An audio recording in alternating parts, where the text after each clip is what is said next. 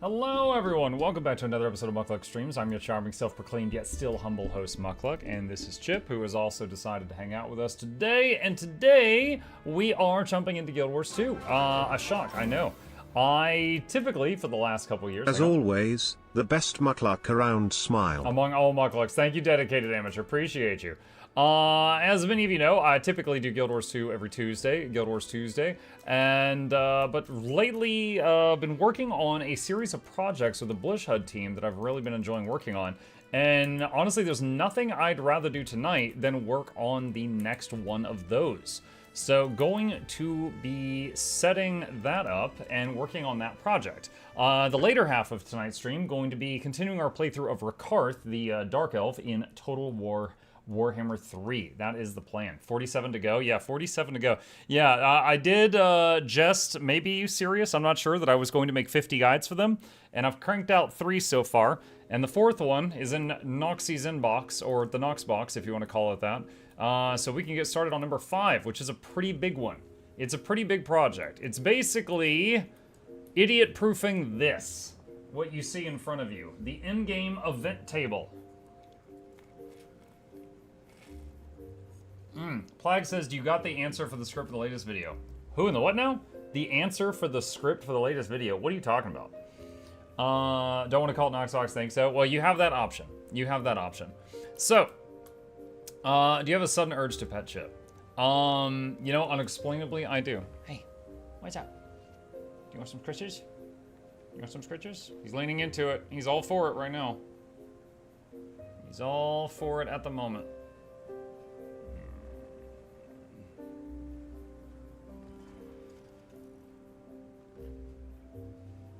Okay. Alright, there we go. It's done. It's done. Your redeem is done, Awesome. Alright. So, I've already done my redeem stuff like that. I am very, very interested in doing God of War Ragnarok very soon. However, the game is $70. I sent a message to them to see if I could get a free key, you know, because I'm an international internet superstar celebrity sensation. If they say no, then I'll buy it and then I'll play it on stream. However, I'm waiting a little bit to see if I can save 70 bucks. So, otherwise, I might have started that today. I'm saying that you sent the script to the BlishHUD team past Tuesday and they had to answer you and it's okay or had to change things. Oh, you mean, okay, so the previous script that we did, okay, hang on a sec. You're asking me about old stuff. Hold on. What was the one I did on Tuesday? Was it the Mount one? I think it was the Mounts one. I'm pretty sure the last one that I sent them was for Mounts and More. Hey gamers, ignore that. I did not mean to autoplay that.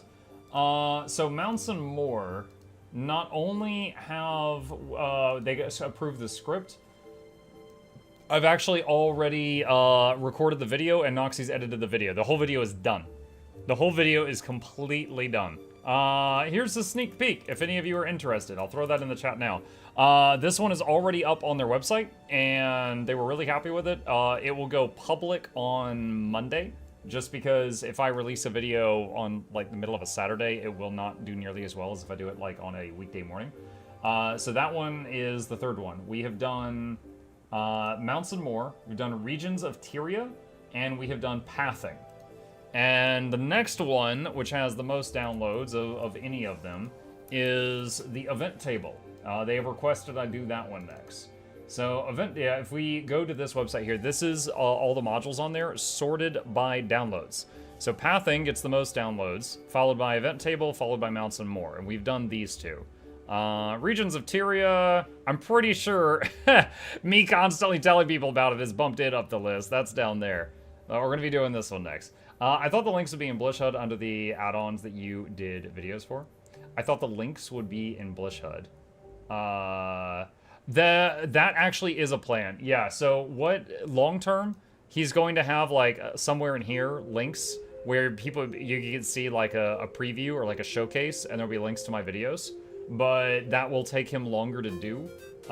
Currently, he did already, like, if I click on Pathing, you see the video right there. But getting it on the in-game thing is going to take longer. Alright, so, now for some dull work. Hopefully you guys will find this as interesting as I do. So, the goal right now is to learn how to use Event Table well enough that I can explain it to somebody else and they, you know, don't make mistakes. Or if they do, it's not my fault. So, let's see. First off, just confirming the name of the thing, and it is in fact Event Table. This is a template I made the other day. So, Event Table Showcase. And let's do that. And no, why is it getting the spaces also? I don't want the spaces. Okay. There we go. And that's...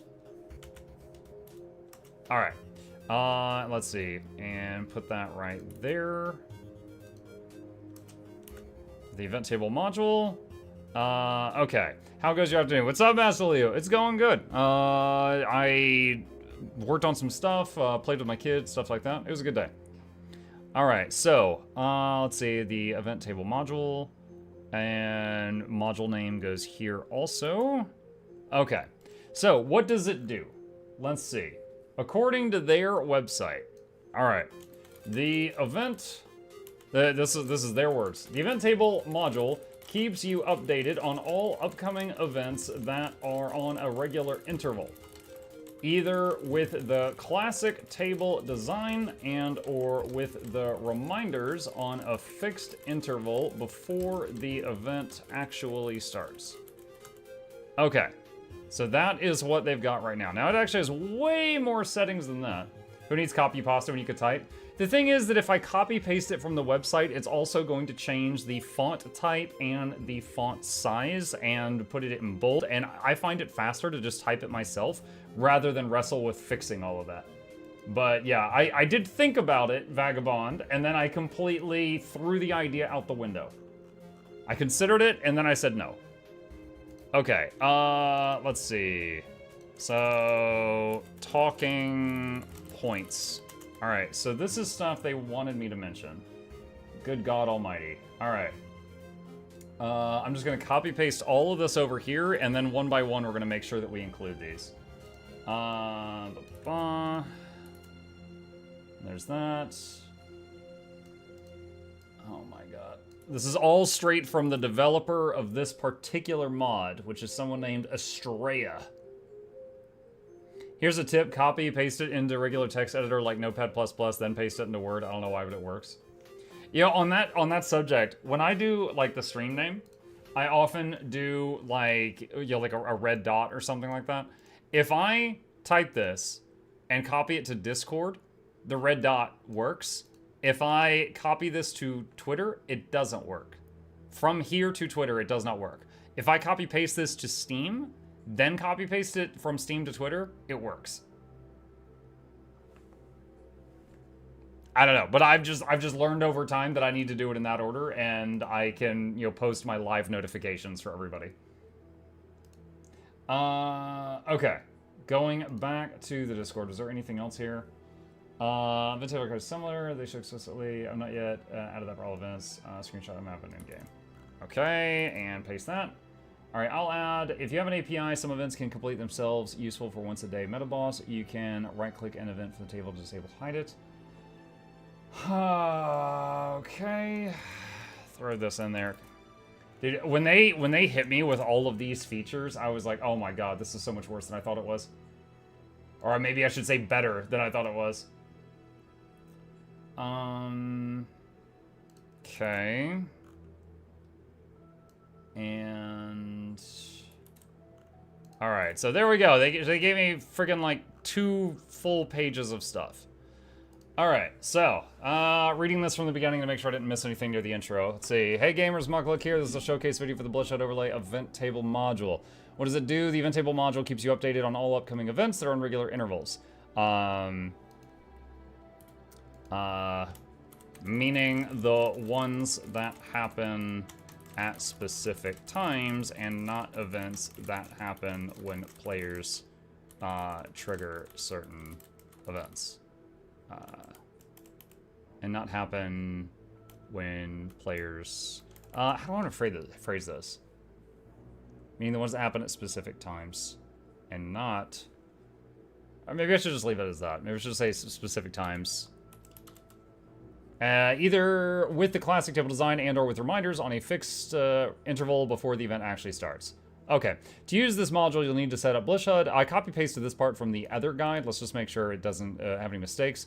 We have a guide for that. I will link in the description down below. This setup only has to be done one time and allows you quick access to the 50 plus modules within it. After setting up BlishHUD, open Guild Wars 2 and BlishHUD at the same time. If you run Guild Wars 2 as an admin, you'll need to run BlishHUD as admin as well.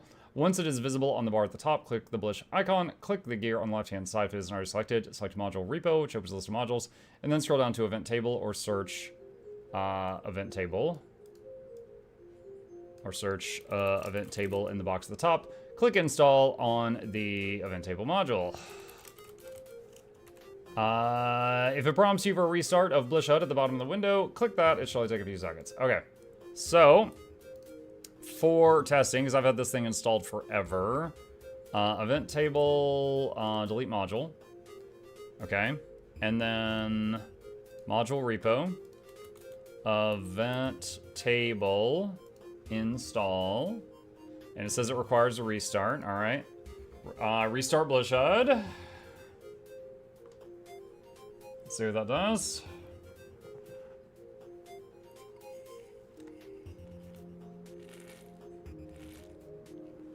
The perfect world where all things use some formatting and everything works, no problems are possible. Yeah. Yep. Okay. So that's done. All right. Let's see. Once it's after install is complete, shall I take V6, click on manage modules below the repo. And go to event table. Go to event table. Okay. So, all right. We've basically got a fresh install of event table. I think these API permissions are simply used to know which events you've done for the day. So, oh, wait, what? Okay, so since I reinstalled it, it appears to have lost the hotkey I was using to open it and close it. How do I do that? Oh, it's not enabled. Okay, enable module. Go down to event table. Okay, so go to event table and then click enable module at the top right of the window. There we go. Okay. Muck, what are your thoughts on Throne and Liberty? I'm not sure if I should keep playing or just go to Guild Wars 2. I haven't really looked at it that much. I know that Lord Hyzen is playing it and loves it, and Noxxi is playing it and thinks it's boring AF. So I haven't really touched it. I will say I look at it and I'm willing to try it. It looks like an MMO. Like, it looks like any other MMO to me. There's also just a command to paste things as text directly in Word. It gets rid of the formatting issues and just paste it in the format you have. What's the command? You could say events like World Boss and or events like Mad King says. Yeah, at Mukluk, my PC needs parts replacing. I'm considering getting a laptop. Have you ever played on a high-spec laptop before settling on your PC? I have. For many years, I used a gaming laptop. And then one day, I didn't have the laptop I had, the fan for, like, you know, getting the heat out was on the bottom, which was so stupid because I would need to, like, prop it up on, like, stilts because it was just blasting against the table. And one day it overheated and the chip or whatever on it, there was the video card, it like melted and damaged and it never worked again. So I had it for a few years and it was fine, but because of bad design, the thing like destroyed itself. It suicided. Keyboard shortcut to paste text only in Microsoft Word is Control-Shift-V on Windows and Command-Shift-V on Mac. This shortcut is also known as paste plain text. Control-Shift-V. Good to know. I'll try to remember that for the next time I need it. Alright. Actually, let me see if I can test that right now. So, let me see. I'm just gonna do this. Paste, alright. I think that happens to actually be the same font. Okay, what if I copy that? Nope, it is currently pasting in the same text type. Okay, I don't know. Alright, not important, moving on. Alright, click on Enable Module at the top right of the window. Let's see, API permissions. Alright, I'm guessing the API permissions only are needed for if you want the module to know, to like check off which things you've done. So like if I do this, I know if I kill Drakkar, it puts an X over Drakkar. So I'm pretty sure that's what that is. Let me see. Okay, hold on a sec, because God, I'm gonna do all this for 1 second of footage. Let me see if I can kill Drakkar and get that X'd out and then get it recorded that it does that. Alright, Javi's leading assault on Drakkar. I do see some squads down there. I've joined a group of 3 people. Looks good. And where's the Griffin? There we go. I'm guarding you right here, and you're going to go. I am maximum safe. Ah, almost. Not gonna get recruited by Wing today. The keyboard shortcut to open LinkedIn on Windows is Control-Shift-Alt-Win-L. Yeah, that should not exist. I don't need that.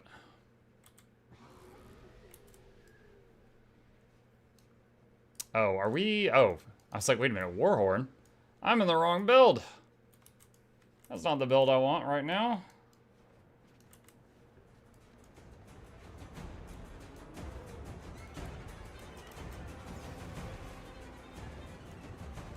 Gliding on nothing. Oh, there it is. I just had to call attention to it. Alright.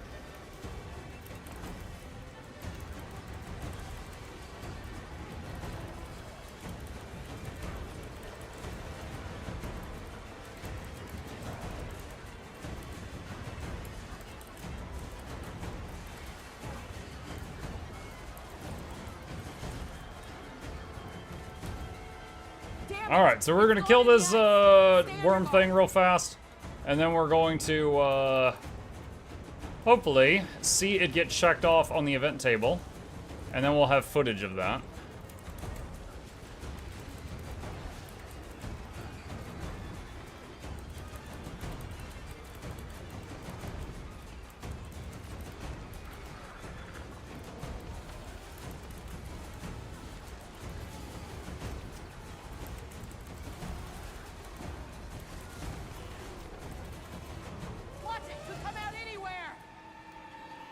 I don't remember Jormag being green new change. Well, we're not fighting Jormag. We're fighting Drakkar.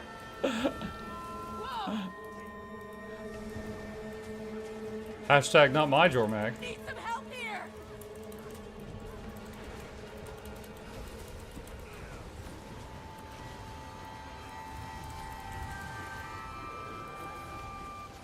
API might take a bit to update.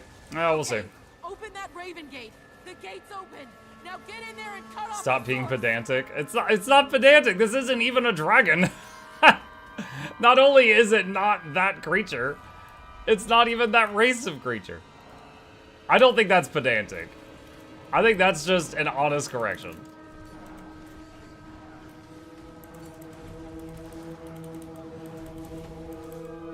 The gate's open. That's like going to Mordremoth and being like, wow, Trahern's been working out.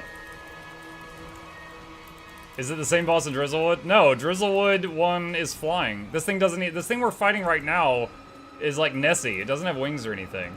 The thing in Drizzlewood is the Claw of Jormag, which is it's got wings, and it is the same as the one in that other snowy map. The gate's open. Now get in there and cut off the source.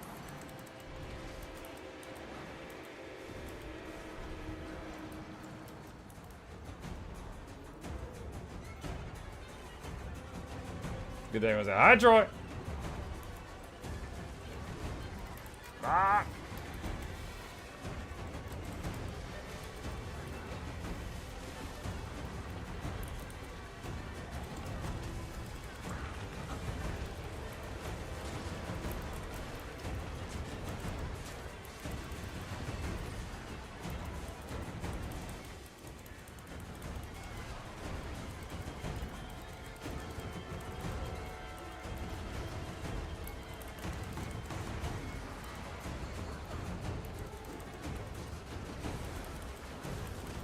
Fine, don't remember Drakkar being green. New change, happy now. I don't know. Someone in chat said that they think my tint is weird. I don't know. I don't know that I've changed any visual video settings anytime recently.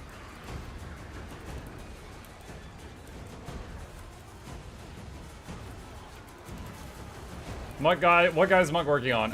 Event table. Which is the reason I'm killing a boss right now. Because I need to show that the event table checks off the bosses that you have killed for the day if you have the API set up. It's in the wall. Watch where it's going.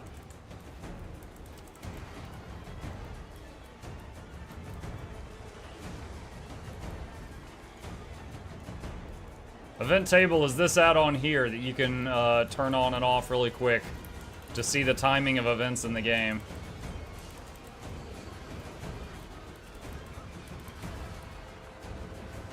It's gonna try to surprise us again. Quiet.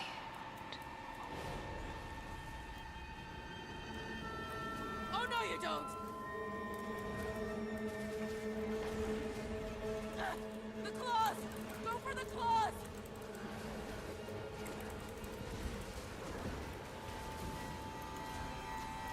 I believe API also filters out events for Open that expansions you Raven don't gate own, and hunt etc. down the source of the spirit magic. The gate's open. Now get in Oh, there I've already and gone cut through a off the portal. source. I gotta take one of these. There we go.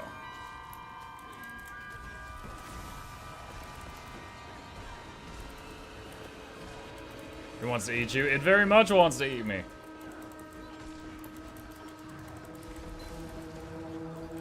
It wants a Sir of Nuggets.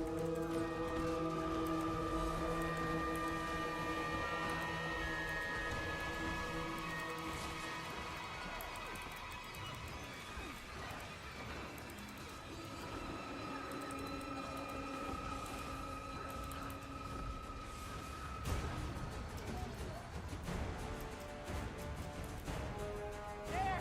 That's all of them.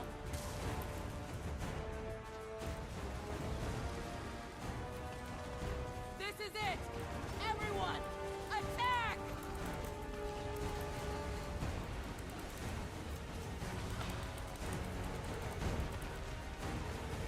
I'm just gonna AoE res here. Defend yourself. Alright. I can't do that again anytime soon. Please don't need it again.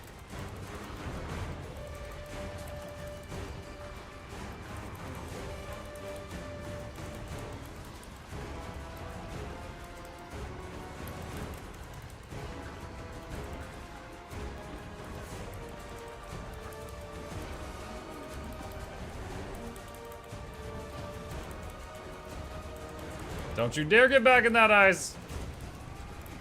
He's thinking about it. I see the cowardice in his eyes. He is thinking it.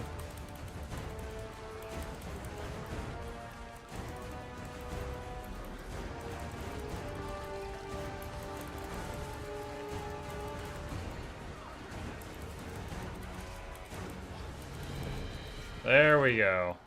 GG. All right. So Jakar, not checked off yet. Might take a few minutes for the API thing. Mike, how's the weather situation there? Completely fine today. There's actually, there's one guy. I respect the hustle. This one guy was going door to door in my neighborhood, knocking on doors, and he apparently does roof repairs. And he was like, hey, just checking in on everybody after the storm. Would you like a free inspection to see if you need any repairs done on your roof? And I was like, no, thank you. Yeah, definitely the time for him to do business. Right after everything got ripped apart.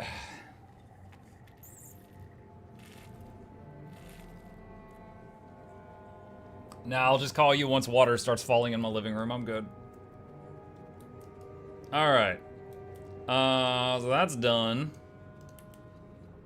Okay.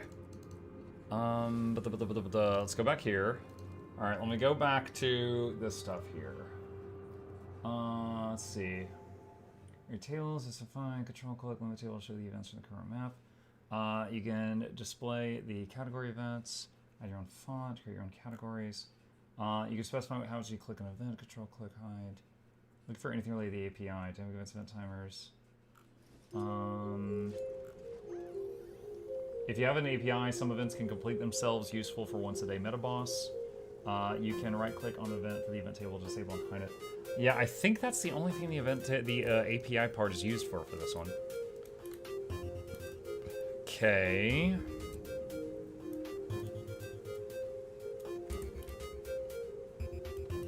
I mean, I can make a guess and then just get them to correct it if I'm wrong. All right. So, last thing I wrote was after install is completed, which should only take a few seconds, click on Manage Modules below the repo, then go to the event table and click Enable Module at the top right of the window.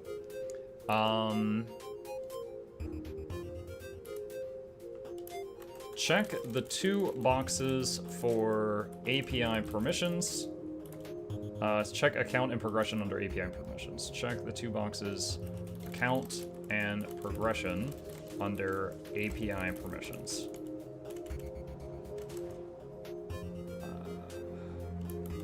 This allows event table to check off any once a day events you have already done that day. Okay. All right, so that's that. All right, let's get rid of that note. That one has been done. You can right-click an event from the table to disable or hide it. Okay. So at this point, it's working. At this point, it's working. But let's talk about ways to customize it. All right. Also, how do you make the hotkey for it? So my hotkey is Alt-E, but I don't know if it was always that or if I changed it to be that like 2 years ago. So if I go to open settings... Okay. Alright, so... Alright. Click on open settings. Alright, so now we gotta go through these panels and see if there's anything that we need to explain. Alright. Global visible. Whether the module drawers should be visible. Okay. Global visible simply shows the event table. I recommend setting a hotkey for this. For example, you can see that I use Alt-E, which will simply toggle the table on and off when I need to see it. I got an ad again. Okay. I do not like ads. Thank you, Pancake. Appreciate the support. Let's see. All right. Register corner icon. What is this? Whether the module should register a corner icon. Okay. All right. Register corner icon simply adds a shortcut to the module to your dock at the top. You can have this on or off. Actually, I mean, that should be self-explanatory. Okay. Corner icon left-click action. Okay. So if I do that, it goes to the settings window. All right. Corner icon left and right-click actions. Simply determine what happens when you left and right-click on that icon. All right. Register context. What is that? Whether the module should register an API context for cross-module interaction requires a restart. Anyone know what that is? Because I don't. Whether the module should register an API context for cross-module interaction. Change metrics consent. Ah! Okay. I'm gonna have to ask him about this. I don't know what this one is. Pretty sure they're just making up words, yeah. What does register context and change metrics consent do? Too many big words. I think it means to ask the devs to bring back the cook's outfit. Yeah, that's it. All right, so let's just register context, change metrics consent. All right, open map hotkey. I have no idea why I said define key used over the full screen map. Oh, I know why. I know why. Open map hotkey. Put whatever button you use to open your full screen map here. By M by default. I'm pretty sure it's M. I've been using M for like 6 years. Metrics consent is whether they can measure people's use of the module. Telemetry, I think. It might have something to do with the other mods. I mean, it mentions other mods. Yes, I agree with that. I don't know. I don't understand. Like, I can't explain to someone else what that does because I don't currently understand what it does.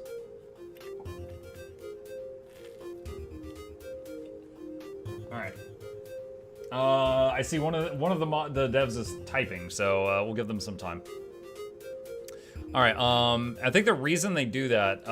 Let me go here. If I click on this, okay, so that copies it to clipboard. You can, there's a setting where when you click on one of these, it will put it, hold on, words. If I click on one of those things, it will immediately open the map and go to that spot. So that's why you have to choose the map hotkey, because it's using that hotkey. Okay, let's see. So I said, what does register context and change metrics consent do? Response, let other modules access the data provided by the event table module, I guess. Okay, so this isn't this dev, this is a different dev. I don't know if any other modules uses that yet. There were some ideas about letting modules talk to each other, but Blish core needs better support for that, I think. The tooltip is definitely hardcore dev language, though. I have, let's see, let me add this up. 404. Oh, what did I say? If I combine the YouTube and Twitch wheel, I have 404 people here, and we all agree these are made-up words. There we go. 404. Words not found. There we go. Okay.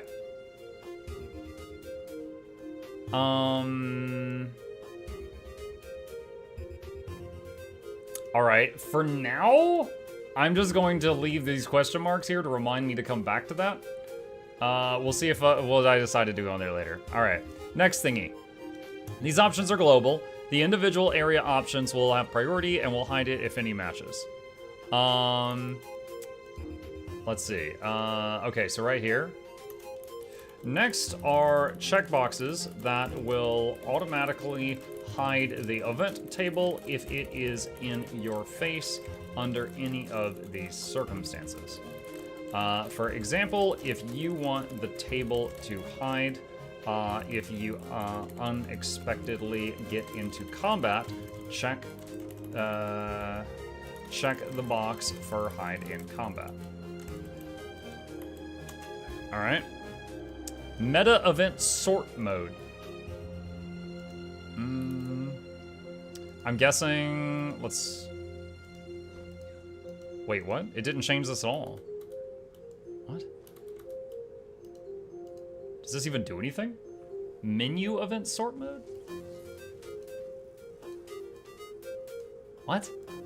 What? Okay, the menu here isn't changing. The stuff's here is not changing. Oh, okay, there we go. So Drakkar got X'd off. So the API has registered that I have killed Drakkar today, and that is checked off there. So there's that for future Noxxi. LOL, it's 1:40 a.m. here. Australia can defend themselves tomorrow. Okay. When you get to the timers module, you're gonna do a run through of all the raids for it. Probably a couple that use it. Not all of them. Not all of them. Also, what, doesn't timers also work on like strikes and stuff? How long did the API take for the full turnaround? I think by default the API pulses like every 5 minutes or so. So like, it's kind of luck, you know? Like if you killed your car and the next pulse is like a few seconds away, it might pick it up instantly.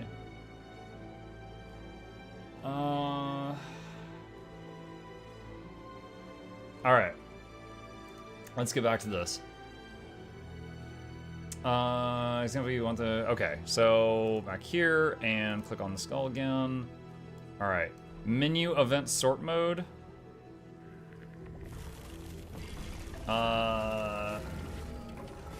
Okay. This setting also does nothing visible when I tamper with it. Certainly not seeing the menu's change order.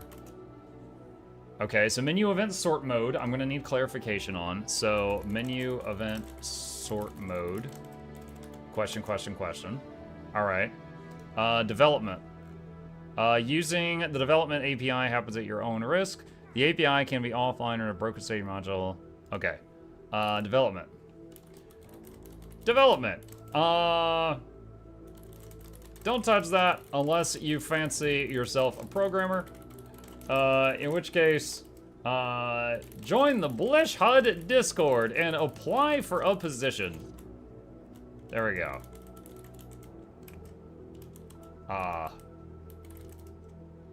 Please note, it is an internship. No pay. All right, there we go. Event tables. What is this thing? Event table. Okay, does this just manage events? Oh my god. Okay, hold on. Location and size. Whee. All right. Okay. Oh, that makes it thick. Oh my gosh. Oh, I broke it. Crap. Event height. Okay. Is this a Blish HUD add-on tier list? Tier list? No, we're making guides on how to set it up.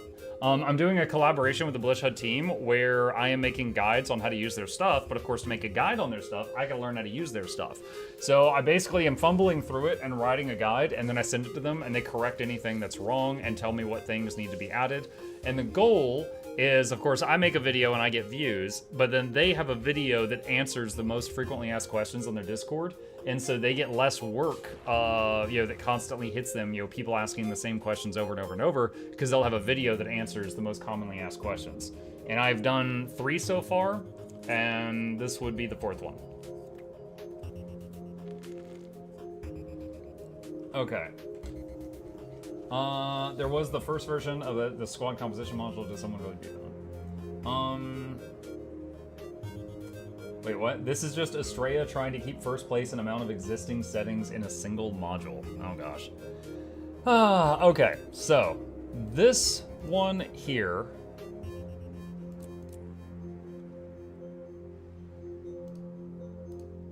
seems to basically just be customizing the visual appearance of this. Manage events. Okay, so if I check Dawn. All right, so this just adds or removes things from that, I think. Okay, where's an example? There's Etherblade Assault, 2 lines below Drakkar. If I go here and uncheck Etherblade, it's gone. Okay, so Etherblade is now gone. So, all right, so let's just make a, thing here. Okay. So for event areas, all right. Event areas tab. Click on, by clicking on manage events, you will open a menu with all of the events in the game that this module tracks. By checking or unchecking anything in here, you will choose what your event table will display.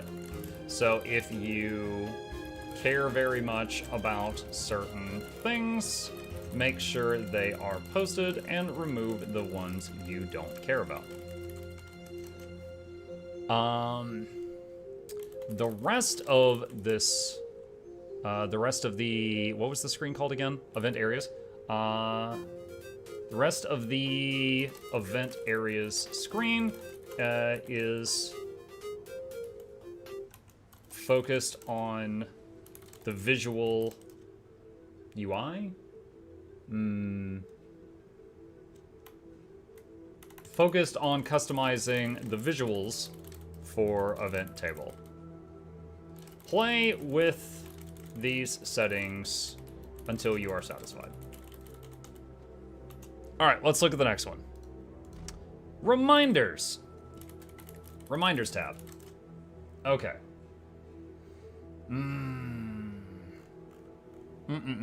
All right, so I think what this is like if you tell it, like, I really, really, really like to do Auric Basin, and you tell it whenever the Octavine happens, set a reminder, I think it pings you in the chat or something. I'm not sure exactly what the reminders look like, because this is a feature I've never used. So if I do reminders enabled, display alerts before an event starts. Some of I can't type very well. Manage reminders. Okay, so like these are things for reminders. Upload sound file.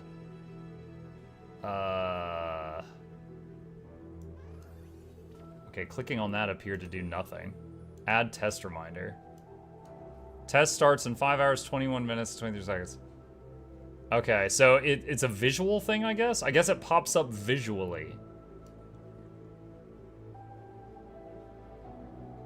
Okay. Check finished events in area, location X and Y. Okay, let's see what do these. It pings you on the screen, Mahuyo says. Alright, so let me go to the notes that they sent me and see what we've got here. Alright, talking points. You've got two main features, the table itself and reminders. Alright, let's go up to the beginning. Ventil, XQ module, all companies that are on regular intervals. Either class levels and or with reminders. Okay, so both of those have been mentioned. All right, so boom, that's done. For areas and tables, the following points are good to know. You can have more than one area or table. You can specify what happens when you click an event. Control click an event to have this waypoint written in chat directly. You can limit the table to show only events from the current map, found in behaviors section at the bottom.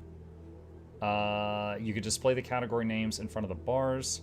You can add your own font. Dude, no normie is going to want to change the font. That's developer stuff. You can create your own categories and events. Here, need to log into the module as well. Tab Skull, Australia, Bloodshot. These events will also have reminders applied to them. Okay. Whoa!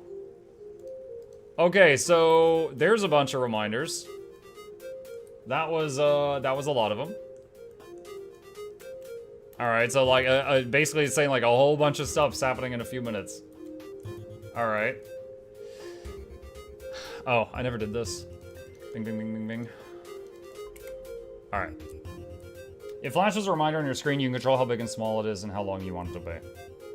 Blish can possibly send a message in your chat. It is an overlay after all. Gotcha. I think I was thinking of, like, if you look at my chat right now, it says, like, Admiral Ty to Covington in 10 minutes. I think I was thinking of the boss portal device, which gives you reminders constantly. Let's see. Reminders enabled. Will show visual reminders on screen. Reminder duration. Okay.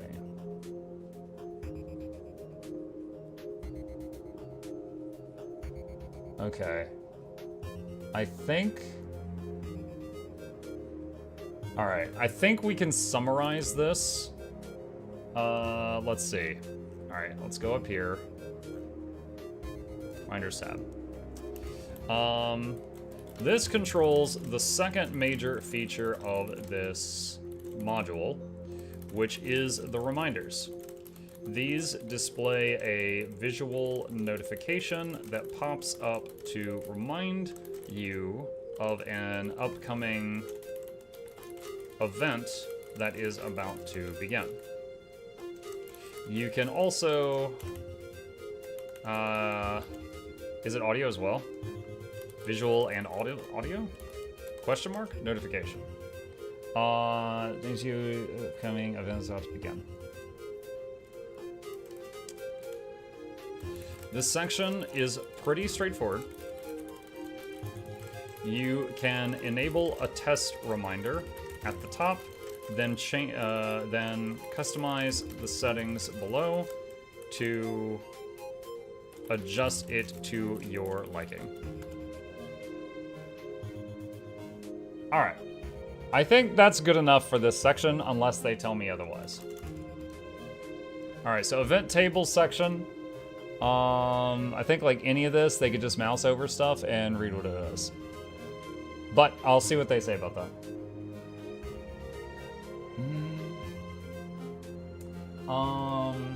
Your Twitch streams are stored for a few hours after they finished, ? Might be useful as a usable study to watch. One of my modules are used at 1 a.m. in the morning. As a Twitch partner, I think my VODs stay up for at least 30 days. On YouTube, the VODs are there forever. They become videos under the live tab. Okay. Wizard Dennis. Yes, Wizard Dennis is making guides today. All right. So next up is, what is this section? Dynamic events. I thought the whole section was blank for a second there. I was like, are you serious? What the heck? Show dynamic events on map. Show dynamic events in the world. What? Okay, I think I need to go to a map that has events to see what the heck this is talking about.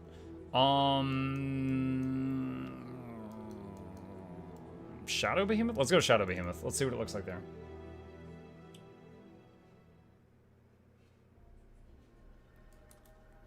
Okay. All right, so we're here, and let's see. Settings. Okay. Well, now this is scary. You're in the process of activating show dynamic events in world. This setting will add event boundaries inside your view. Only where applicable events are on your map. Do you want to continue? Yeah.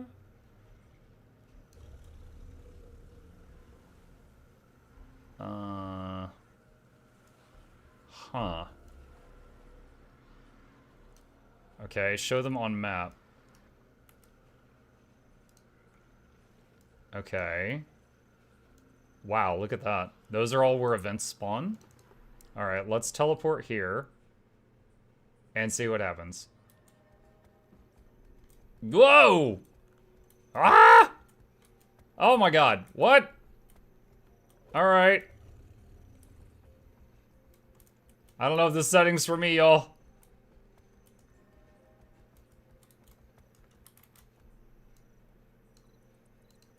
All right, I'm pasting this. / screams in American. There we go. All right, yes, this is extremely useful, as you can see. You've now entered the Matrix. Apparently, I think this is for the Vineyard thing. I would imagine you would want to have maybe like 1 or 2 of these on, not all of these on. Okay. So, like, this shows you, like, when you're in the area for this event, whatever this one is.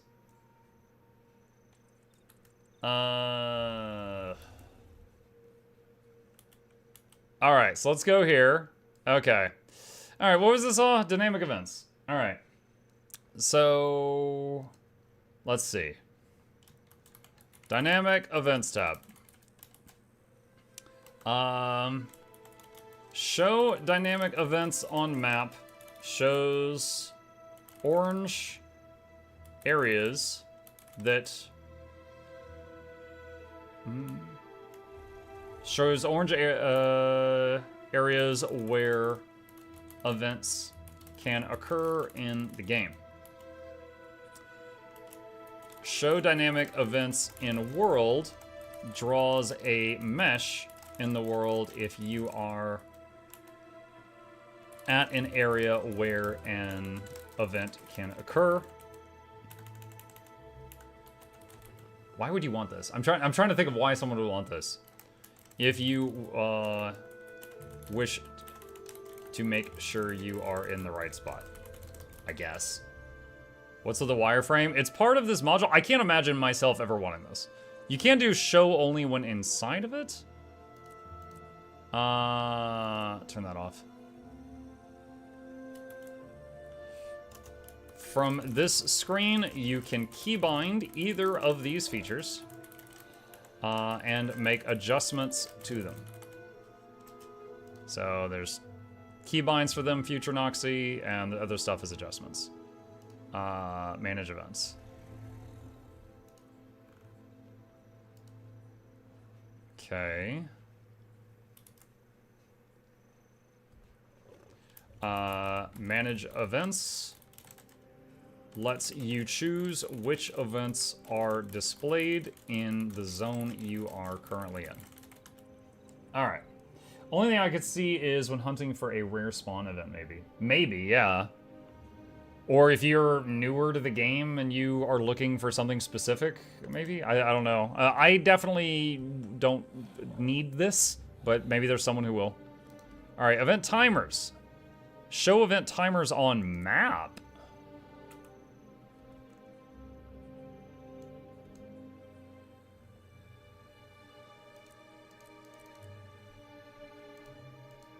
Okay, so it draws like world bosses and stuff. Great Jungle Worm. Admiral Tide of Covington. Mode near Ula, okay. Alright, yo, excuse you.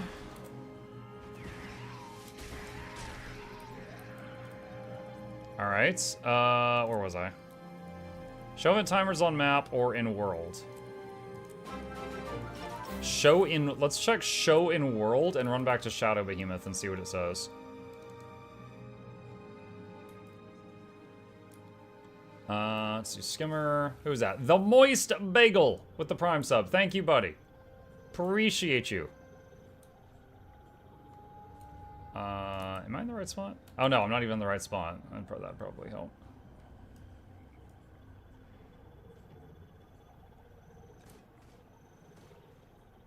Look on the bottom right.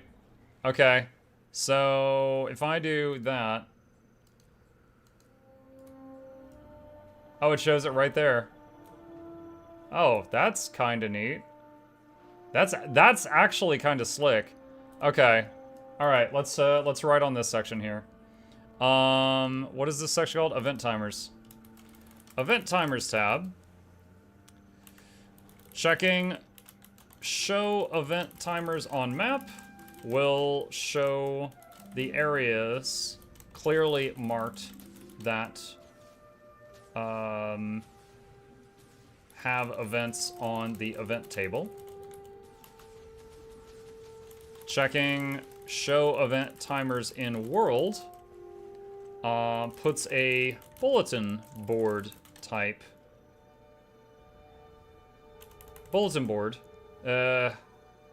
at each event spot, showing you when the next one will occur. All right. And then future Noxxi. There we go. There's our bulletin board. So like if I uncheck and check that, there's that. Also, I like how it says 928 instead of 28.9, which is going to drive the Europeans insane.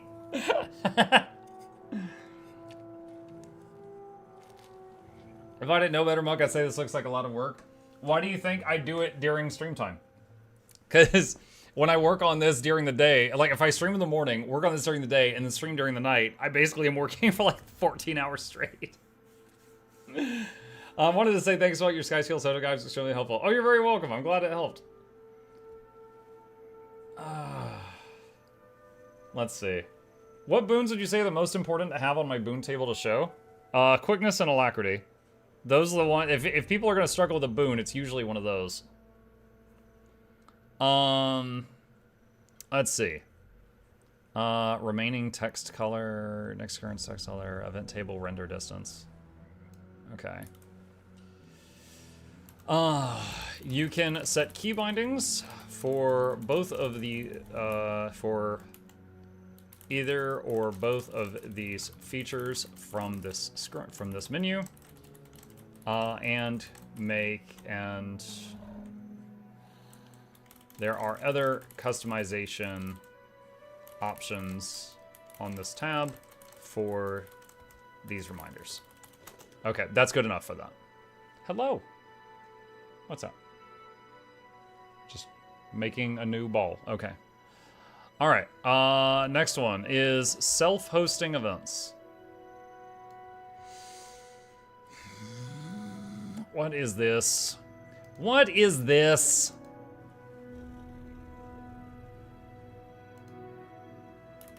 Okay, hold on. Self-hosting events. Question. I have no idea what this is. Okay, when it says hosting an event, my first thought is that you can host an event and other people can see it. But I don't know if that's correct. Maybe it's like your guildmates can see it, or it's just you can see it, but you know, you can set it up. There's another reminder. So, I don't know what that does.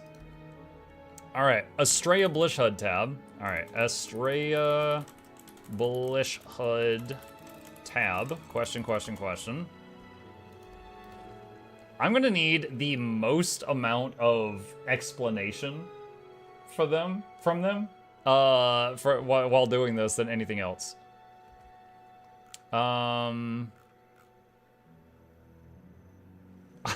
What is it? So this is like FAQ? It's like this. I deleted my event. Can I recover it? No. just straight up. No. I don't need the table. Can I just have reminders? Yep. Just disabled them. Okay. All right. So the thing is, oh, there it is. It says help. Okay. I saw it was like a coin. I thought this was going to be like a donate to Ko-Fi, you know, coffee or something. Okay. Oh, there's a Ko-Fi. There's coffee. All right. The help tab has some frequently asked questions. And the Ko-Fi tab is for if you wish to support the dev of this module. Okay. All right. So, one thing that I was specifically told to mention, coffee. It's like, it's kind of like Patreon. It's basically you can send them a donation and it'll be like, oh, you bought them a coffee. You know, it's basically you can send them a dono. Where is the option for like when you click? Okay, here's the thing. Here's the thing, chat. If I open this up and let me get away from these people because I'm self-conscious. I don't want to bother them. All right. If I open this up, I'm going to hide my camera here. If I click on one of these things, it says copy to clipboard. And then if I do control paste, it puts the waypoint for that event on my clipboard. And then I can go there. All right. Additionally, if I control click, it immediately whispered me that waypoint. Very cool. And then again, I can click it and go straight to that event. However, I think there is a setting that allows you to just click on the line and it opens the map straight up without having to utilize the chat box at all. And they mention that. Let me see. You can specify what happens when you left click an event. Copy waypoint or directly navigate to the waypoint found in the behaviors section. Behavior. Yeah, that section doesn't exist. Awesome.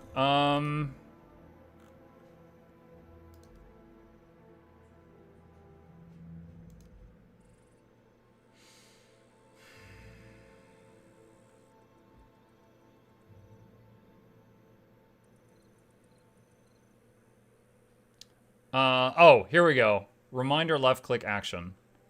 It's under reminders, not behavior. Okay. Does this say, that says reminders, that says event table. It doesn't say behavior anywhere in here. All right, reminder left click action. Okay, so this is under reminders? Oh wait, no, this isn't what I want. No, this is reminders. Sorry, hold on. Event areas? It was under 3 tab?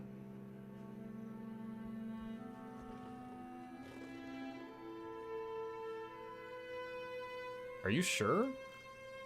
Behaviors. Okay, that's it.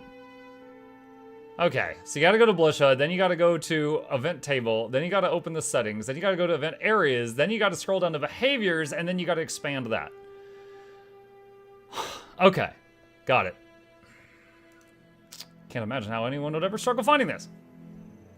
Let's see. Left click action, copy waypoint. All right, let's go to, what was this one? Event Areas, all right. Event Areas tab. All right.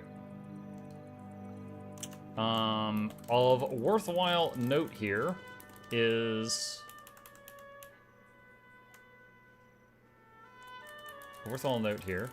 Scroll down to the...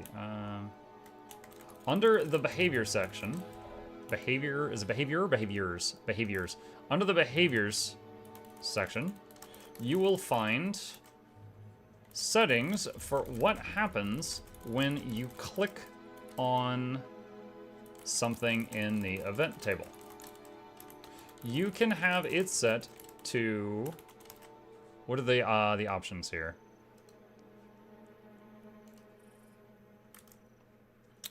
Copy the waypoint to your clipboard, allowing you to open a chat with someone, clicking Control V on PC, on Windows to paste. Is it Control V on Mac? That's why I said that. It might.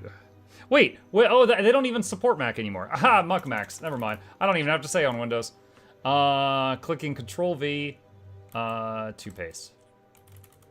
You can have it set to copy waypoint to your clipboard, allowing you to open a chat with someone, and click Control V to paste a link to that waypoint, allowing multiple people to quickly go to the same linked location.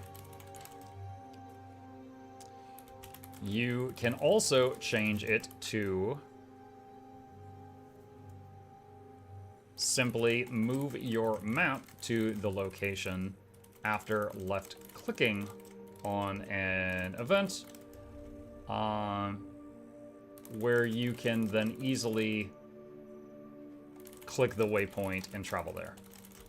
Okay, so additionally, you can control click any event on the table to whisper yourself the waypoint link if you wish to do so. All right, so let's get footage of all that again. So right now it's set to copy waypoint.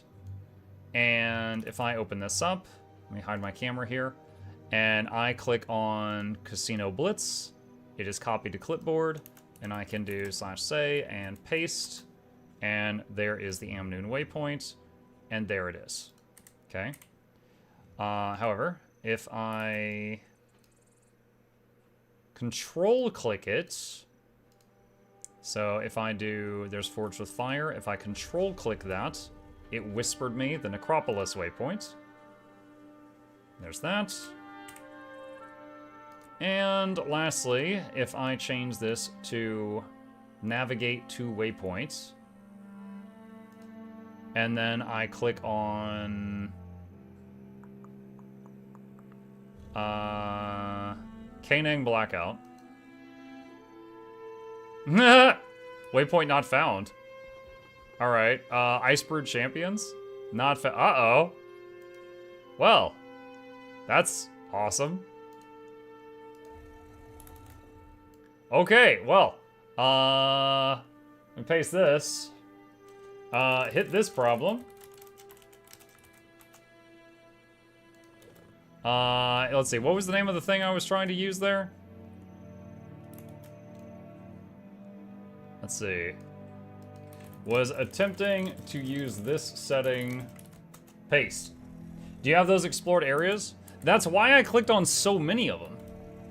Like, a Chalk Garant? Okay. I guaranteed have the Chalk Garant waypoint.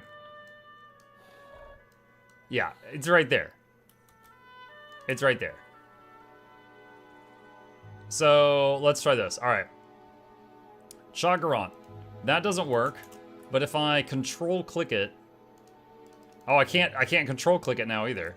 Okay. Copy to waypoint. All right. Control click chalk Garant, and that works just fine. Okay, so it's not an exploration issue. Note, it is not an exploration issue. I can go to the waypoints just fine, but none of them work. I tried 10 or so after changing the setting to navigate to waypoint. I used it and it worked for me. Well, you would make terrible tech support. Oh, it works for me. Click. But maybe there's some other setting conflicting with it. Maybe there's another one. All right, grab that. Are we past it? Oh, we're past the daily reset. That's why. Works on my computer. Every dev would ask why their code doesn't work. Yeah. Yeah. Yep. All right. So I just need to travel there. Your cam is gone. Well, I mean, you had chip still. That's really the important part, right? One of the devs is typing, so I was waiting to see if they were going to say anything. All right. So, all right, this has been added to the script. This has been added to the script.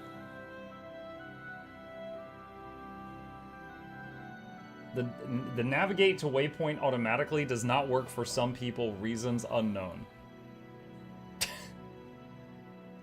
Awesome, that's straight from a developer chat. Yeah, it doesn't work for some people. We have no idea why. Awesome. All right. You can display the category names in front of the bars found in the layouts section.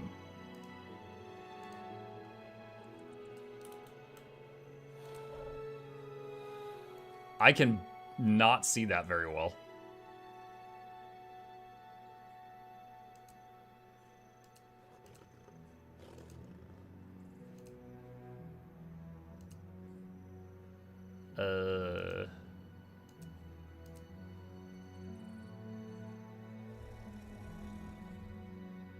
Huh. Visibility?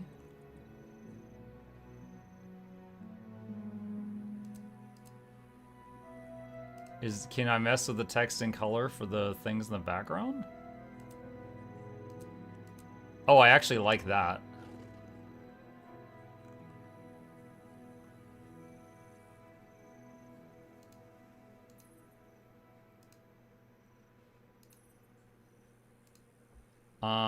It can't just be one color because in certain zones, if there's a white background... Huh. Because, like, if I make it white text, it's visible here, but it's not going to be in the snowy area. It needs to have, like, a background or a shadow or a border.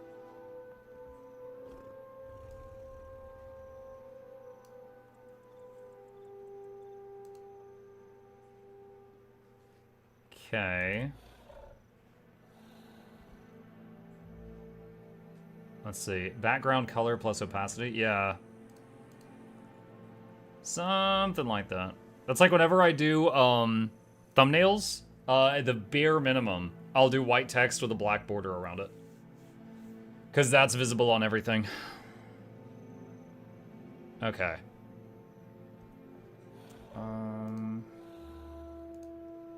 See, this, which tab was this? This is the event areas tab. What did I write for this? By clicking on Manage Events, you will open a menu with all the events in the game this module tracks. By checking or unchecking anything in here, you will choose what your event table will display. So if you care very much about certain things, make sure they are posted and remove the ones that you don't care about. Posted, change that to active.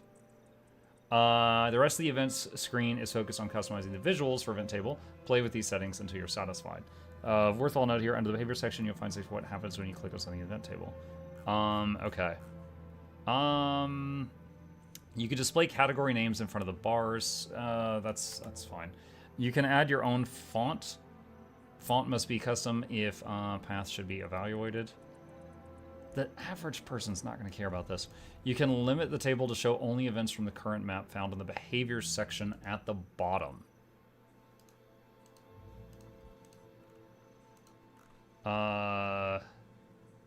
Behaviors section at the bottom. Limit to current map. Okay. All right. So, where's the event to?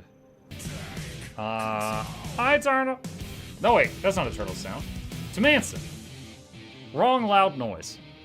Additionally, you can click any event on the table to whisper yourself. Another setting often used by some players is under... Wait, is under behaviors. Under behaviors, titled Limit to Current Map. As the name implies, this only shows items on the event table relevant to the map you are on. If you activate this setting. No, that's not necessary. There you go. Here, power's still out. Just wanted to check in. Last word is Tuesday at the latest. Oh boy, wait, power's out. Where do you live, Tamanzin? Is it related to the hurricane? Hopefully up for Mutiny Monday, though. Yeah.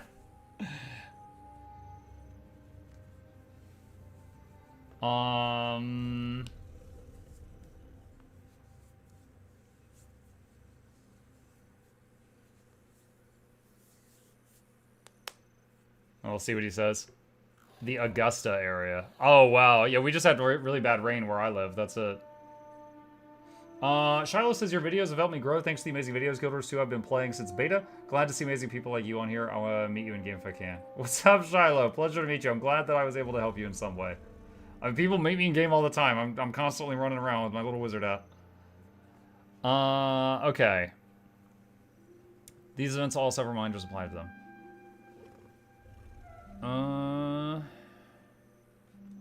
Okay, so let's go back here. Let's turn that off because I don't want that on. And for reminders, I don't want reminders for my own thing. Okay. Hey, I've been watching your YouTube for a year now. This is my first time I caught you on stream. Hello, Hayden. Welcome. Pleasure to have you here. We are making a guide tonight. All right, so let's see. That's done. Okay, for reminders, you control left-click an event to have the waypoint written in chat directly. Okay. Reminders.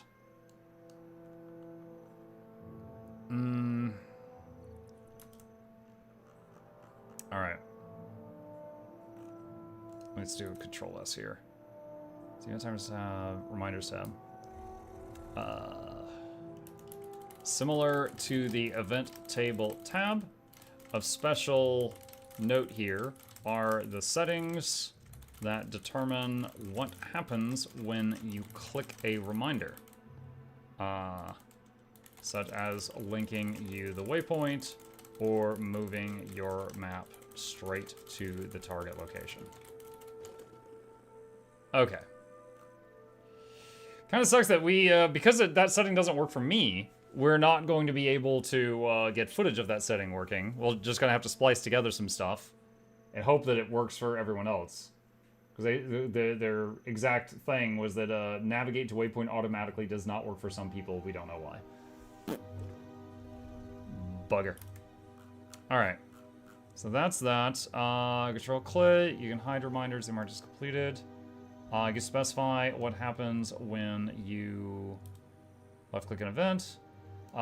You can change the reminders to not be rendered in game and sent via Windows notifications. What? Why would you want... Why would I want that?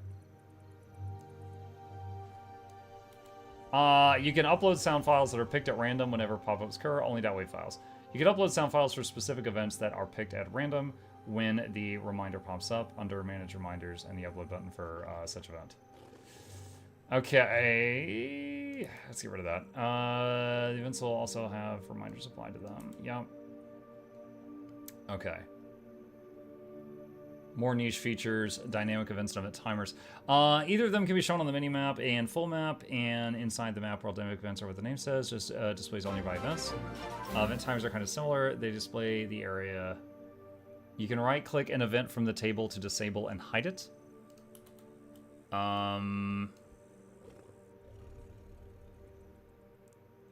Casino Blitz, right-click. Okay. Okay, so let's go back up to table. So, event areas tab, no. What's an event area tab?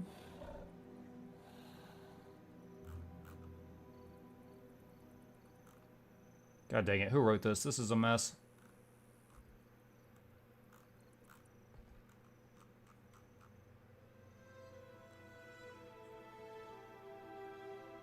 Enough.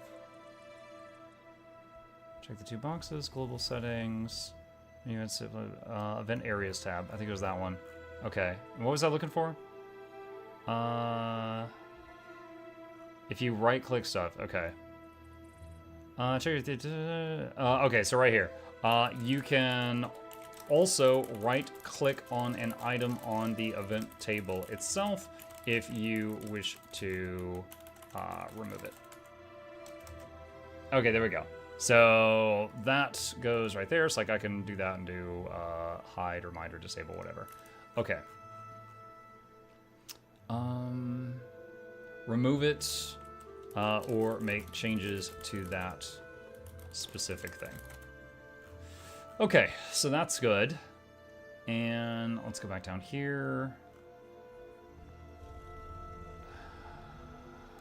Okay, so that's done. Let's control us. If you have an API, yep, that's done. You can right-click it from the table, disable and hide it, that's done. You can customize the way the table is rendering, bottom to top, hides in combat. I think I covered that. Warn the user that when you first started, a huge table pop up on screen. They just need to remove all the events in config.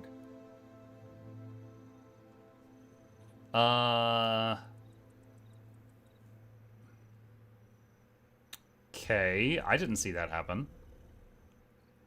All right, let's go to where we first is all. Global visible.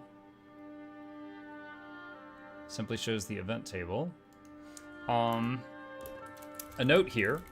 When you first open the table, it may appear gigantic or have way too many events on it for what you need. Don't worry, we'll fix that momentarily.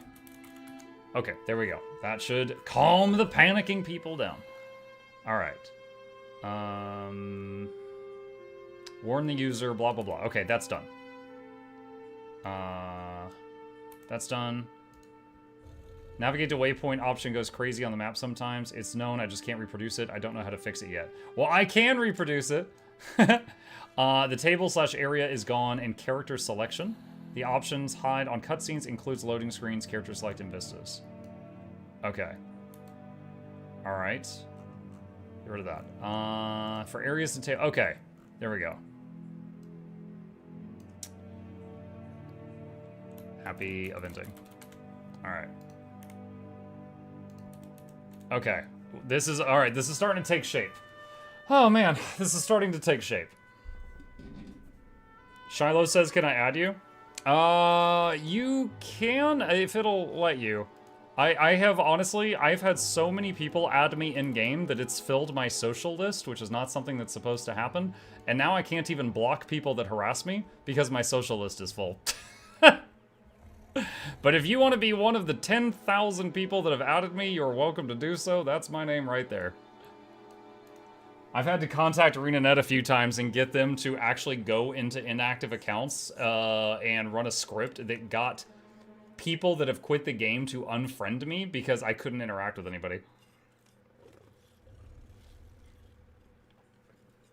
Basically, back when they made the game, They made it so that social limits, such as friends list and block list, had a hard limit, and it's like 10,000 or something.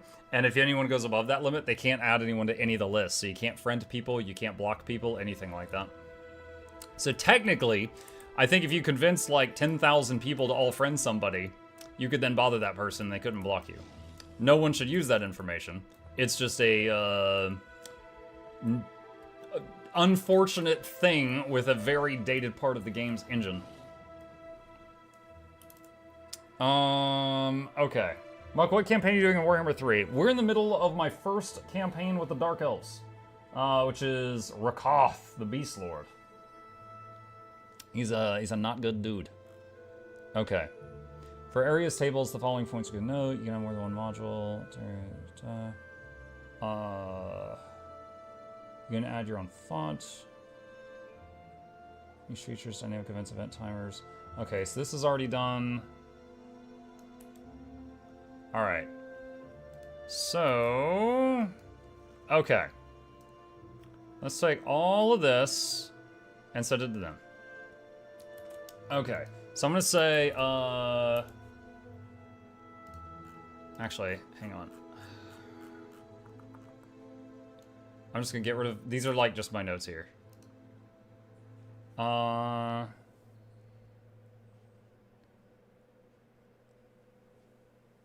So this will basically be the version 1.0 of the script. At this point, what I'm gonna tell them is anywhere where I've got a bunch of question marks, I don't know what the heck to put there. Additionally, I've already told them about some problems I hit, and then also they'll read this and correct anything I get wrong. Which was which was not nearly as big of an issue on the others, because so far I've made guides for the pathing module, and for Regions of Tyria. Regions of Tyria had hardly any settings, and for the Mount Wheel, and none of them had as many settings as this does.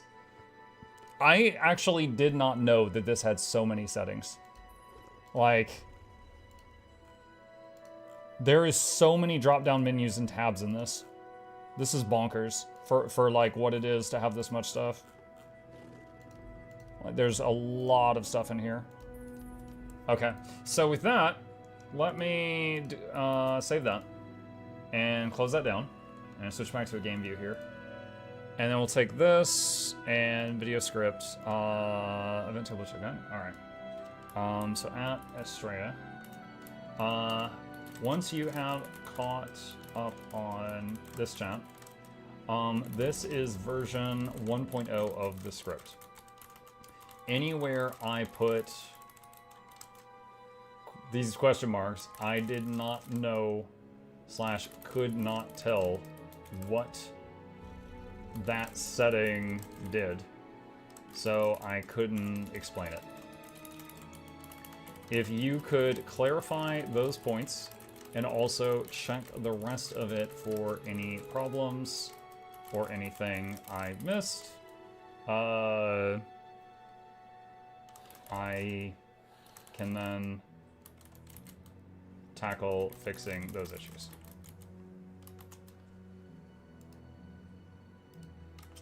No rush.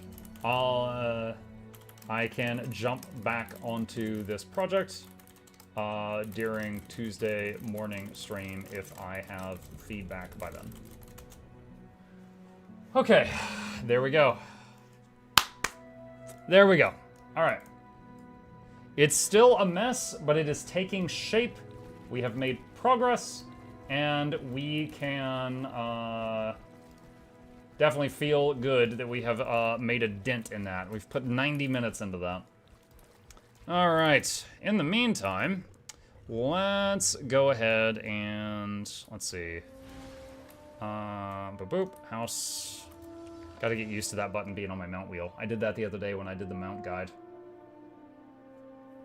I found you because I wanted to learn how to multi-box. Thanks to that video.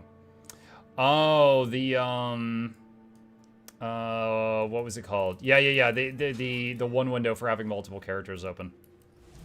Now just to be clear, I did in that video say when that is allowed to be used. So as long as you're using it I don't want to say legally, because it's not like, you know, the freaking government is going to step in. As long as you're following their rules, have fun. Have fun. For example, I used to use the multi-box tool when I would, when I had like my alt accounts and I would log into all of them each day. I could just hit one button, it would log into all the accounts and then get all the daily login rewards, and then I would just log out of all of them one by one. And so it just saved me a lot of time. When they made Guild Wars 2, streaming wasn't that big. Oh yeah, I don't even know if streaming was a thing yet at that point at all. I'm not even sure. When did Guild Wars 2 come out? Was it 2010? Hold on. When did, let's see, Guild Wars 2 release date? It was 2012. August 28th, 2012. Alright, I know there was streaming before Twitch. There was Justin.tv, but it was less popular. Twitch website launch date was June 2011. Okay, so streaming had begun at that point. By the way, chat, I think we found a theory for why whenever I mine my mine, it doesn't harvest the whole thing. I think it's over here on the right-hand side. There's a maximum to how much loot can be over here. So if I harvest the crops and then the wood area really fast and run to the mine while all that stuff is still scrolling down on the right-hand side, it doesn't get the whole mine. It always misses stuff. Someone suggested that, and then I tested it off stream. I harvested the crops and the lumber, and then I waited a minute and then did the mine, and it didn't miss anything that time. So that was interesting. The game is not used to giving you that much loot that quickly, apparently. Alright. Chip says it's bath time. Proxy, thank you for the tier 1 sub, by the way. Appreciate that. Welcome. Integer overflow stops gathering. I guess. That seems to be the case. Now we just get all the free loot I used to pay you guys every Tuesday. Wouldn't that mean if we open stacks of bags, we'd get less loot? I think it would be more accurate to say that if you opened too many bags, it would, like, not let you open the next bag. Because it doesn't, like, harvest the node and delete the node. It just doesn't even harvest the node. So I think the equivalent would be, like, if you open 500 bags in a single second, you couldn't open the 501st bag until a few seconds had passed. But the thing is, when you open bags, it does like 1, 1, 1, 1, 1, 1, 1. You know, it does them like one after another after another. When you do the harvest all in the home instance, it's just like an instantaneous opening of like, you know, 20 to 40 containers basically, like with no delay. Sequentially, yeah. So yeah, I think it's. Maybe if you did it in different orders, because like the mine has more nodes, maybe do like, you know, mine and then wood and then crops, or just like crops then wood and then wait a minute and then mine. Which is unfortunate because the homestead that collect all feature was all about saving time, but it's like it goes so fast the thing is like, ah! So you have to give it a minute to then save time. But I guess you're saving effort, if nothing else.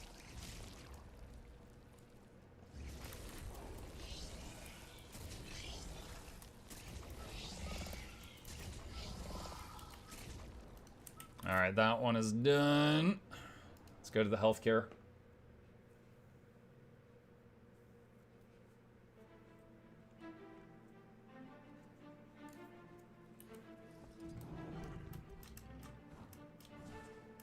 Yeah, we got a running joke with the Blish HUD team that I've got 3 guides down, 47 to go.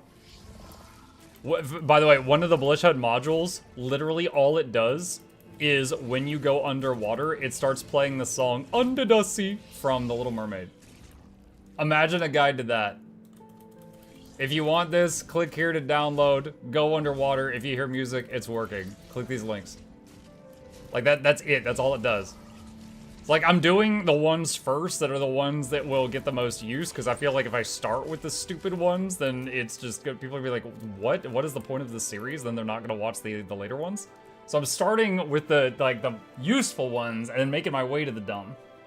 Disney copy strike? Yeah. Yeah, under the copyright.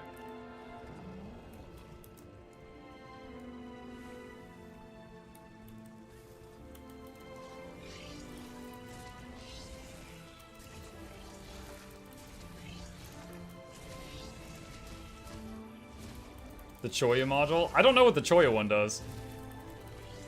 Let me see. Module repo. It just says release the Choya. What does that do? Hold on, I'm going to the module page. Hey gamers. Oh, I didn't mean to open that. Control F Choya. There can never be enough Choya. Come help us release the Choya. Not much to say. This is a module for Choya fans. There are settings for more, faster, and more frequent Choya. Wait, what? Hold on. Did they just literally roll around the screen?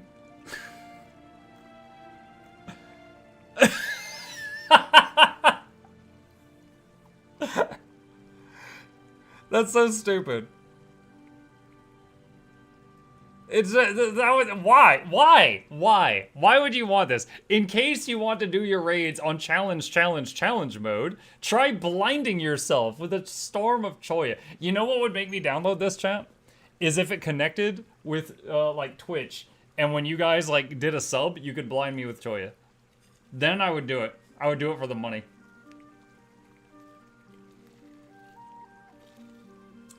Like those VTubers that have the things where it's like someone gifts a sub and it like, you know, throws an object at their avatar and it looks like they get bonked in the head or something. Except here it would just be Choyas.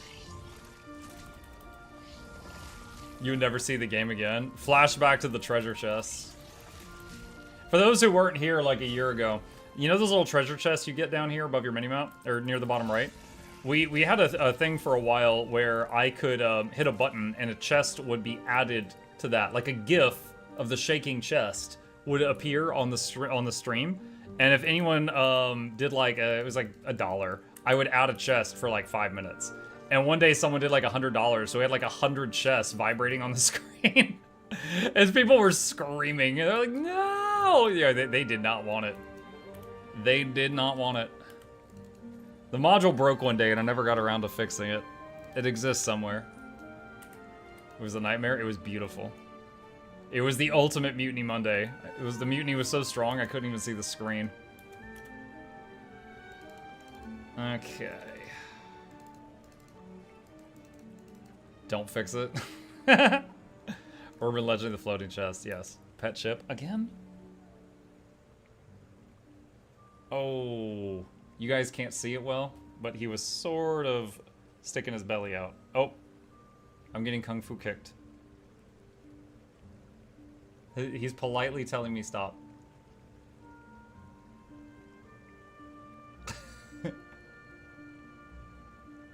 He's like, I will bite you if you do it again. I will mess you up.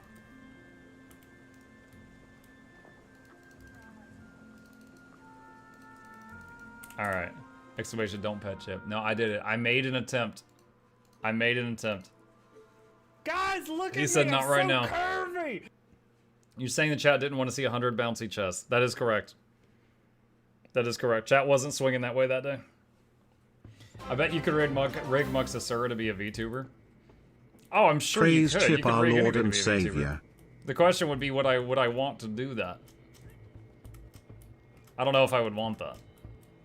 The easiest would be to just be make it like a PNG tuber. For example, like the reason I don't have the potato filter thing on, but I still have this guy, is this is just two GIFs. There's a closed mouth GIF, and there's an open mouth GIF. Actually, I want to make an adjustment to this. Hang on. Hold on. Where is the dentist control settings? Okay, one sec.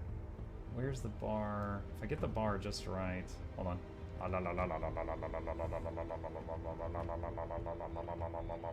I want his mouth to open and close while I'm talking, not just stay open the whole time.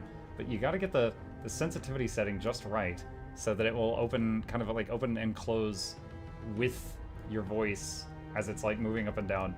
Okay, that's a little better. Testing. No, now it's not opening at all.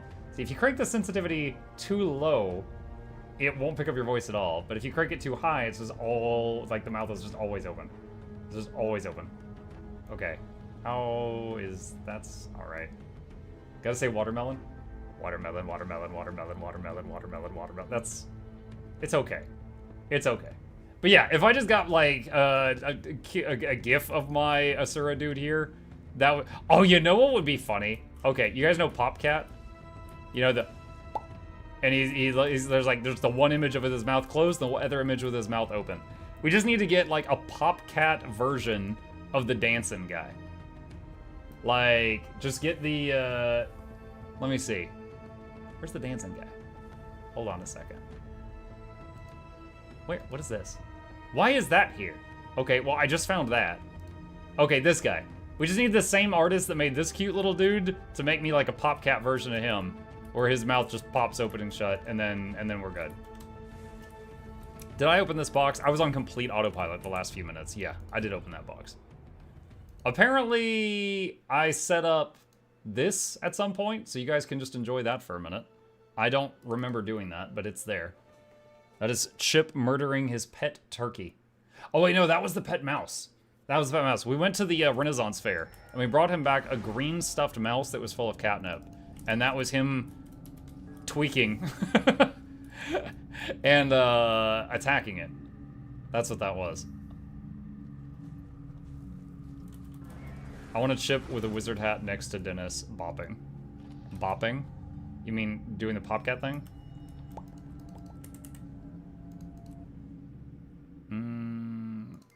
That one. Alright, going through the parked alts now. Muck know what might be something the dev will do. What's that, Mahuyo? What is something the dev might do?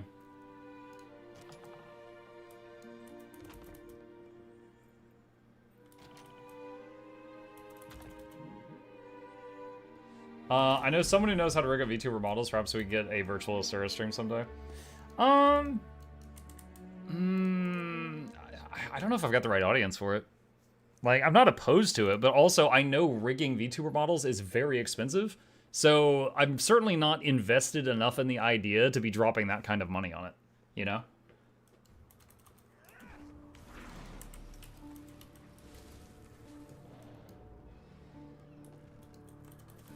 Also, I feel like if I was going to have, like, because the thing is, I play a lot of games besides Guild Wars 2.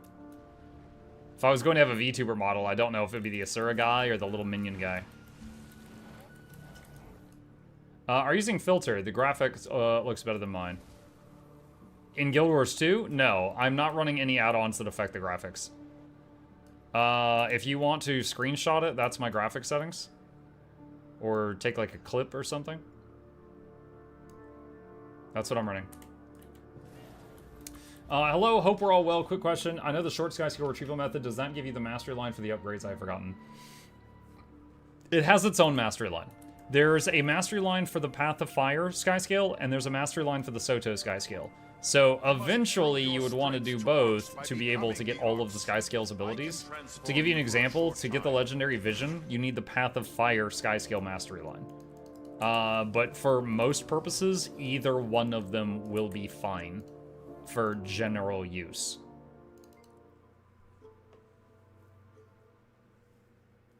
The Choya add-on link. Oh, the thing with the, like, the Twitch chat?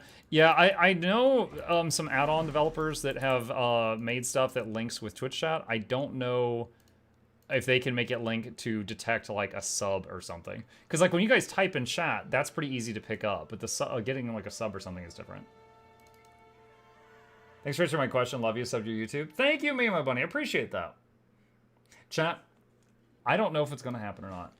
But there's very much a possibility, if I'm on track for the next 5 months, to get 100K on YouTube. And I'll tell you, nothing's going to change at 100K. I'm aware of that. It's just a goal of mine. And plus, at 100K, YouTube sends you one of those plaques, like the big play button. That would be really cool. That would be really neat. Hang that up on the wall. 'Cause we're at 95K on YouTube right now. On the main channel. The second channel is at like 8K. The second channel has a very niche audience. Here we go. Good time to plug my YouTube. Sub to both of those. Any new alt parks you're doing with Janther? One, which I'm logging into right now, the Beehive. And I did do a video on this the other day, so if any of this doesn't make sense, there is a video on it. We're going to talk to the 3 Bs alphabetically. Beavis, and then Combs, and then honey, and then go to the treasure chest, and open that, and then just rewind back. And we get the gear bags, and the gear bags give you Mersot stuff and yellow stuff every day. Mersot runestones, which are going to be used for legendaries later on. So I'm passively getting a Mersot runestone every day with like about 10 seconds of effort. That's the only alt parking spot I'm using in Janthier at this time. Keep your YouTube up. I like Gilwars 2. Best wishes for you, all Gilwars 2 YouTuber. Thank you. Yep, we are working on it. I've got another guide on the this thing. This is the radial mount menu. It allows you to access all your mounts from one button on your keyboard. Guide on this goes public on Monday. And currently, I just finished what I was working on, but for the last like hour and a half, we were working on a guide for Event Table, which is another Guild Wars 2 add-on. Basically, I'm working with a lot of little add-on devs that are smarter than me when it comes to programming, and they're making these like cool modules and stuff, and then I'm helping by making like YouTube video guides on how to use it, so they get less people messaging them questions. Your map name showed up different than mine. What's the add-on? If you mean when I loaded in, that was Regions of Tyria. And that right there is a link to it if you are interested. Chat, we got to use that thing for the first time. For the very first time. Yeah, that is just a cool module that makes the names pop up, similar to Guild Wars 1 or the Final Fantasy games. And just show up on the screen. It's just a fun thing. Gin says, doesn't the Skyscale for Path of Fire unlock require one or more of the seasons from the gem store? The Path of Fire Skyscale, the original Skyscale requires you to finish Path of Fire and all of Living World Season 4 to do it. Yeah. Mug, can you do a get to the point for Old Lions Court CM? It's not on my current agenda. I would love to have a guide on that on my channel. However, I've never done it. I do not have a static group. I don't have a group of intelligent people that I run with regularly that I trust. I just pug everything. And because of that, if I can't pug something, I haven't made a guide for it. So I have not made a guide for Harvest Temple CM. What else? The Kanang CM, Old Lions Court CM. Basically, the tougher challenge mode stuff in the game. That's 10-man. I think every single 5-man... No, wait, there actually is a 5-man I haven't made a CM guide for, and it was Lonely Tower Fractal, which everyone hated. I tried it one time in a pug, and it was an absolute crap catastrophe. It was awful. So I never went back. So I haven't made one for that. So I guess there's one piece of 5-man content I haven't made a CM guide for, and there's a handful of 10-man stuff I haven't made CM guides for.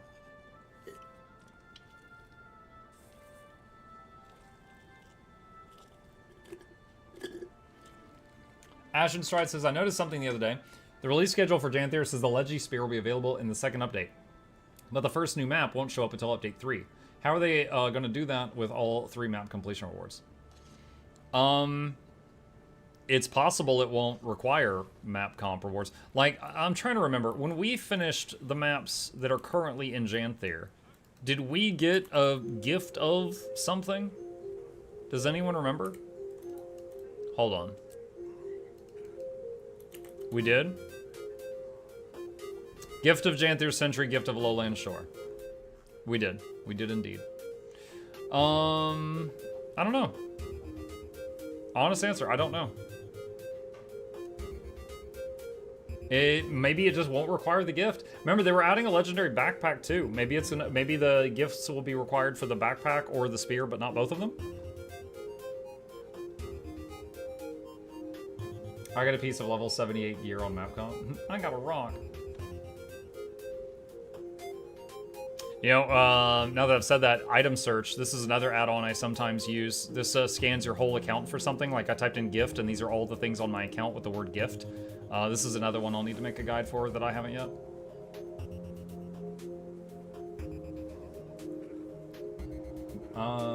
Remember though, they said that there were 2 other maps coming instead of just one, so I might be divided between both. I got like 3 gifts of battle and 9 gifts of World Rush. Nice! That's awesome. Those will be useful down the road. There's only 3 updates. Update 1, Update 2 it has one out. Update 3 is the second map. I don't remember... God, where... Hold on. Guild 2 blog. Where was the thing where they said all the upcoming stuff? It was a while back. Supply drop, Vault Season, Meetup in Seattle, Sphere Beta, Branded Laptop, Living in Janthier Wilds, 4 wins, Radiant Convergences in Janthier. Where is it?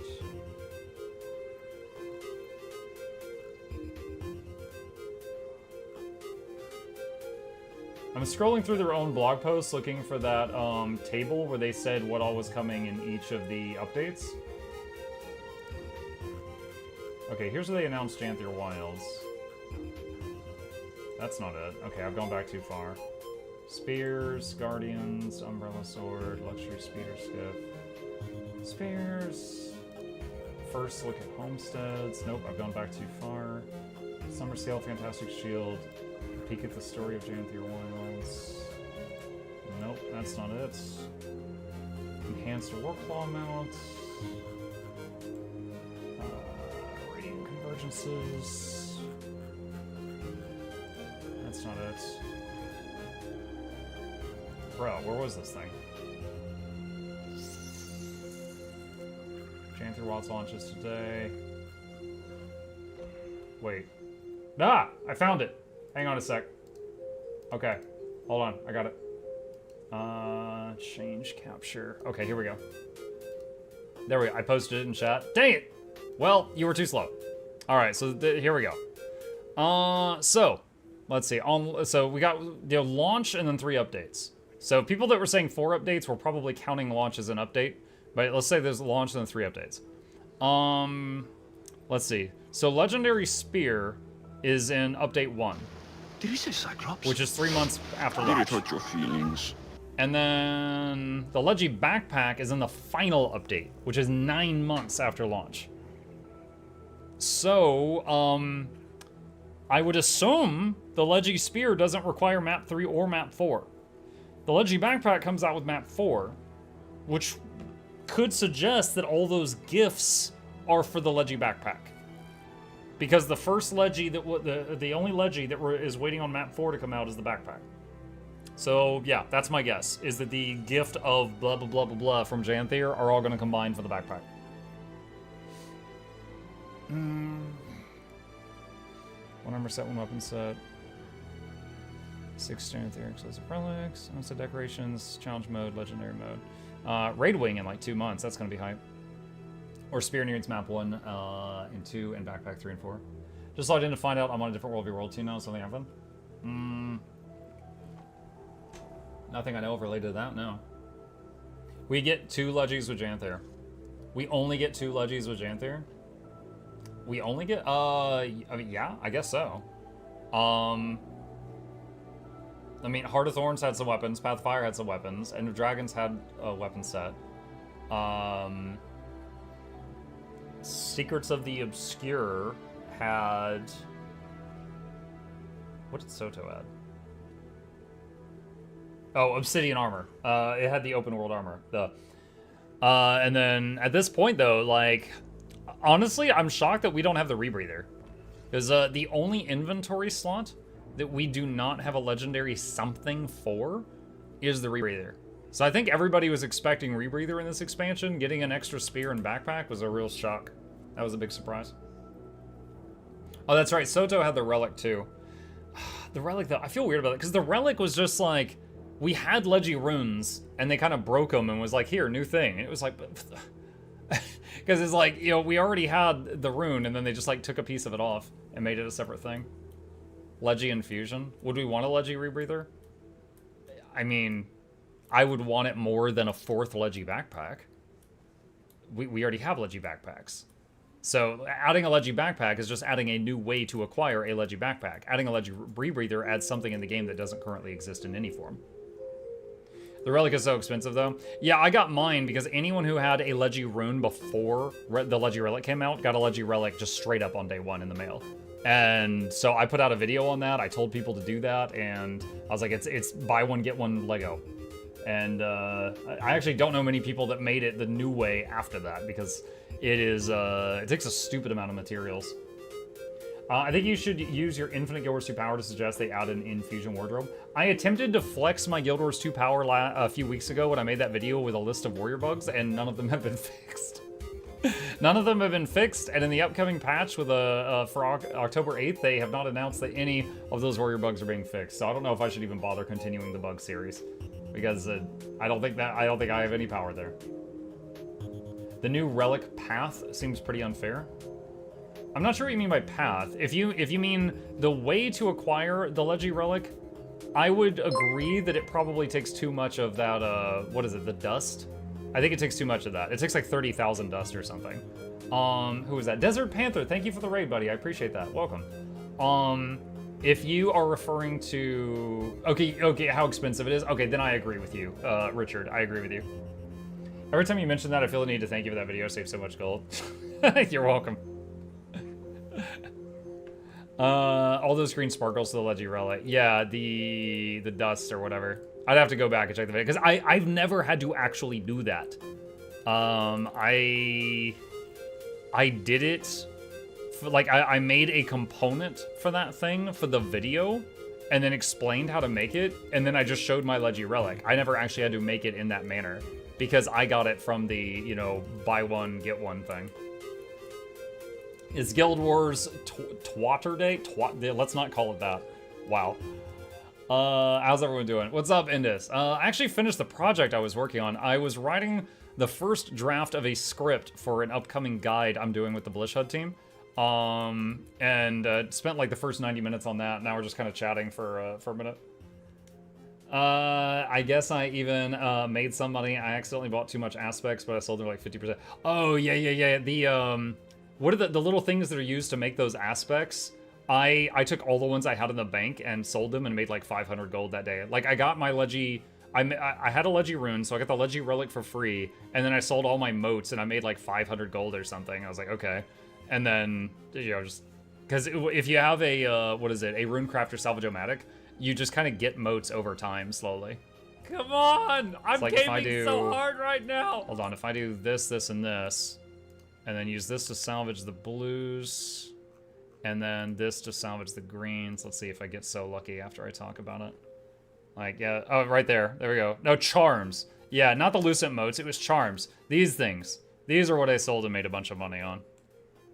Yeah. The motes pile up too. Well, now I got some yellow items. Are any of these worth anything? So... No. Okay, no, they're not. It says salvage all yellows. Okay, and then deposit all that. There we go. Lucent modes pile of crystal. No, that's not what I sold. The charms. The things you get for salvaging greens. Those are the things that were huge money. Where are they in here? These things. So symbols and charms. These are the things that when there was a day where suddenly they had value. They had a freaking ton of value. Like, it's 29 gold for that stack. It's definitely gone way down. And then, what are these right now? So I got 25 of these. These like 18 silver each. Yeah, there was a day where those were crazy. What do you use gold for? I mostly give it away. I do giveaways every single Tuesday. I have to earn a bit of money each month to be able to fund that. Yeah, I mostly just give it away. Slap people with it? No. No, I have not bought the gold. If I didn't do giveaways, I would probably have like 50,000 gold by now. Because just the fact that for years, every single Tuesday, I take a few hundred gold worth of stuff and give it away. If it wasn't for that, I would be way, way, way richer than I currently am. 150 carrots in inventory, because why not? Well, when you farm your home instance and the homestead and the guild halls every day, you end up with stacks of every single material in the game. So whenever something is full, like right now I have 2,750 carrots, so whenever this fills up, then it just spills into the bags, and that's how I know I need to liquidate. So I'll just take all this out. Dude, they're 5 gold a stack. What? Okay. So there's 5 gold, 10 gold, 15 gold, 20 gold, 25 gold, 27 gold. I just made 27 gold. Like, that's what I'm talking about. It's so easy to make money in this game, just no one ever freaking listens to me. I know, getting a griffin is so hard. My lifetime supply of gold is 7 silver. I'm like, dude, I make that logging in. What are you talking about? Just go over that again. No, that's it. That's it. No repeats. I got 94 gold in the delivery box, apparently. I need to go get that. Carrot giveaway every Tuesday. No, you guys want butter giveaways every Tuesday. You know it. You always demand the butter. Alright. Why don't you make cultivated and turn that into gold? Is that more profitable? Yes. Is that more work that I don't wish to do? Also yes. I basically, like, that's just a part of the game I don't find fun, so I will pay other people gold to allow me to skip that. So I just buy ascended food from other people. That's the honest truth. It's kind of like fishing. I don't enjoy fishing in this game, so if I need something related to fish, I just buy it off the trading post. I let someone else have that fun, and then I just buy it from them. Once you have full Leggy, gold just flows in and piles up. Well, I mean, if you have full Ascended and then you just choose not to go for Leggy, it'll pile up too. But it just, basically once you've accomplished your goals, it just piles up.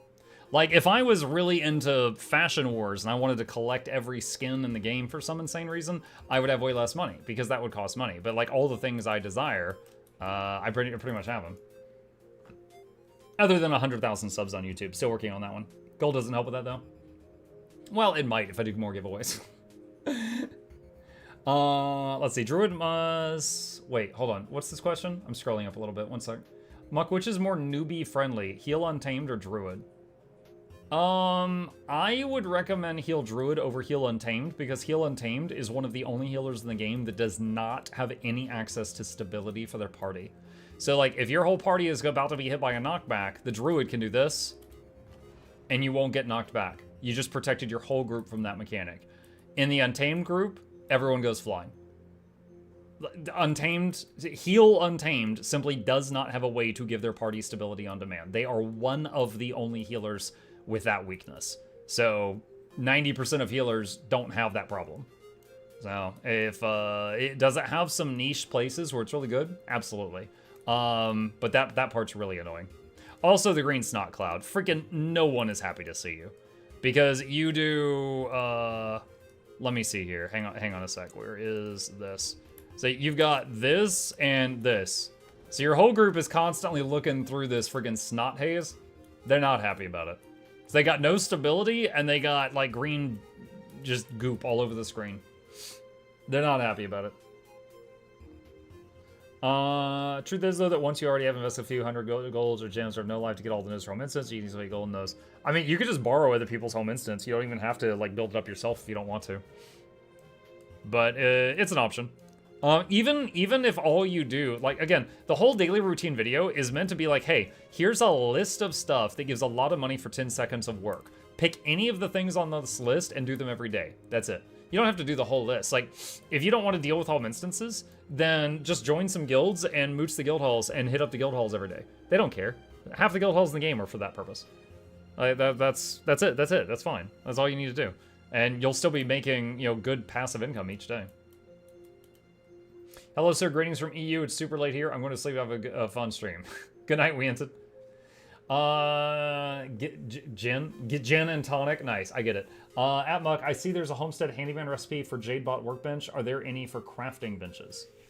I haven't looked into that. Hey, Chip just woke up. One sec. I will go to my homestead and look. I will say I've done almost zero decorating of my homestead.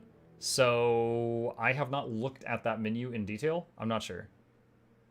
Just a minute. You have your hat. What more fashion could you want? Right? That's why they don't let me judge fashion contests anymore. As soon as someone walked up with a wizard hat, I said we had a winner, and the others hadn't even walked up yet. They got mad.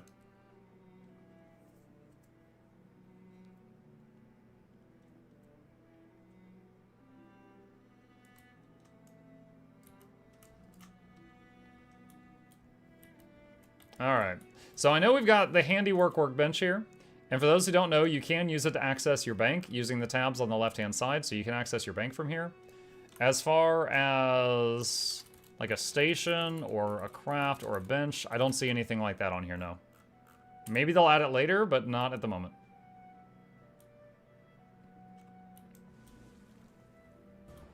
Pictures of Spider-Man! Hello, Aliver.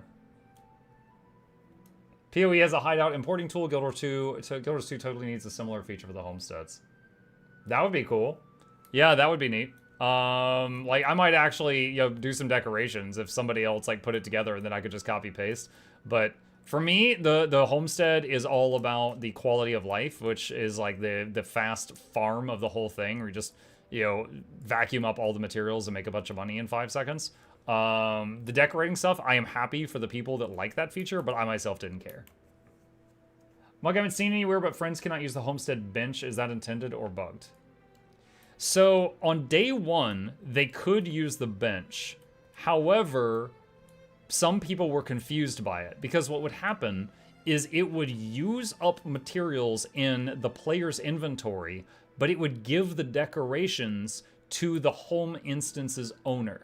And some people, they were like, yeah, that's fine. That's how I understood it worked. But other people didn't expect that, and they lost a bunch of in-game money because they accidentally donated it to somebody else and they didn't mean to. And so I think to try to remove some of that confusion, they changed the setup after a few days of the expansion. I feel like the components are too expensive to dabble recreationally. Yeah, I haven't really messed with that at all. Corknut would like donations. Oh, would he now? As far as the easy use fun factor, should I level Engineer, Necro, or Ranger next? Revenant is my first 80. Engineer is only super complex if you are playing a build that runs a lot of kits. Because basically for every kit, you've got another weapon set that you're swapping between. So like if you were doing a Condi Scrapper that was juggling your weapon set and also grenade kit and bomb kit and flamethrower kit and mortar kit, you're basically juggling 5 weapons. And then it's like, oh, hello, Carpal Tunnel. How's it going? However, as long as you're not playing one of those builds, it's fine. And Necro is also fine. It's not bad at all. And Ranger is also fine. It's not bad at all. Like, it really only, of those, the only one I think is complex is Engie if you add a bunch of kits. It's a shame because it was fun when friends were decorating. Thanks for the explanation. I believe friends can still help you decorate, but I think they might have changed the rules with the bench. My issue with homesteads is the only things you can put down decorations. It's missing basic builds, blocks like walls and floors. I think I'm slowly starting to understand why people don't like Jahai Bluffs. Jahai Bluffs? I have no inherent hatred for Jahai Bluffs, but I have not been there in a long time. Have not been there in a bit.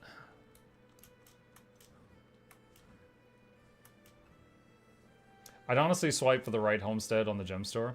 You'd swipe for, like, pre-built homesteads? Honestly, Guild Wars 2 marketing. Maybe, like, day 1 of Janther, they could have had some pre-built homestead things on there. I wish homestead was more customizable. I have to put ice blocks everywhere so I don't get stuck on every weed.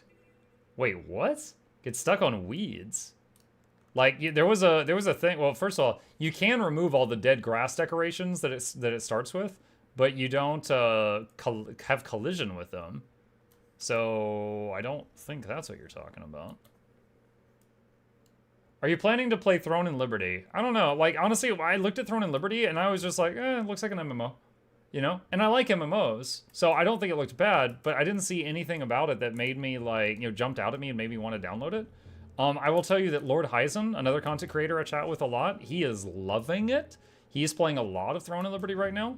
Noxxi tried it and was like, this sucks. Noxxi was not amused. I was like, okay. Beast. Nasty one. Watch out. Got an eyeball liable to turn you into a boulder. Real strong. Be sure you tether it with your journey kit. If you can stop that thing, well, you're a better hunter than me. Now, get to it, before every creature in the grasslands turns to gravel.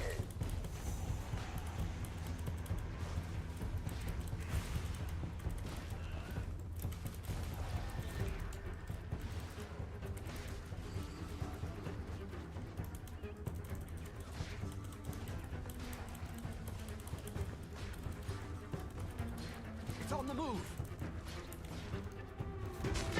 at you.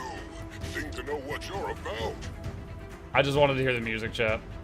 I literally attacked this creature because I wanted the music.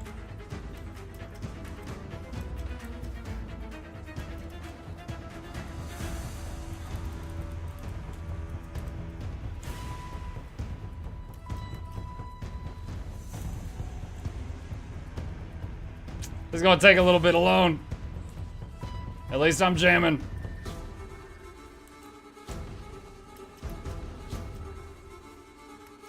Salute you. What's up, Face Dad?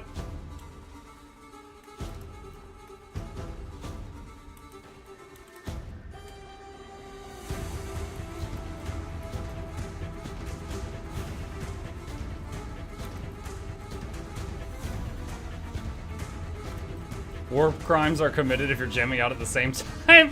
It's a basilisk. It's bad for the ecosystem. Actually, it's going to depart in 15 seconds, so it's going to get away. Oi! Why did the music stop?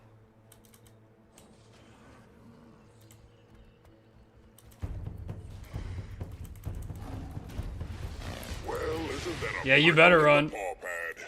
At least it didn't make a statue out of you, eh? That's a massive CC bar. 3 spears or 1.2k CC. When I do the spear throw, it doesn't even do any damage to it at all. I think only chains hurt that bar. Anyone else's World v World sessions crashing, or is it just me? I have characters set to low. I can try to replicate it. Or maybe I can't, because there's queues. Well, I don't know. I don't know. I did hear someone say that they were on the wrong team, and they don't know why earlier, but I don't know if that was a them issue or a game issue. I'm just curious. I'm trying to figure out what the plugin for my fish tank hood is. Has the LED lights for icicle plug. I don't know what it plugs into. Anyone, maybe you and Umug.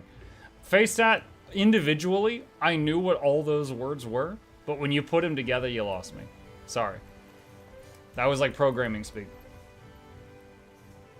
That is an adorable dragon. It is an adorable dragon. He's plush.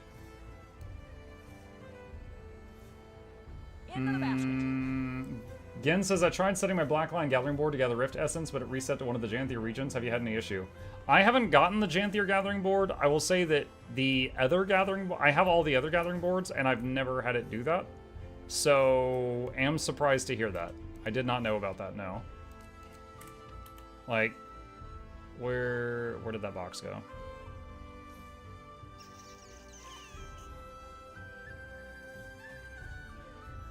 I know it looks like a mess, chat, but there's still like 300 slots open. All right, hold on. All right, there we go. Found it. Okay.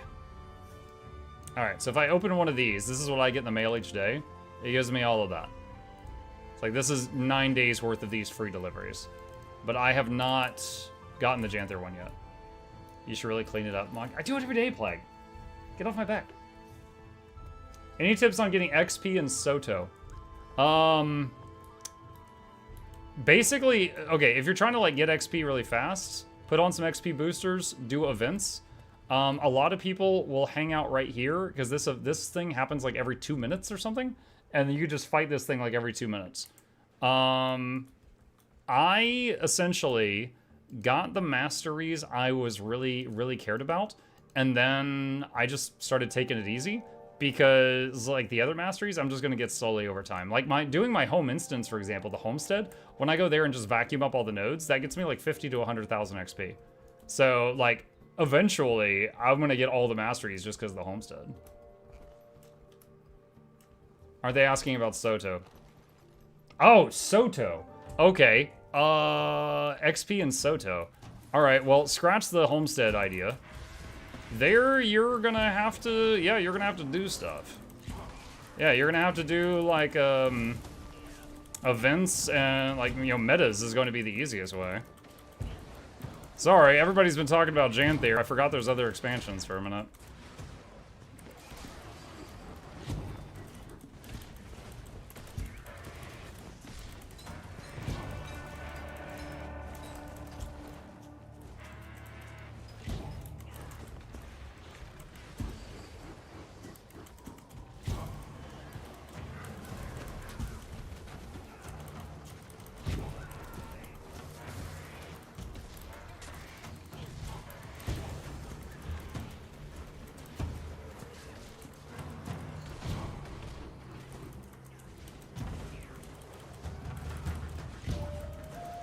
How much time do I have for this? 7 minutes? Okay, that should be plenty. That should be more than enough. Especially this other fine individual that just showed up.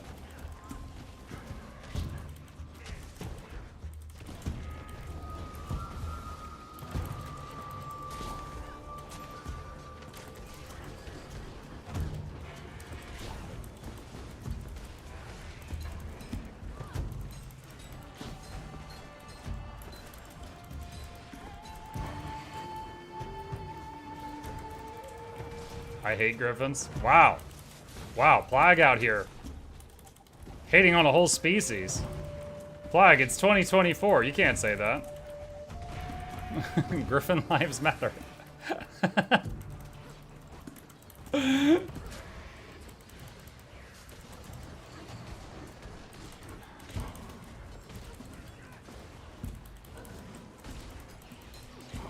No, they don't. Dude, I saw a thing recently, chat. Alright, I'm gonna weeb out for a second. There's an anime about a character named Freerun. She's an elf who's lived for 500 years, and she wants nothing more than to kill demons. She's kind of like the Doom guy, but a little less angry, alright? And someone drew a webcomic that floated around Twitter that made me laugh, and it showed Freerun, and she had a piece of paper, and she's like, Demon Lives Matter. F off. I almost threw up reading that. That's Plague, but griffins.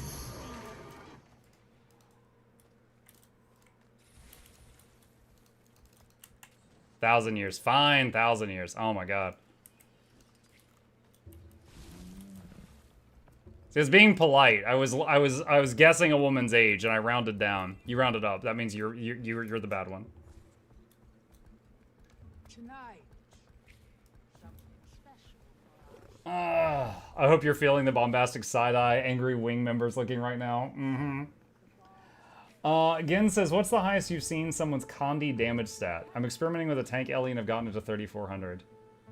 Condi damage stat? I mean, your total damage output isn't related to just one stat. For example, if your expertise is at 100%, you'll double your Condi duration. So 2,000 Condi power with 100% expertise might do more damage than 3,000 Condi power with no expertise, you know?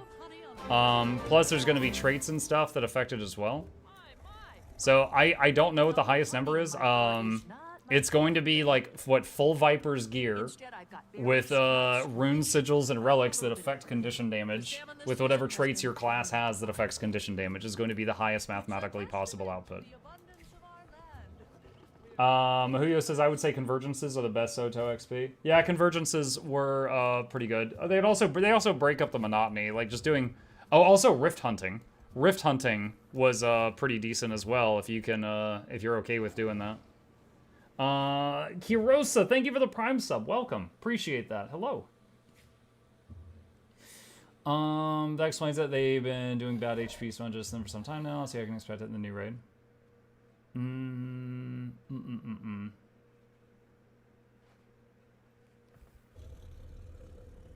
Just catching up on the chat. Let's see. Anything new on here? Lots of outfits. Lots of outfits. Lots of wings, too. I made tons and tons killing trash and rifts quickly. Yeah, there was a lot of folks that would do rifts, just rift after rift after rift after rift with a group. With some like boosters and stuff in order to farm some XP. Also, you get the rift essences if you're working for any of the legendaries related to that. It has about 65% Condi duration from expertise. Ellie plus utilities are double dipping on giving Condi damage for toughness. I know Viper's is best, but that's why it's an experiment. You can try it out. I mean, Jin, the thing to do would be to get Arc DPS, which is this add-on which allows you to track your damage. And then go beat on the target dummy and do the absolute best you can with one set of gear, and then like a traditional Condi set, and then your experimental set, and then see what the results are. So now that's just comparing raw damage to raw damage. If you're saying like, oh, I gave up 5% of my damage, but I increased my survivability greatly, well, that's awesome. That's a whole different conversation. But if you're just comparing damage to damage, then that's what I would how I would test it. Juby, thank you for the Prime sub. Appreciate that. Welcome.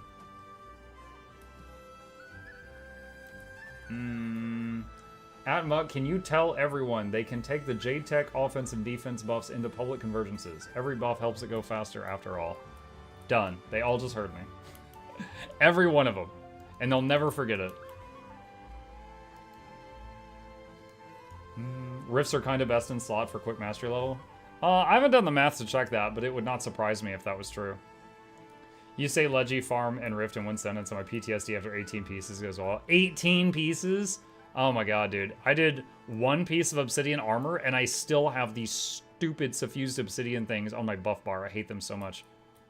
I need to, like, do some of these things just to, like, get some of this off. Did you get all the Blishhead footage you wanted tonight? The one tonight was Event Table. An Event Table has more settings than any of the ones that we have done so far, and possibly has more settings, because the other devs were actually joking, like, yeah, they're trying to maintain the record for most options in any module. And there was some of these, I couldn't even figure out what they did. So I wrote, I would say, a good first draft for the script, but I know there's going to be changes we have to make, because there were some fit settings. I was like, I can't even figure this out. Can you put those in the bank? Put what in the bank? So yeah, we got a lot of Blishhead footage. Did not get all of it. The suffused runes. I don't think that's going to get rid of the buffs on my hotbar.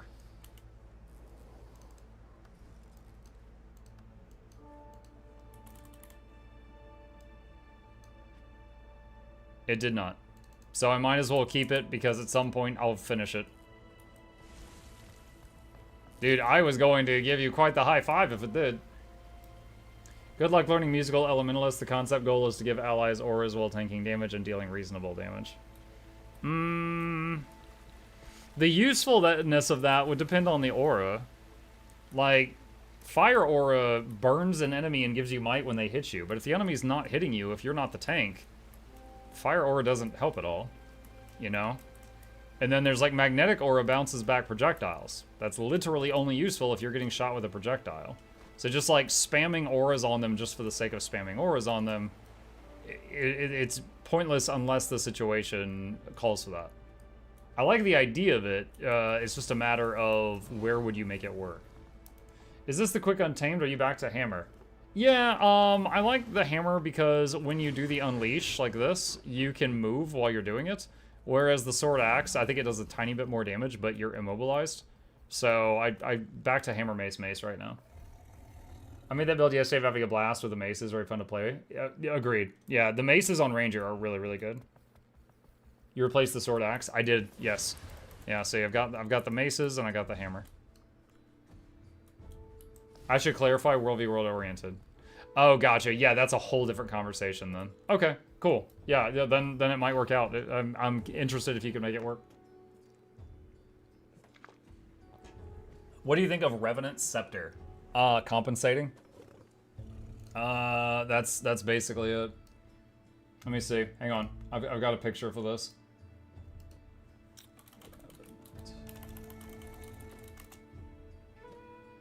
Where is that picture?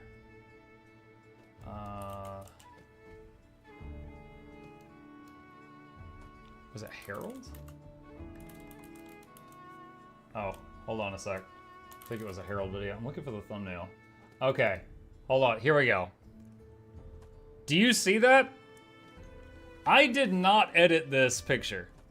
This is just a screenshot. I put the text on it, obviously. That is ridiculous. That's what I think about Rev Scepter. That is absolutely bonkers. So visually compensating AF. In terms of mechanically, it was last I used it, it felt terrible to use. Like I avoided the 3 key as best I could because the 3 felt awful to maintain. But it's a pretty silly weapon. Rev Scepter grows a lightsaber out of it. There's a running meme where they held the scepter. They're like, is this a greatsword? And everyone's like, Nani? Yeah.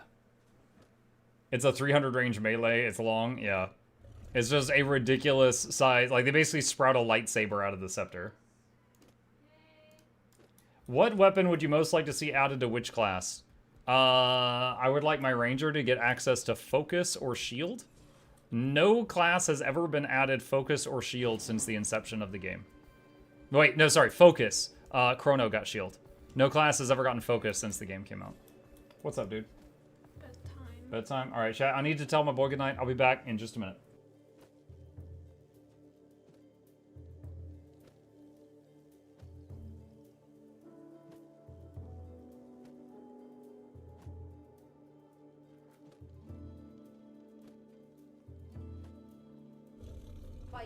Oh, okay. Good night. You visiting Chip? Let's see. If only Warrior could use focus and punch stuff. Yeah, Revenant's is hammer throwable weapon. Also Revenant's is scepter or melee blade. As stupid as Mesmer usage of weapons. Well, Mesmer just decided that a great sword is just a big wand.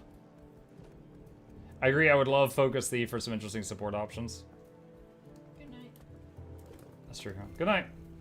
Harold? Oh yeah, Harold got shield also. But no one has ever gotten focus since the game was made. On my ranger, I would love... Like, if they were like, hey, we're giving everyone new weapons. If they gave my ranger a firearm, I'd be so upset. Because the biggest problem with ranger in PvP is the abundance of projectile block or projectile reflect or projectile negation. So if you're using a longbow, a shortbow, or a throwing axe, there's a lot of mechanics in the game that can just delete those bullets out of the air. So if they gave us another projectile weapon, that would be big sad. So I would like to see focus or shield that just does something completely different. I know people want rifle for ranger. Oh, well, yeah, I mean, there's also people that are attracted to sheep. That doesn't mean they're right. No rifle for ranger. Ranger's it's a ranger, not urban ranger. Like, right, there's a huge difference. It's like the wilderness guy, not the freaking mall cop. I wish Gunsaber was an actual weapon so I can get it on engineer. I mean, the closest thing to it is the Bladesworn Gunsaber, I think. Muck really went after the Kiwis of the Welsh there. Kiwis? What? No, I got nothing against birds. Muck lost his entire Welsh audience. Dude, I don't even know what part... I think Welsh is something in Europe. I don't even know what we're talking about right now. Projectile blocks should just reduce the effectiveness of projectiles, not negate them entirely. I think they need a cap. Let me give you an example. You know when a Guardian does like the huge blue bubble and it blocks bullets? I think after, pick a number, 5 shots, 10 shots, it should break. But currently, you could do it in World v World, and one bubble can block an endless amount of incoming projectiles. You can have 30 people shooting at your blob, and one bubble blocks all of it. It needs a cap. I think after it blocks, like, you could do 5 shots or 10 shots, something where in a 1v1 that the one opponent can't break it. Something where it's still helpful, but it's not going to just make the whole group immune. Welsh is where the sheep lover meme started. Oh, okay. Goats then. I don't know. It's crazy that I said it's not right to be attracted to an animal, and a bunch of people are like, you're offending an audience. And I'm like, what? Like, okay, I'm not sure if I care. For our Sky Watcher friends. Make it immune to projectiles, but double damage received from melee. Double damage from melee? Yeah, dude, I've got my longbow out. He puts that up. I just beat him with a longbow.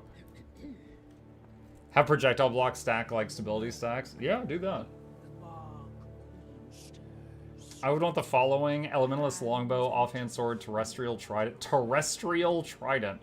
Necro Hammer Ranged, Mesmer Warhorn, Terrestrial Trident, Mace, Ranger Shield, Thief Greatsword.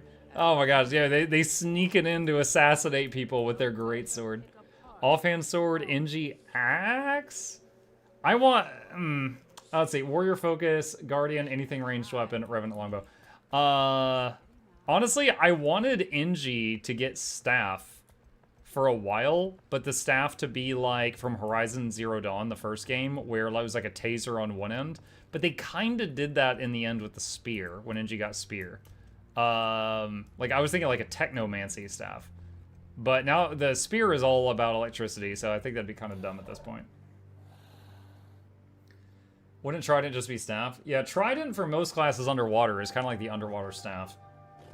Like, it's mostly like the caster people that have it. Mace, shield, necro for the win. Mace, shield, necro. I mean, honestly, as long as they were actually doing necromancy stuff, like summoning little dudes or something, it would make more sense than any other weapon. Makes more sense than a spear or friggin', you know, vodka bottles and a gun, which is what they've been getting lately. Hell, they're taking away a lot of their ability to revive people from near death, so they're getting worse at necromancy. Mace Shield Necro sounds like the late healer cleric stereotype. Yeah, except blood magic is getting nerfed into the ground on October 8th. Staff is kind of nice for NG. Just got an NG after 5 years, so no idea.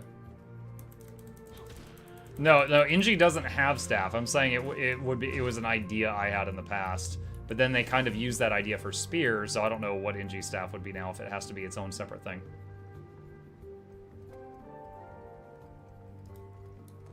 What is this Warclaw mount skin? When you play the Janthier Wild story, like 30 minutes into it, it just gives you this. Actually, maybe like an hour. But yeah, it's just a skin for Warclaw you get in the Janthier story. Rev and Guardian versus Necro and Mesmer. In what? In PvE, in healing, in DPS, in support, in PvP, in World v World, in a dance-off? Like, in what regard? Like, fashion? 30 minutes is the whole meeting? Okay, an hour into the campaign, then. I vote dance-off.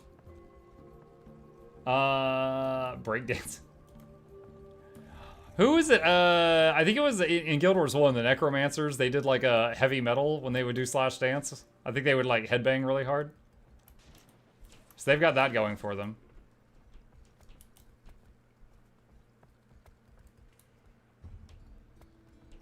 Male Necros did that. There you go. Offhand Sword for Thief is my #1 request. They could flavor it like a swashbuckling Zoro-esque style of combat.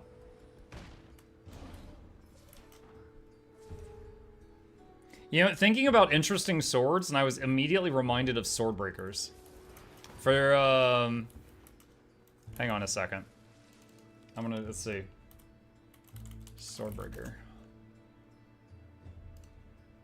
There was this was a real thing. I don't know how effective it was, but this was a real, like, old weapon. It was called Swordbreaker, and it would be like a short sword or dagger-sized weapon, and it had these notches. And the goal would be to, like, when the enemy would bring their sword down, you would kind of, this is my armrest, you would, like, catch it on yours, and then twist, and you would, like, snap the blade. And, I don't know, that would be kind of cool. Imagine if you got, like, an offhand sword for Thief, and it would be, like, Swordbreaker themed. And you could have an ability where you basically disarm the enemy, and they would just be unable to use weapon skills for a few seconds. Something similar to Daze, but not quite the same. That could be cool.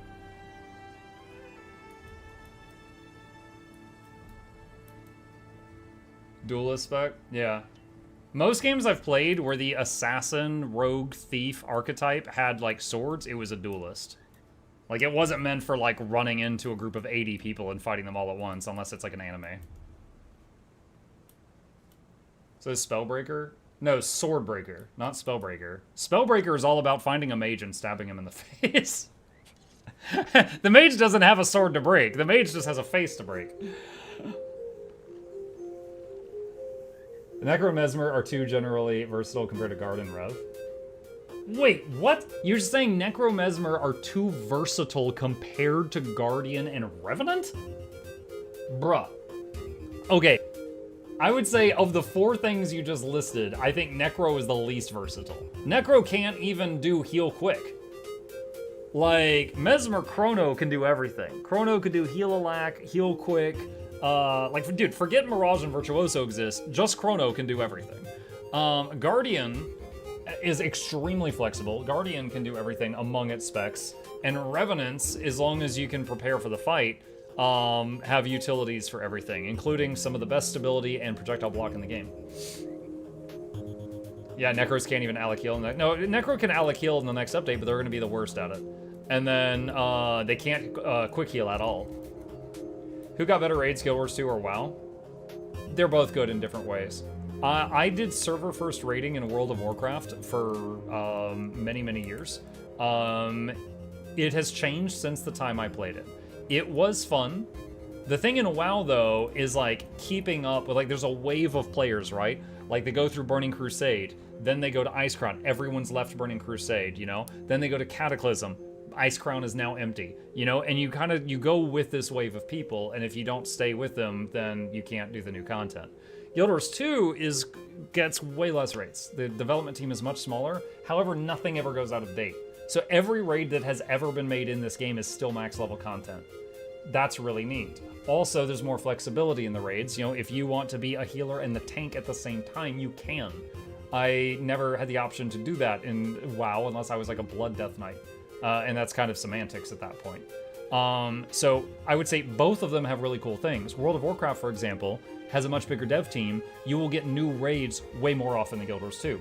That's a plus, right? Guild Wars 2, though, every raid is still current content that people are currently doing, and that's really awesome as well.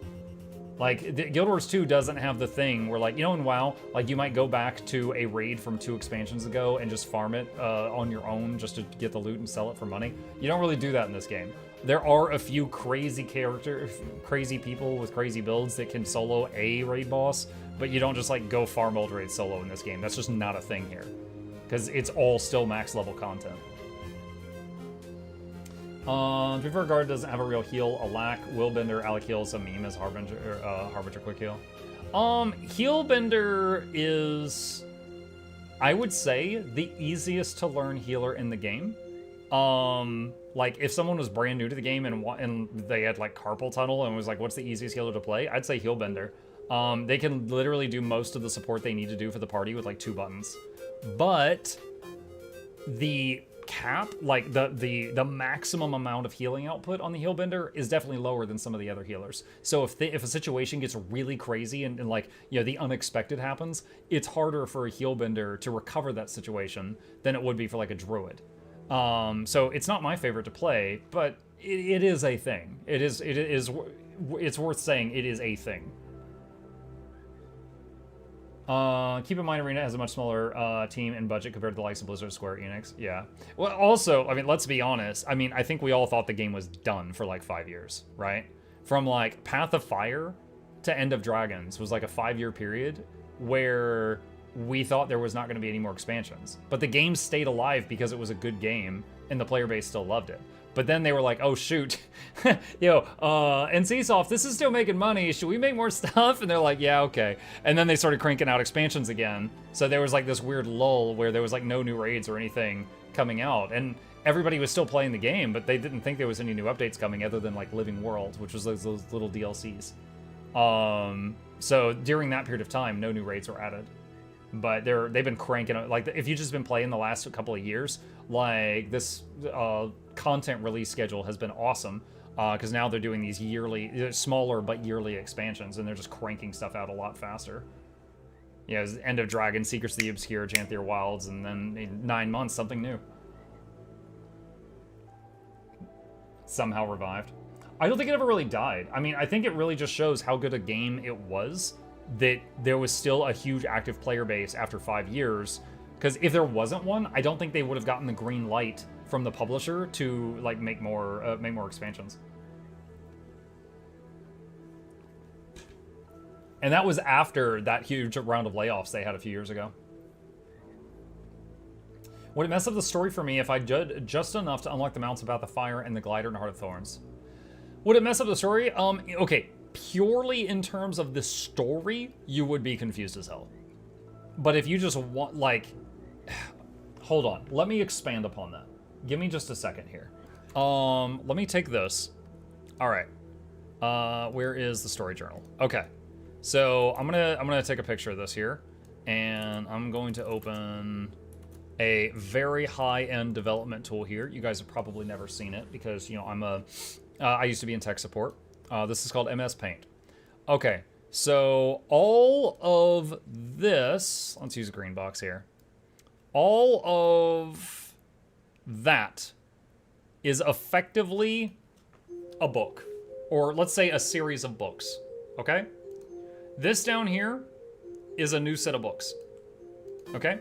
So if you started in Secrets of the Obscure, you're fine. There will be mentions of things that happened before that, but it's not the main point of the story. Like, this whole green square is, dragons are bad, we should shoot them. Maybe not that one, that one's nice. I just summarized 10 years, okay? The blue section is, okay, there's no more dragons. It looks like there's other bad stuff that needs shooting, though. So the blue section is like a whole new different thing. So if you jump into Heart of Thorns and get the glider, and then you go to Path of Fire and get the raptor, and then you go to somewhere else, like if you go to End of Dragons, yeah, you're gonna be confused as hell. Hell, when I played this game, I did the base game, I went to Path of Fire because I wanted mounts, and then I went back to Heart of Thorns, and I hadn't done Living World Season 1 and 2. I was confused the whole time. Heart of Thorns begins with you chasing after some lady, screaming at her because she stole your eggs. And I was like, why is this a big deal? Why don't we go to the store and just buy more eggs? I was so confused about the damn eggs for many days until like later, way on. I finally went back and played season 1 and 2 and I was like, oh, okay, I get it now. Yeah, I did this all out of order. But yeah, if you just jump into the blue, like that's fine. You don't even need to play Path of Fire to get the Raptor anymore? No, you don't. To get the Raptor, I think you just need a paid-for expansion on your account and be past, like, level 10 or something. Doing Hot the first time with mounts really takes away from it. I don't agree with that. I will say it will make exploration a little bit easier for you. I don't know that it takes away from it. But it makes the experience different. But that's like saying the vanilla game. The vanilla game, I remember running around and specifically using Signet of the Hunt for the run speed boost, and I always had Greatsword on my second weapon set just to swap to it and use the 3 skill to dash forward a few feet, and that was how I traveled around the world, because there was no mounts at that time. I don't miss that. I'm not gonna be like, oh, you're getting into the game, you need to not use any mounts until, you know, level 80, and, you know, no, I'm not gonna tell people that. Like, if they want to use mounts, it's fine. Like, honestly, it feels bad seeing everybody whiz past you on mounts when you're just, like, hoofing it on foot with Signet of the Locust or something. The explorability of hot maps is what I'm talking about. I mean, I did hot after Path of Fire. I think it was fun. I traveled with the 2x NG boost all I have the mounts. Atmuk, what was the mount purpose of the Siege Turtle? Because it clearly wasn't World v World. The Siege Turtle is the first mount in the game that can hold multiple people. So if you've got a low-level friend, you can have them jump on the turtle and you can give them a taxi ride somewhere. Additionally, they have something to do with the cannons and stuff in the back seat. If you count this as a mount, the skiff was the second one that allows you to have other people jump into it. As far as like what it can do, it's the first mount where it can stay in combat, whereas the other mounts, if you use like a combat skill, you use the skill then dismount. So like it's like an engage, right? Like the raptor attacks, then vanishes, and then you're there in combat. The turtle, you could stay on the turtle in a fight the whole time and even have people healing the turtle and have it just DPS the whole time if you wanted to. Also, it had a spammable CC skill, which no mount had before the turtle. So you could, that's why in Dragonstorm, when Bram and Rylan do the bubble, traditionally a lot of people get on the turtle bounce and just spam the 1 key just to break it. Because although one press of the 1 key did less CC than the bunny, you could spam it. And you could hit it again and again and again and again and again. I love Ritlock, Timey, and Gorv. Yeah, otherwise they're gonna mad. I didn't realize how important the Living World was, so I bought the Elder Dragon song on sale, thinking that's all I need for the first 2 expansions. I don't have any Living World. Living World, if you're not in a rush to get it, you can get it with gold later on. Living World episodes can be bought with gold in-game. The expansions can only be bought with, you know, real money. But it's certainly, there are big chunks of the story there. In terms of like what you get outside of that, everyone has season 1 for free. Season 2 has what, in Herta, the Ascended Backpack, and there's not much else that you get there. Season 3 and Season 4 actually add new maps to your world, and Season 4 has the Roller Beetle and one of the ways of getting the Sky Scale. Season 2 is Maudry. Sorry, my brain was thinking of converters. Herta is a converter. Maudry is also a converter. You get Maudry from Living World Season 2. Yeah, it eats bloodstone dust, and it also is, if any of you know what Little Shop of Horrors is, Maudry is a spin-off of that. You know, feed me Seymour. It's that thing. And then you get a backpack with it, too. Season 2 is Dry Top and Silver Waste. Yes, but everyone has Dry Top and Silver Waste. You don't have to own Season 2 to go to Dry Top and Silver Waste. Think about it. When you get the game and then try out a character boost, it drops you there. Like, you don't need Season 2 for that. Season 2 story takes place there, though. That is correct. And I think that's where you did a few missions where you play as Kaith, if memory serves. Yeah, Season 3 opens up new maps on your world map and also has a legendary trinket, Aurora, accessory, I should say, not trinket. And then Season 4 has the legendary accessory Vision, which is the second of the 2 legendary accessories, and access to this, the old method of getting the Sky Scale and its masteries, and the Roller Beetle mount. All of that is in Season 4. You can play Season 2 without owning it. You just need a friend. Hey Muck, thanks for all the GW2 content. Your guides are great and helped me craft my first legendary, Aurora. Speaking of Aurora, there's a testimonial right now. Thank you, Carminel. I'm glad you enjoy my stuff. I appreciate that. You keep me in business. Gin says, how expensive is the turtle? Okay, it's been a while since I made it. I remember the turtle as more of a time issue than a coin issue. There was a few steps where I had to buy something from merchants. I don't remember it costing much money. I do have a video guide on how to get the turtle, and there's 2 ways to get it now. I would check that video because I cannot remember. It's not fresh in my head, but I have them listed there. I can't remember anything about the turtle, which means it was super easy. Well, there was... After they made it to where you didn't have to do a successful Dragon's End, that certainly opened the door for everyone to get it. And there was a few steps where you had to buy, like, components to make a saddle and stuff like that from a merchant, but I can't remember what they cost. I was looking at the next Legi to make and wanted Aurora, but looking at the list, I don't have the time or determination. If you don't want to do it, you don't want to do it. That's fine. But I would say it's not that bad as long as you just, like, each day you sit down to play, do one thing. Just break it up into pieces, and just each day you sit down, do like one thing from the list, and then go on and do whatever you want for that play session, and eventually you get it done. That's my method of getting these annoying projects done. All I remember is it cost kale. Yeah, there was like, it was like kale and strawberries. Like, there was some foods to make your baby turtle grow up. I remember doing Dragon's End for the egg on 10 FPS because my CPU cooler was malfunctioning. You're the reason we all failed, Cam. You didn't stand in the circle in time. Aurora's easy to do if you plan to chip away at it a little bit every once in a while. To do it all at once would be maddening. Yeah, Aurora, the worst part was the Wayfarer's Hinge thing, which was, hey, what's up? You had to do, like, the hearts in Draconis Mons, like, every day for 2 weeks. So if you just did, like, one heart, you could either do all the hearts there every day for 2 weeks, or do, like, the easiest single heart each day, but then it would take a couple months to get it done. Because it was like, each time you do a heart there, you get, like, this item, and you needed, like, I don't know, a stack of that item, whatever it was. The part with the Mursat tokens makes me cry. Oh, That wasn't, that was, what was that, Ember Bay? I think that was Ember Bay. Yeah, that wasn't that bad. The tokens, now you can use like pathing, the pathing module in Blish HUD. You could just have it draw a line on your game showing you where all the tokens are and just follow the line and it'll take you, I don't know, like 30 minutes. The worst token is the one where you have to go up Chalice of Tears.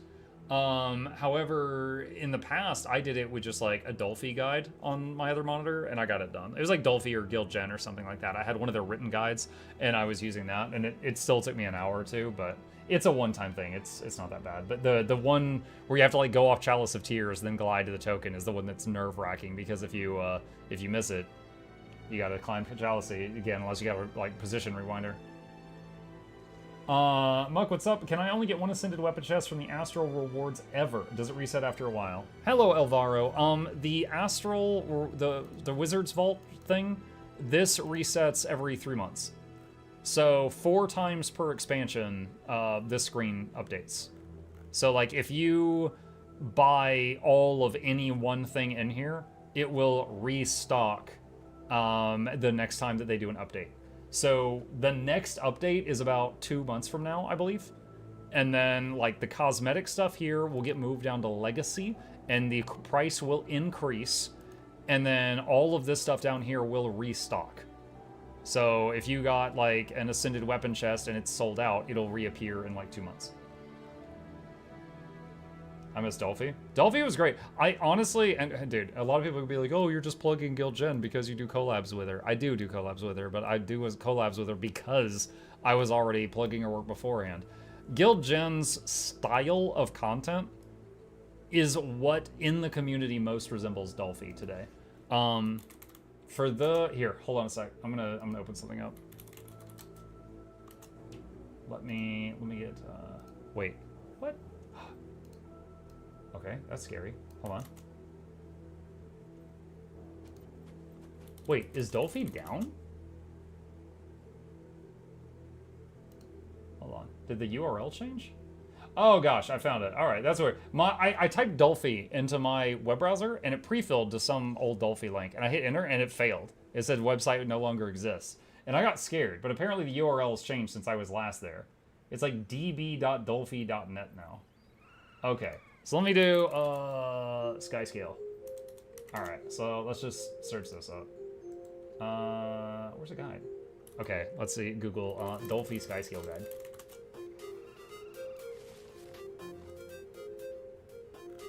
Actually, I have trouble finding it. I love how friggin' Google gives me my Skyscale guide that I wrote. I'm like, no, Google, it's not about me today. Okay, I can't find it on Dolphy. Anyway, Guild Gen does written guides, and you can see it's words and pictures. You see this? Like, oh, go to these locations. I do video guides. You know, Tekkit did video guides. Friggin' who else? Valen does video guides. Teapot occasionally does video guides. Loranity occasionally does video guides, you know, but the only person I know of that did guides like this, what you see on the screen right now, was Dolphy, which was years and years ago, and then Guild Gen currently does. That's it. That's what I was trying to say. It's just their style is extremely similar. So I feel like Guild Gen became the new Dolphy in terms of like that market. Guild Gen Bless Mug equals build guides to those who don't like tons of buttons. To be fair, I'm not the only one. Who is it? Dude, there's so many smaller content creators that I can't think of the name of that I've seen do low intensity build guides, and also Snowcrows has a whole section on what is basically low intensity build guides. But yeah, I've got. I was thinking of if I run out of stuff to do at any point in the near future, I might do one on the pistol unload thief. Because that one is basically, you can go AFK and it'll keep doing 30,000 damage per second to the dummy if you just set the 3 to autocast.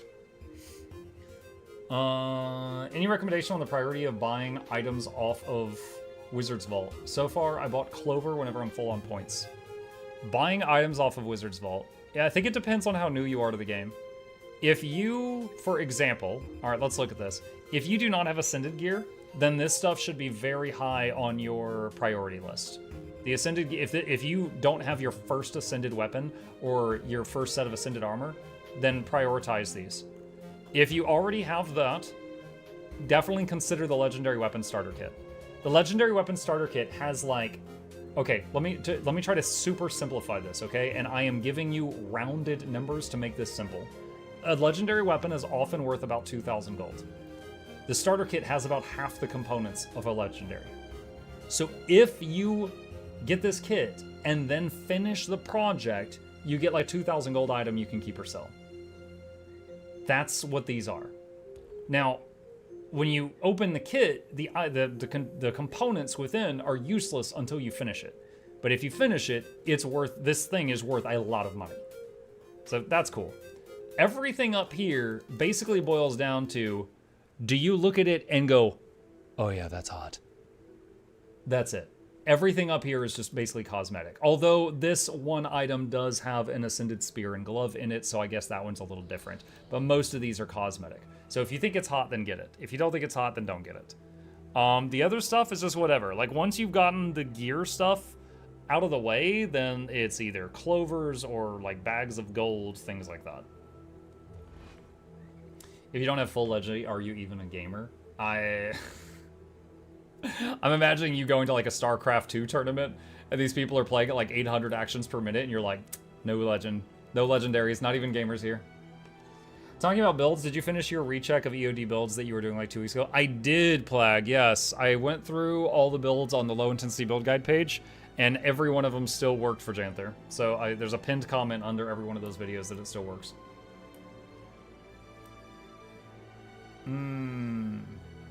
Looking down on gamers in progress. Hey, Titan said it, not me. There are traps in the Wizard's Vault, sadly. Yeah, I think Mighty Teapot has a really good video where he goes through each item in here and tells you like it's basically value translated to gold. And I would not be surprised if Fast Farming has a section on this. Actually, let's check. The Fast Farming website can convert almost anything to gold and tell you what it's worth. Let me see. Astral Acclaim. Here you go. So if you convert Astral Acclaim to gold, Mystic coins are currently worth the most, I think. There you go. I'll post this in the chat. This gives you the most profitable conversion rates of Astral Acclaim to money, if that's all you care about. But, you know, if you, for example, I might want clovers to finish a legendary. So if I need clovers, then I would put more value on the clovers than on the other stuff here. You know, definitely take your own needs into account there. City Shards and Lesser Gold Essence are so bad. I know it sounds dumb, but I actually like the Lesser Gold Essence because it basically gives, like, repeated value forever. It's like, my gold find right now is 144% from those things. So it just keeps giving you more over time, but it does take a long time to pay for itself, straight up. Completely true. Mahuyo says, quick note on Healbender. I would say it's good because of CM, as it can do good DPS and heal and provide a boon, compared to Heal Vert, which can heal and DPS. Interesting. Mike, during the Janther launch stream, I remembered seeing you saying something about double longbow for Ranger World v World. How does that work? Let me see if this command still works. Just a moment. It's the, there. I just linked it in the chat. It's called the Arrow Cart build. The TLDR of it is there is a trait on Ranger called Quick Draw. And when you weapon swap, the first skill you use has its cooldown incredibly reduced. So if you just weapon swap, then hit Barrage, which is the raining arrows, Barrage will be back off cooldown the next time you weapon swap. So you can, every 10 seconds, do weapon swap, Barrage. So if you've got 2 longbows, you're always swapping to a longbow. So you could just weapon swap barrage, weapon swap barrage, weapon swap barrage, and basically you can almost 100% uptime have barrage raining on a location, which in World v World is insane, right? It's not a projectile, so it can't be blocked, and you could basically just be raining arrows on a blob nonstop. So what is the trade-off? Well, if you build for maximum damage, you are very glass cannon, and you do not have a great sword for blocking. So your positioning is very important. You need to stay away from them.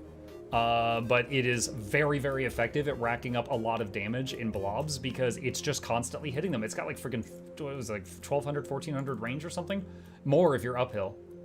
So that's the whole thing. I think it's the only build I ever made where I think it actually changed the game's meta a little bit. Because I made that video years ago and I still see people doing that in World v. World.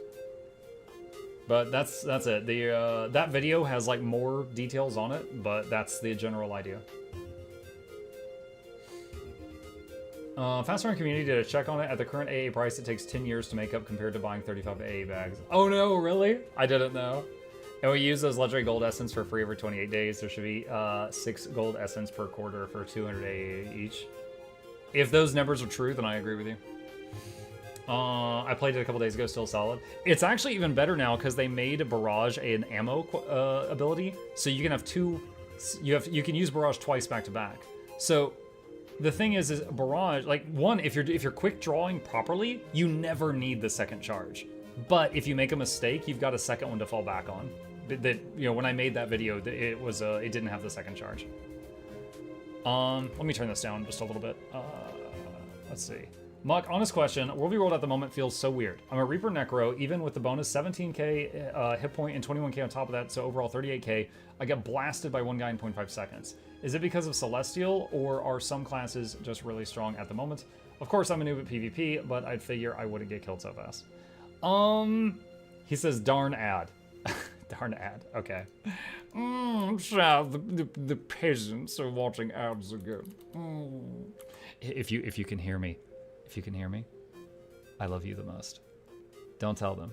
You know, they're gonna come back and be like, you know, Dad, which of us do you love the most? I'm gonna be like, oh, I love all of you equally. No, don't tell them that though. Don't tell them that. That's some of you, it's because you sub and you pay for my ramen, and some of you, it's just because you're intelligent and you use ad blockers. You know. All right. Okay, Denna's back. All right, Denna. PvP is extremely glass cannon right now.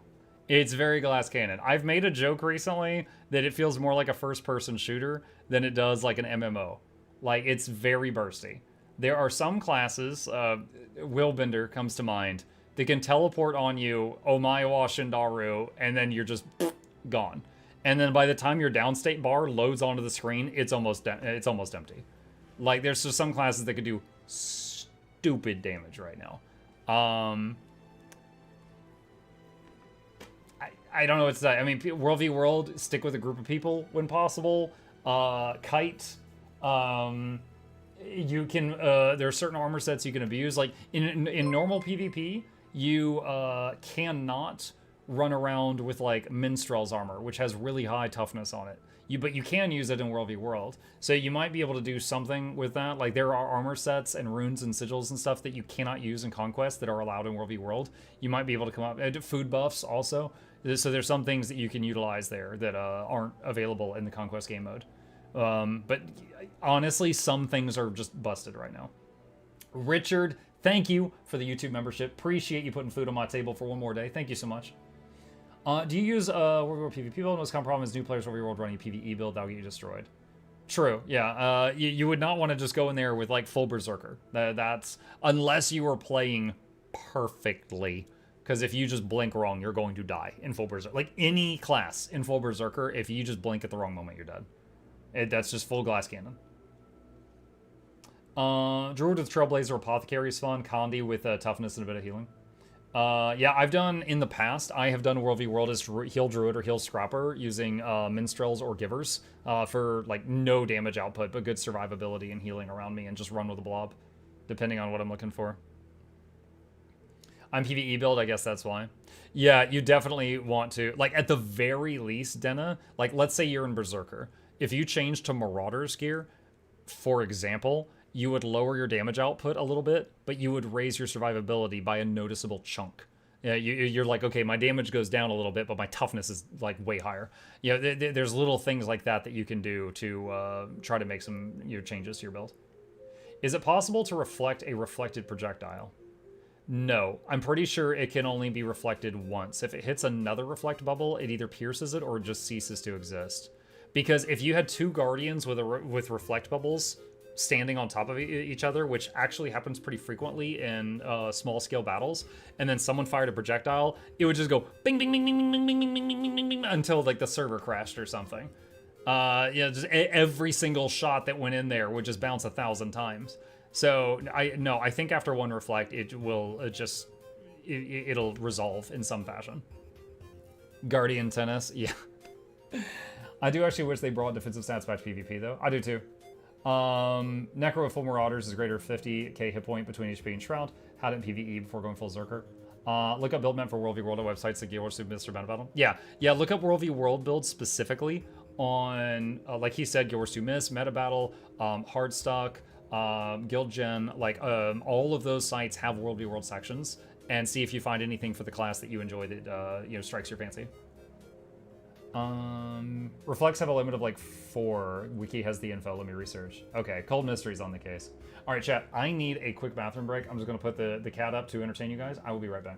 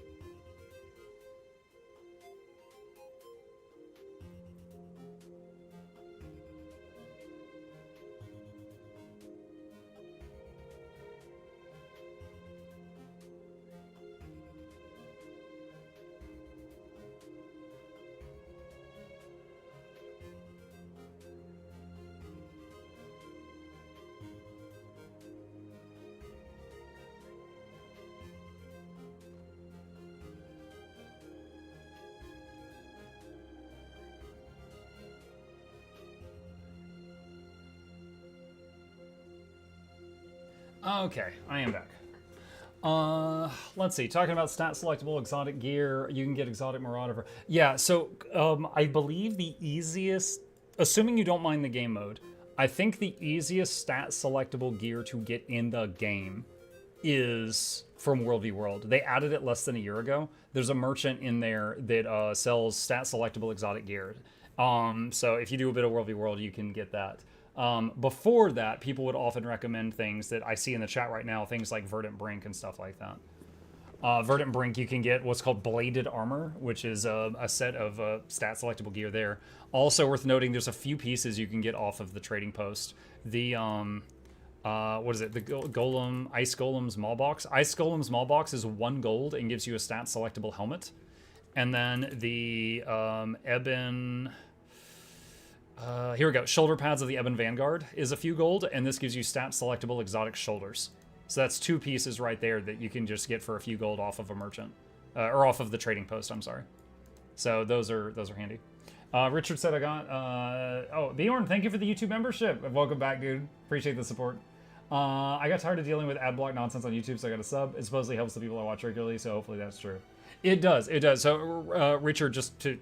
I'm an open book with this type of stuff if you have any questions, but basically when you do a membership on YouTube to a creator, basically 70%, I believe, of what you spend goes to the creator, and then 30% goes to YouTube. So my YouTube memberships are $1. I have it set as a pretty basic price, so I get 70 cents per membership, and it absolutely adds up. It is a huge help.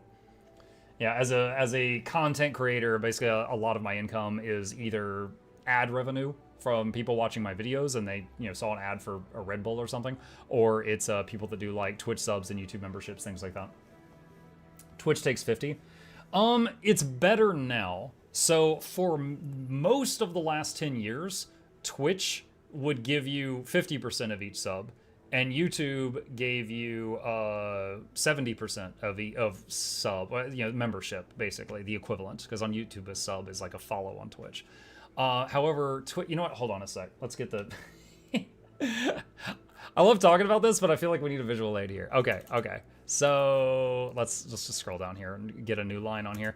All right. So for most of the past 10 years, Twitch subs would give 50% income to creator and rest to Twitch. YouTube members would give 70% income to creator and rest to Twitch. Okay, and because of this, there was a joke that Twitch was bending people over more than the websites that end with the word hub. That's been a joke in the creator space for about a decade now. Because they have better rates. To give you some other examples, I know Patreon, by default, 92% of the money goes to creator, and 8% goes to the platform. So there's another one. There's another comparison. Doesn't Twitch offer a 75-25 split? So Twitch, Twitch offers. Twitch offers today. All right, so anyone can start streaming. They do not have a sub button. No money passing through Twitch. You can set up like a tips button or donation, whatever. Like it just like goes to your PayPal, but there's no money going through Twitch. Okay. If you're an affiliate, you get a sub button and a 50% split. If you are a partner, still 50% split. This was me for many years. Very recent, if you get into the Partner Plus program, which requires some certain requirements to be met, you get 70%. I am in the Partner Plus program. I've been in it for less than a year. Like, they just started it less than a year ago, and I met the requirements immediately. And it basically was like you had to have streamed at least this long, and you have to have at least this many subs for at least 3 months in a row. And I already met all the requirements because you guys are awesome, so I was able to get into that program immediately. Now that was awesome because imagine, so chat, imagine, let's just use nice round numbers. Imagine each time you get $100, you get to keep 50, and then suddenly that changes to you get to keep 70. That's like getting a pay raise of 40% from what you're used to. That was a very good day. All right, so am I appreciative that they did that? Yes. Should they have done that a long freaking time ago? Also, yes. Because again, on YouTube, everyone has that baseline. On Twitch, you have to meet a lot of requirements in order to get that. Why does YouTube pay to Twitch? What? YouTube does not pay to Twitch. Did I write something wrong on here? I don't know what I said about YouTube. No, we're talking about two different things. YouTube does not pay to Twitch. You made a typo on the YouTube line. Hold on a sec. Rest to... Got it. I see what I did wrong. Apologies. Platform. There we go. Members would give 70% and go to creator, rest to platform. There we go. Yeah. My bad. Doesn't Twitch offer the 75-25 split depending on contract? Okay, so they have done contracts in the past. Twitch does occasionally do contracts with some creators, which basically say you will only stream here and we pay you to stay. Largely, they don't do this anymore. Like, there was some big creators that they let go in the last few years, like Tim the Tapman and stuff like that. And they were just like, okay. Ludwig as well. Ludwig actually had the record for a while for like most subs at a time after he did that streamathon where he streamed for like a month straight. And then he told them, he's like, I'm thinking about going to YouTube. And he was trying to see if they would like play ball and do a counter offer. And they basically just said, okay, bye. And he was like, wow, okay. Like, I just made you guys like $50,000 last month, but okay, bye. And then he went over to YouTube. Honestly, the play these days is essentially to stream on both. If you wish to be a creator, stream on multiple platforms, and then any of the growth on any of them is good. The only time, in my opinion, that it's bad is if you stream on one that has a really bad reputation. An example is Kick. I have had sponsors that have paid me a lot of money to play their game for 2 hours, which is a dream job, and they would not do it if I was streaming on Kick. Fortunately, I'm not. So I would literally lose money by streaming there. Plus, I don't think there's a big Guild Wars 2 audience, but it is like, it is radioactive waste at the moment. Like, the people with the money don't want to touch it.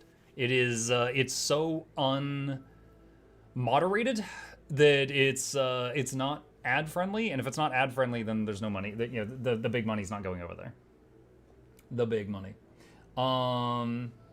I think one of the biggest issues between YouTube and Twitch for me is the highlight that happens if your name is mentioned in the stream chat on YouTube. Like, for some reason, they decided it's a good idea to make Sid highlight the words, like, inside. Oh, weird. I didn't know that.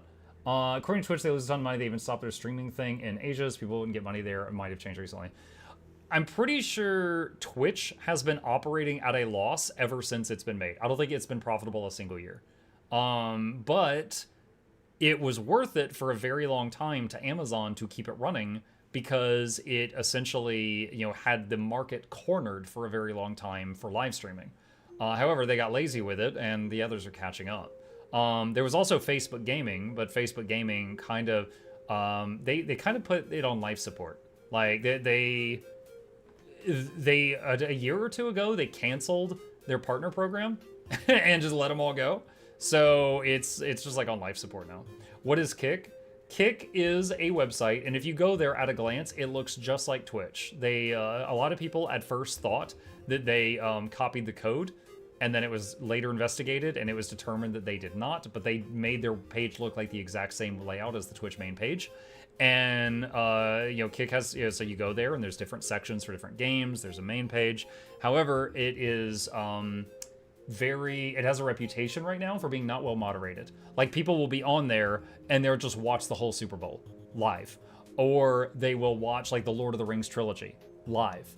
And then Kick will later get hit with a whole bunch of cease and desist letters because of, like, copyright stuff. And, like, you know, you didn't pay for the rights to air the Super Bowl, things like that.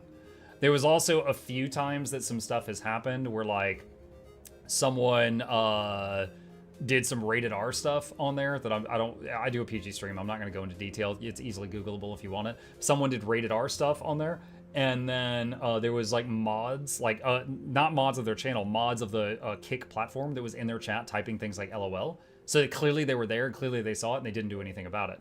So they've got a reputation for not doing too well on that front. So right now, most sponsors that I've talked to are, you know, they're not interested in doing business with people that stream over there. They're interested in doing doing business with people who are either making YouTube videos or are streaming on Twitch right now. Now it's going to vary based on sponsor, but it depends on the one you talk to. Funny enough, I actually had a sponsor once that said that, like, they liked working with anyone that does RPGs unless they play Fortnite or Minecraft. They specifically said that. And I was like, what was that last part? And they said, those guys never work out. And I was like, okay. Like, it's just kind of stunned silence.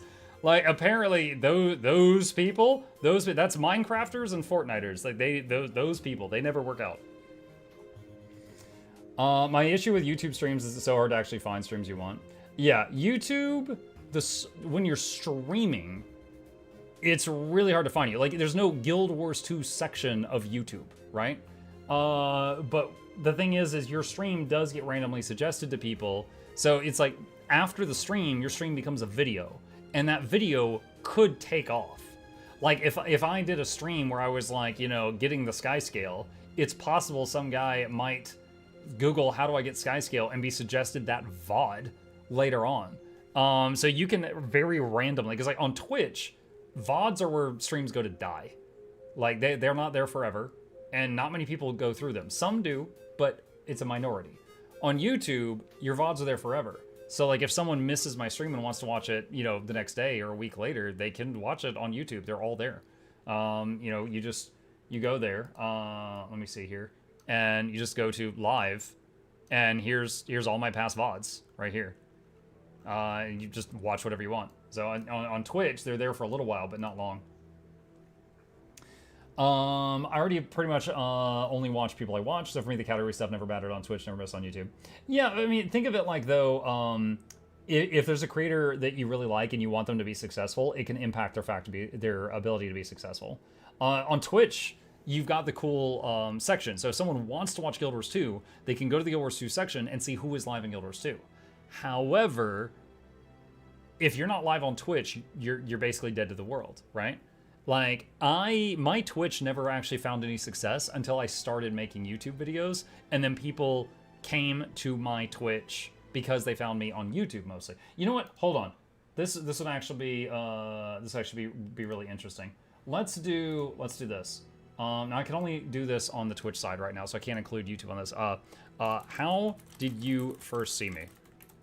Twitch, YouTube. It's probably going to be one of those two. I'll just say either. Okay, so let's just do that.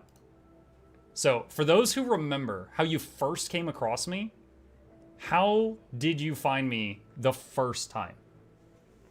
Like what was the first time that you LinkedIn? LinkedIn. I don't have a Mukluk LinkedIn. My real name is on LinkedIn. I don't have a Mukluk LinkedIn.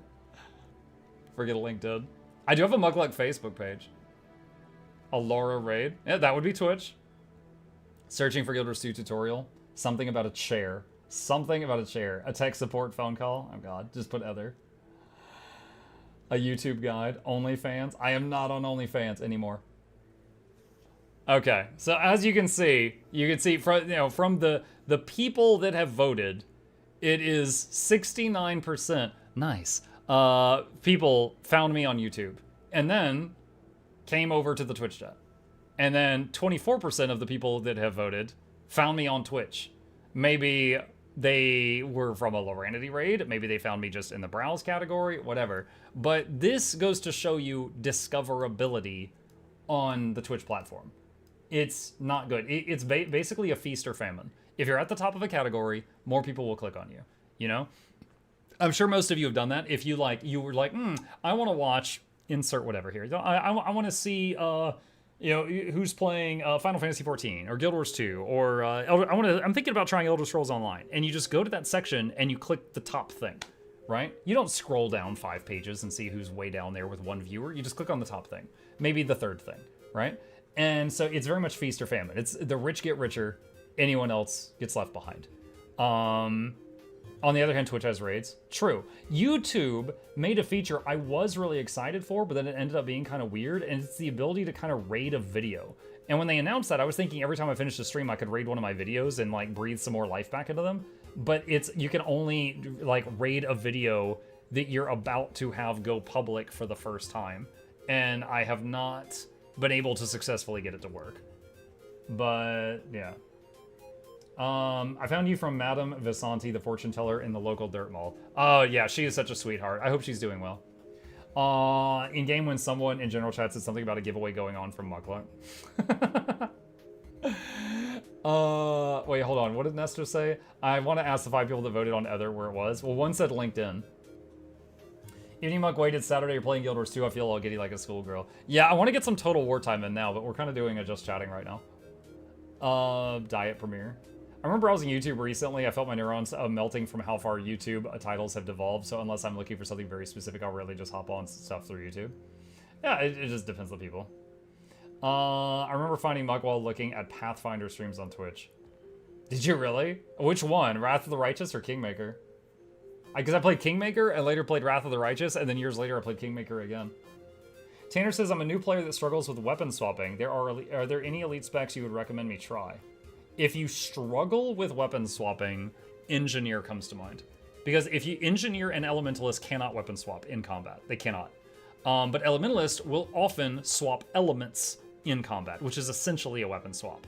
Engineer, if they use kits, they weapon swap. If they don't use kits, they don't. You can easily play a Mechanist Engineer and never weapon swap if you don't want to. It's completely possible. I think it was Kingmaker, actually. I've been following since before Wrath released. Gotcha.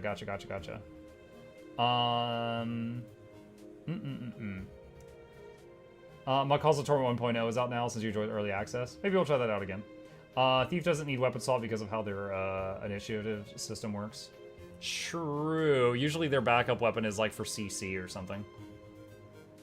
Ellie also has 25 buttons to think about. Depends on the build, then, but yeah, some of the builds for Ellie are cracked out, and some of them is like Tempest, and you sit in fire attunement, and you just hit these buttons whenever they light up, and you get 30k. So it depends on the build. But anything Weaver or Catalyst is usually insane. Currently playing Kingmaker in Society Play once a month. I've yet to hit the Kingdom Management. It's a long game. It is a very long game. How do you like Total War vs. Age of Wonders?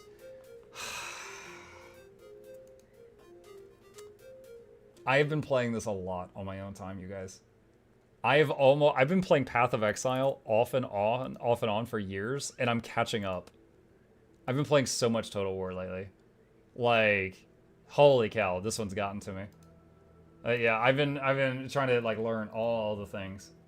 Age of Wonders 4 was cool. I really, after I beat it once, I didn't really have the urge to open it again until the next DLC came out. So definitely Warhammer 3 got its hooks in me more. What's your most played on Steam so far? My most played of like any game? I have no idea. Probably. Oh wait, you know what? I know what it is. It's Black Desert Online because I left the game open for a month. Because you get rewarded for keeping the game open. 7,600 hours. Yeah, you can essentially AFK farm in that game, and I had it open for a month straight. Yeah. Dude, I got so much in-game money from that. Yep. Yeah, that has to be the top one. For like for sure. That's a lot of AFK fishing. Yeah. Did you play Legion on PoE? Yeah, I did play that one. It was good. Mux, sorry off topic, but are you planning on playing D4 Vessel of Hatred expansion? Yes. Not because I think it looks very innovative, but because I have played Diablo 1, Diablo 2, Diablo 3, and Diablo 4, and I want to see where the story goes. I'm there for the story. If I want to play a good ARPG, I recommend either Last Epoch, Path of Exile, or Grim Dawn right now. I haven't seen anything in D4. 70% woo. I haven't seen anything in Diablo 4 that at the moment would make me recommend it to people over those other 3 games I just listed. But I'm very, like, it's fine. It's an okay game, but I'm also very interested in the story. PoE if you have time, Last Epoch if you don't. What we don't know is that Muck's side gig is making guides under another alias for BDO. I was guessing Riftbreaker. No. Riftbreaker, I'm almost certain Riftbreaker is in the hundreds, not the thousands. 400 hours. So Total War has pulled past Riftbreaker. We've passed it. Lately, I feel like kind of just wanted to play WoW, even though I never played it. Please convince me not to go down that path in life. Saywell's, okay, first of all, I'm not one of the people that I'm like, oh, there's only one MMO and it's Guild Wars 2. WoW is a piece of crap. Oh, WoW killed my family. No, World of Warcraft's a great game. If it wasn't, it would not be as successful as it is. I have not played it in many years. I led server first for many years, and the last time I logged in was like 5 years ago, okay? The last time I played it seriously was 10 years ago. So it's very different now from when it was. I will say the big thing is in Guild Wars 2, I find the combat, the fluid combat of Guild Wars 2 so much more fun than I did in World of Warcraft. You know, World of Warcraft was a lot of, you know, like hit a button, wait for it to fire, hit a button, wait for it to fire, etc. Guild Wars 2, there's a fluidity to it that just WoW doesn't have. World of Warcraft also has the every expansion, they'll raise the item level or the player level or both. So every expansion, you have to catch up. So anytime you're not logged in, you're falling behind. If you're an active player, you're fine. If you're not actively playing and you take a month off, you take a few weeks off, you have to catch up before you can play with your friends again the next time you log in. I can't do that anymore. I don't have the patience. I did that for many, many years. It was a blast. I'm not interested in that anymore. So in terms of like respects your time, Guild Wars 2 absolutely stomps WoW into the dirt. Because WoW, you basically got to start over every time you come back. Confirm Mucka is a choice from BDO, yep. Thanks for answering. FYI, D4 is currently 40% off, so I ended up getting it to follow the story too. Didn't seem the original price tag was worth it. I think that's a fair assessment. ArenaNet really needs to fix this bug. Every time I finish a long scenario, the game will bug out, disconnect, make me restart the entire instance. When I log back in from character select, it's infuriating. That does sound infuriating. I don't know why that's happening. I've heard a few people mention that over the last 6 years, but I've certainly not heard it being like a regular thing anywhere. So I don't know the cause of that. Just like the lore of WoW, so burn out on the game itself. I've read a few books from the WoW lore that were pretty insane. Okay, here's something that burned into my mind. There was, you guys remember Deathwing? He was the big black dragon in Cataclysm that had like the metal plates that were like fastened to his body. He had lore going all the way back to like Warcraft 2 or something. There was a book that was all about the first battle that Deathwing had with the other aspects. Like, you know, Malagos and, Alexstrasza and all the others. I can't remember all their names really quickly. And basically everything that they shot at him because of that plating was just bouncing off. And they couldn't hurt him. And so he was slowly wearing them all down. And then Alexstrasza, you know how she's like the mother of creation? She hit him with an attack that the book described as he felt the pain of having 1,000 children and then watching them all die. That one, for some reason, screenshotted in my brain, because I was like, what the fuck? And he screamed. That was the only time in the novels that Deathwing screamed. Is she apparently has the ability to do that. You play WoW and you think all she can do is spit fire. She can apparently make people feel like the saddest mothers in the world if she chooses to do so. That was a unique thing. I've never seen another piece of media hit someone with loss of child beam. Like that's never shown up anywhere else. That was something from one of the novels that I was like, wow, okie dokie. Yeah, because the red dragons in Warcraft, the orcs had them like chained up and forced them to like, you know, lay eggs, and then they would raise the eggs and make like, you know, pet dragons that were forced to serve the orcs. So from her point of view, she actually had that happen. Can't hurt him physically, gotta hurt him psychologically. That's exactly what she did, yeah. Yeah, so I've read a few novels for WoW and Guild Wars 2, and they were all really good. I supposedly gotta know, there's a glitch in Guild Wars 2 when you get hit by an account glitch. It causes you to crash from time to time. I had it for years, then it randomly went away. I would want to read that. Like, I believe that you had that issue, but to know that there is such a thing as an account glitch, I would want to hear that from, like, an official source or something before I, like, spread that around. I remember Deathwing, I was a Cataclysm baby. He kept flying over the zones I was in and killing me. The Cataclysm pre-launch event. The Cataclysm pre-launch event would have a Deathwing attack, like, do drive-bys over zones when it was going to be loading soon. Does the music bug out for anyone in some fractals like Sunqual or Silent Surf? Very rarely when I do the Caning Strike mission, the music won't play, and then it's just 10 minutes of awkward silence and grunting. So, definitely hurts when that one's done.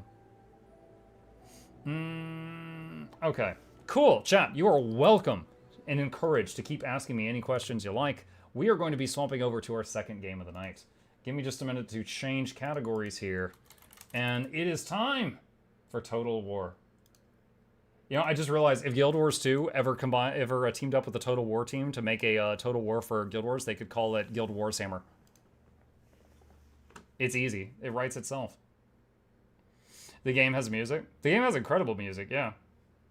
My favorite sound is what plays when you complete the Harvest Temple Strike mission. That one's really good, yeah. I'm a big fan of the Twin Largos music also. And the second track for the Twisted Marionette. Those are some that I really love. I wonder, let me see, can I... see if I can find it. I know I actually pulled this up because I was showing it to someone the other day. Twisted Marionette, Guild Wars 2, Music 2.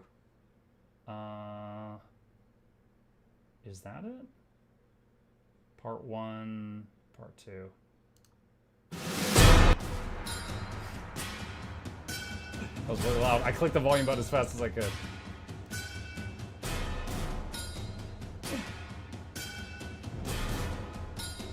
This one's one of my faves. Also, Never forget what they took from us, chat. Never forget what we lost.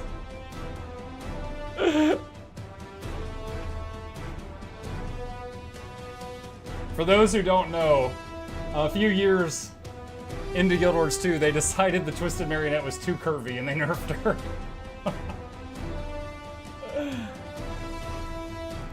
Okay, but yeah. I'll put the link in the chat. But yeah, she got nerfed. She got nerfed. Okay. Let's change this up. It wakes. Alright. By the way, Mug, the outro last night was required. Yeah, I fixed it. I saw you guys in the chat a little late, but I did fix it later on. Which one is the one that sounds like someone is playing music on a saw? Is that Bone Skinner? A saw? I have no idea how to respond to that.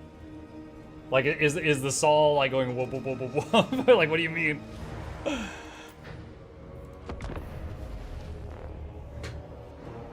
You never seen the Saw before? I guess not. Mike, what is it with your never-ending assault on my ears? I'm sorry, Bluebell. Here's Chip. Please forgive me. Chip, I need forgiveness. Help.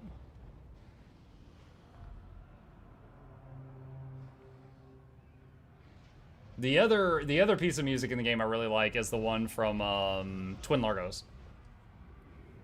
Here, hang on. Twin Largos music.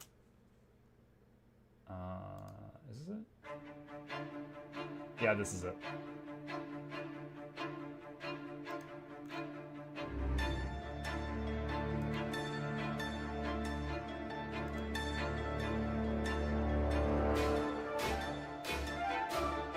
A lot of people haven't heard this one because it's in a raid.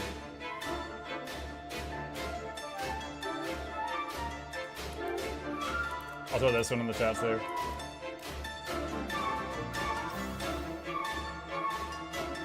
Grateful for your content, it's very wholesome mukluk dancing. Thank you, Noodles. Appreciate you. But yeah, that is one of my other top favorites for sure. All right. Okay. We are back in Total War Warhammer 3. We just swapped over from another game, so to give everybody a quick recap of how this game works, this game has a game mode called Immortal Empires, which is the most popular game mode. It has a map, which is a warped version of the real-world map. So let's say that's South America, Antarctica, Africa, Europe, North America, sort of, a giant donut-shaped island that doesn't exist, et cetera, et cetera, et cetera. So right now, you could say, like, this brown area here is one that I control. So basically, I'm Chili, I guess. And I am playing the Dark Elves for the first time. So I have never played the Dark Elves before. And this is my first time playing them. And I'm playing this one guy that's like a Beast Lord. If he, like, fights lizard men, he might steal one of their dinosaurs on the way out. So we are learning how to play those. Now, we're pretty far into this one. It's been a few days since I opened it up, so I need to remember how to do it. So we got Rakarth is over there. Plag's army is right there. And Nugami is way the heck over here. Do I have 3 armies? No, I had 2 armies here, and then the Black Ark is there. Lord okay. of the Black Corps. So, we got that. Let's see, Demona. Admiral Tato is over here. Does he just stay there? I think we just leave him right there. And we have not a lot of money. Do not have a lot of money. So basically we're trying to get a foothold over here. And then as we take these cities, we can choose to give them to our allies so that we don't have to micromanage them. That is up to us though. We already gave him Tor Supendar. I don't know if I want to keep that or not. Let's see, where's the growth building? That's slaves. Yeah, the Dark Elves use slaves. They would be extremely canceled in current year. Let's get that. And... oh my god. My craft is death. Oh my god. I really wish we could find that file that doesn't have the background noise. Okay. This one will be growth also, and that's good enough for now. Outposts available, that's 6,000. No, I don't want to spend that much money right now. There we go. All right, end turn. Let's see what the enemy does. So there's 91 players on the map right now. It starts out with like 200 or 300, but many factions get killed really, really fast because everyone owns something on the map. All right, so these are the rats, and they're saying, hey, I will pay you $4,000 to help us go to war with these dinosaurs. I do like money. However, that would mean I'm already at war with 2 people to the north of me, and then these guys are right to the east of me. I don't know if I want to go to war with the dinosaurs. I'm going to decline that. I can't handle another front right now.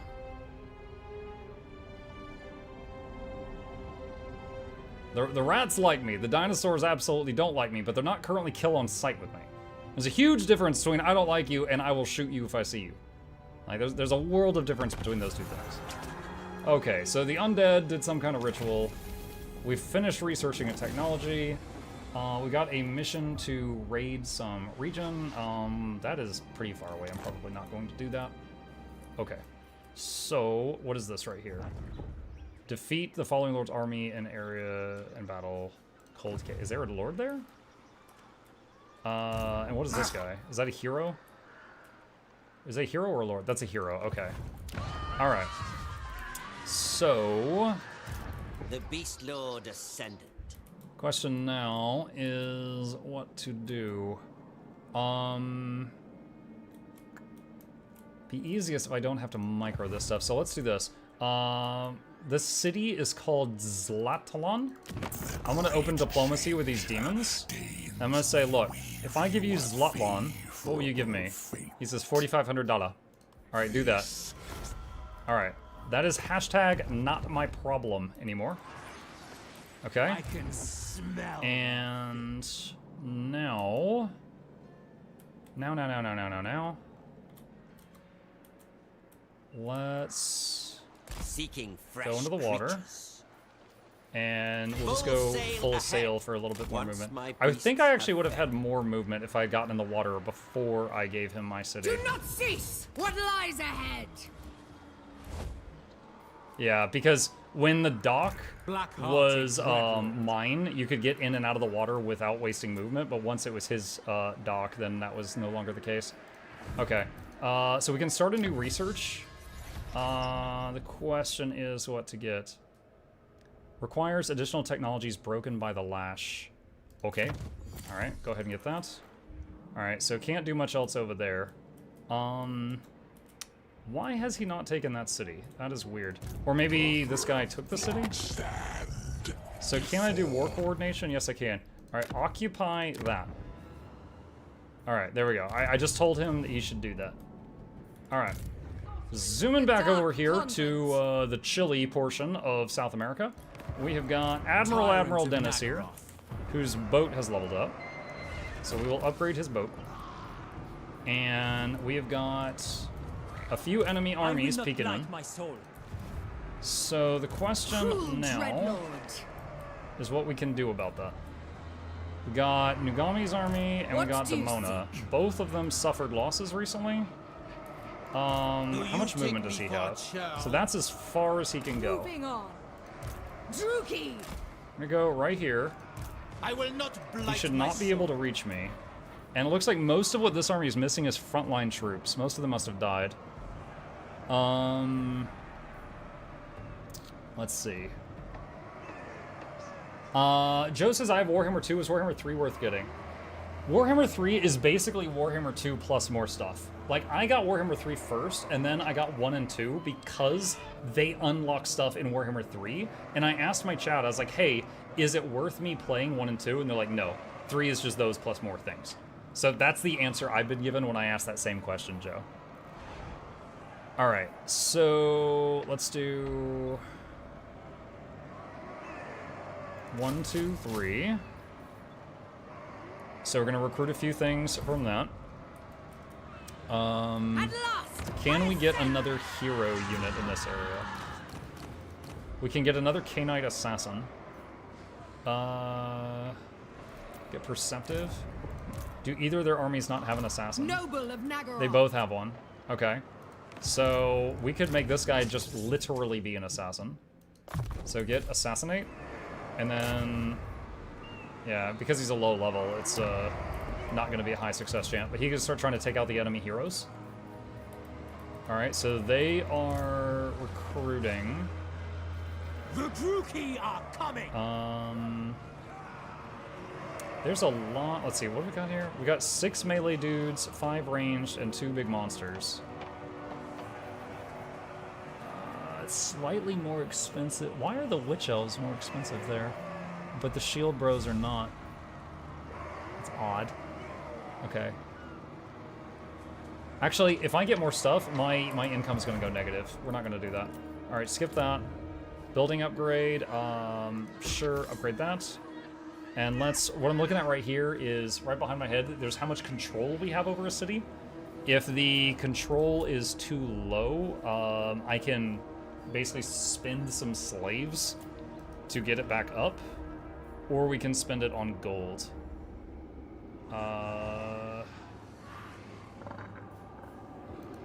Let's do that.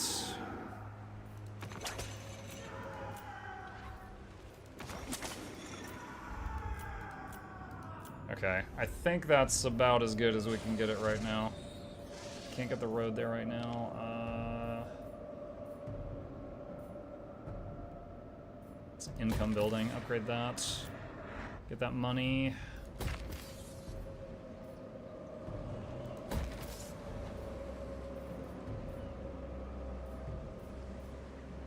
I think that's good for now. Sends a tempest. I need this. +1 for sorceresses. Yeah, that'd be good. Okay. Alright, quite low on cash now. Alright, enter. Rank 9 Medusas for hire. Rank 9 Medusa? I haven't gotten to try the Medusas yet. I don't know how powerful those are. I know that's like, it takes up a unit slot. So like, instead of a squad of 50 dudes, you get 1 Medusa. So I don't know if it's strong enough to warrant the slot or not. I haven't gotten to experiment with those. All right, I'm really watching right up here. These guys creeping down. Ally mobilizes towards settlement. Okay, that's the one that I told him, hey, you should get that. It's just sitting there. Mission issued, gain a substantial income. Yeah, we are negative income. We are not near that right now. The ocean's bounty fascinates me. All right, Ricarth. Bow before Rakar. Okay. We are going to head over here toward Statues of the Gods. Noises! Dreadlord, awaiting command. Black-hearted. Double time. Plotting a course. Oh, Tic-Tac-Toe's right there. Tic-Tac-Toe is a legendary lord. He's like a lizard dude that rides on top of pterodactyls and drops bombs on people. So he's right there. What now? What is your dark purpose? Okay, so... I must keep my holy vow. No! Good freaking You god, that is a dishonor lot me. of stuff. Druki sorceress. So I could attack this. Not in this world or the other. I Oh am man, a alright, lord so of each of those blue Wittonia. flags is Never. another army. So they've got 4 armies here. Warrior.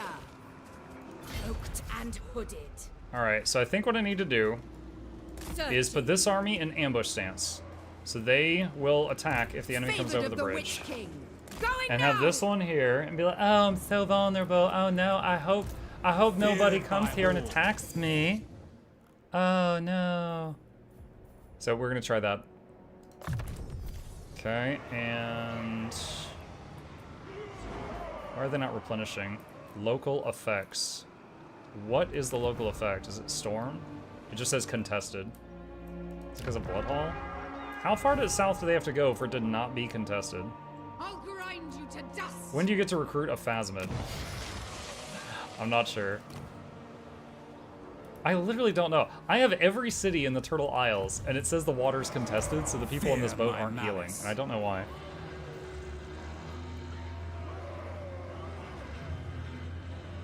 I really want to upgrade that, but money is a problem. I might be able to sell a settlement. So, let's see. What's this city? New Quanti. What would you pay for this? 1,500? Never mind. I'll keep it. It's not. It's worth more than that. He might just not have much money. Cease your provocation. Okay. Does anyone want to make deals? Clan Spittle will ally with me, and they'll pay for it. I'm gonna build a wall and make the rats pay for it. Alright, that's basically it. Alright. Okay, we are hoping... it says a 90% chance of ambush.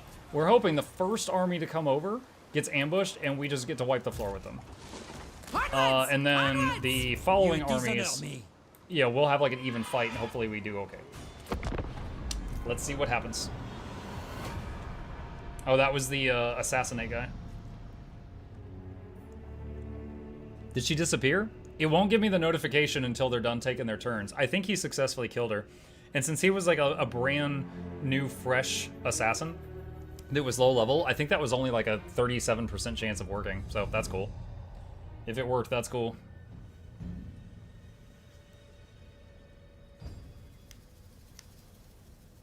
By the way, chat, our dear Shugo, the anime friend, he gifted me the... What did he gift me? The Beastmen and the Tomb Kings. So we could, if we choose to do so, play one of those after I feel like I've learned Dark Elves enough. I did not realize they were raiding me. They are stealing my money. Freaking jerks.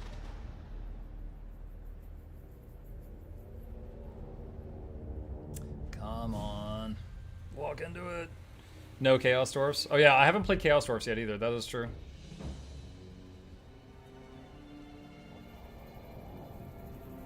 Why is it taking that so long? Whose turn? Who's you? Number 38.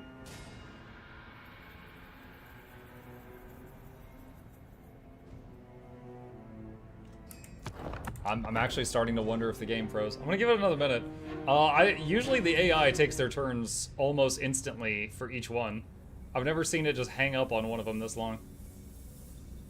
Now it does autosave every time you hit the end turn button, so we only have to go back in time a few seconds if I have to reload. Junior question, what is so good about Chaos Dwarfs? Das Titan is the one who gifted me the Chaos Dwarfs. And I tried them for like 5 minutes and I was like, oh, these are weird. So I didn't really learn them. Okay, hang on. The animations look fine and all. Hang on a sec.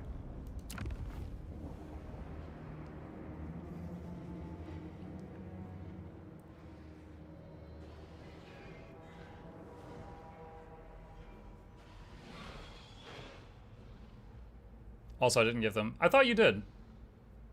Was it someone else? I know I didn't buy them. I know someone in chat bought them. I thought you did.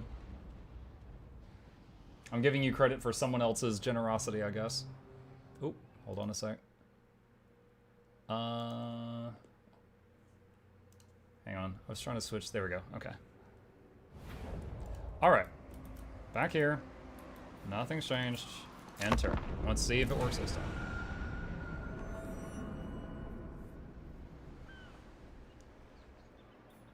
And, oh, nice. I'm forced to reload, and this time the assassination fails. Thanks, Obama. It worked earlier, and then I had to reload because of freaking number 38, and then it failed. That is bull crap. That is bull crap.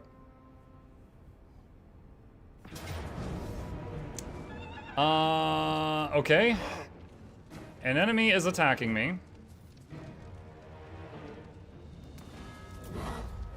That's a banner we can put on a unit. All right. So it says Pyrrhic Victory. I can apparently auto this and just kill them? Wait, why? Oh, wait, he's hitting... I don't think I've ever seen the enemy use Lightning Strike. He's hitting me with Lightning Strike. When you do Lightning Strike, neither side gets reinforcements. Neither one does. However, you start the battle tired. So you can run into a group of like 5 armies and you can get a one-on-one with an army of your choosing if you use Lightning Strike. He used that on me. I've never seen the AI use it. However, it says I can just auto it and I'm not going to have any losses. So I'm going to be injured. But no permanent deaths. All right, so we're gonna do enslave. Army replenished by 10%. This was your destiny. And I'm hoping I don't immediately get hit by one of the others after that.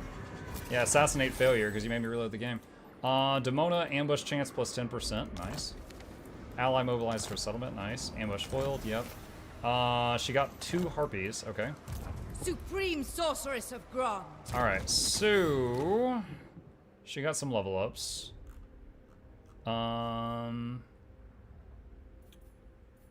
Get her, she's already got Flock. Alright, get her Dreaded Slaver.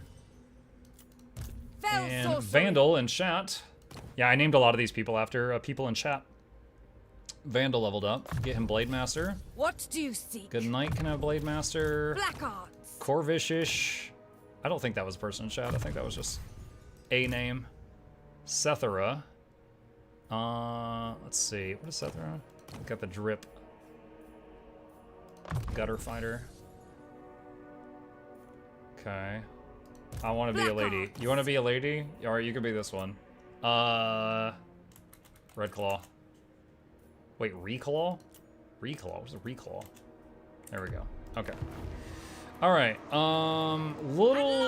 where's the other 2 armies? Okay. You dishonor me. So we got 2 armies right there, and then we got this guy in the water that I'm a little worried Lord of the about. Black Court. This boat not healing is a huge problem. And the only way I know how to make it heal is to go over here and get into the dock. It's really bullcrap that it says a vile plan. Local effects, and it says the water's contested. And I don't know why it says the water is contested. So it says the water's contested for the Turtle Shallows. The Turtle Shallows is the name of this, oh wait, no, actually it's Turtle Isles. Okay, wait, so I own the Turtle Isles. Maybe it's because they have this one island? I don't know. Alright. Cruel Dreadlord. We are actually, surprisingly, almost full health right now. Hi. Did you guys hear that? He said I'm existing wrong.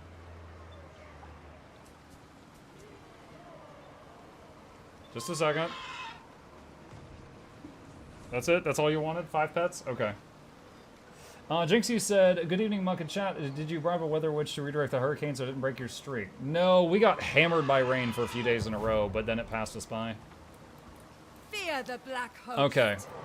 Dreadlord of Nagaroth. The question right now is definitely what to do here. Black The boat in the water is going to lose versus that boat. What you ask is impossible. So, my current thought is to have my 2 land armies try to beat their 2 land armies. I will not blight my And soul. then, afterward, All-powerful sorceress. hopefully the boat runs away. Dreadlord of the Druid. If I bring one of these over and get in the water, their land armies will probably just come over Lord here. of Bretonia. Never.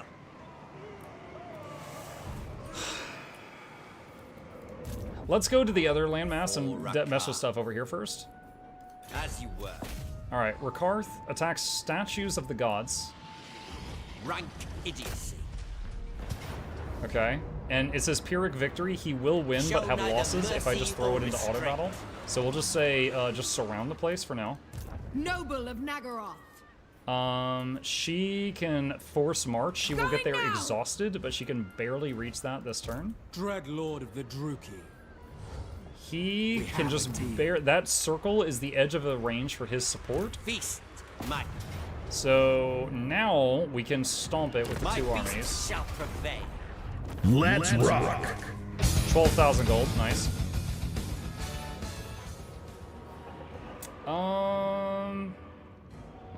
Loot and occupy, or sorry, sack it for the gold and stuff. That's pretty tempting. We just get a lot of money though. If I loot it, if I occupy it, this becomes friendly territory, and so I get to replenish health here. So I'll do that. Dominating. Okay, so Rakarth leveled up. Let's see, Fleeting Shadow. Let's get that. And Beastcaster. She's kind of got everything that matters, so we could just start getting stuff that doesn't matter for her. Witness my strength, Brachus. Similar situation here. Can just kind of get whatever. Worth and Plagash.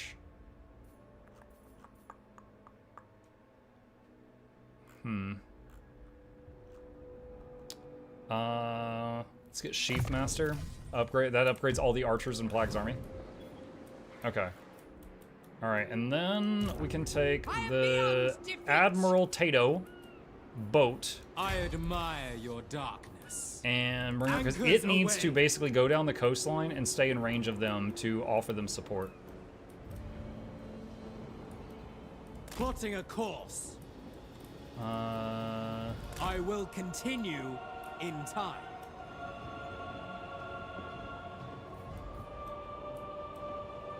Double time. Actually, no, don't do that. Such slaughter awaits. Alright, do that. Okay. And we're back over here. Alright, this is the decision that really scares me. I must keep my holy vow. No. A vile plan. Now, the army in the water, and then the armies on land. I feel like my army in the water needs to just full run. But maybe we fight the land battle first while my boat is offering support, and then run after. My powers are It might be fun. Alright, I'm gonna save the game in case this is a horrible, tragic mistake. With noble purpose. And Next, move Army 1 here. destruction. Mother of the Dark Convent. And Attack bring force. Demona over. And... Yo, you're joking.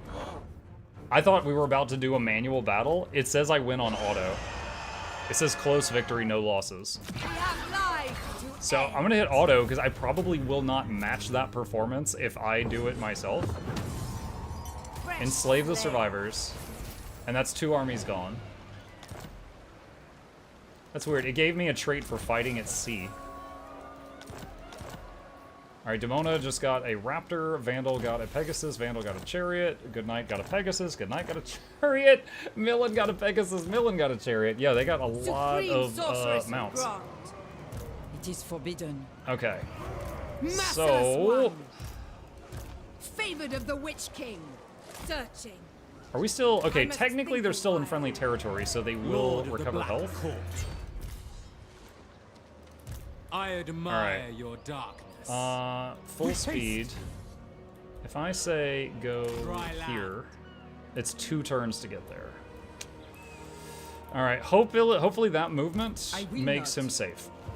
I hate not being in range. The way this Chosen faction of the works, I am captain. not comfortable if I'm not in range of one of the boats. But I think it'll keep him alive. Oh wow, this one got 3 level ups.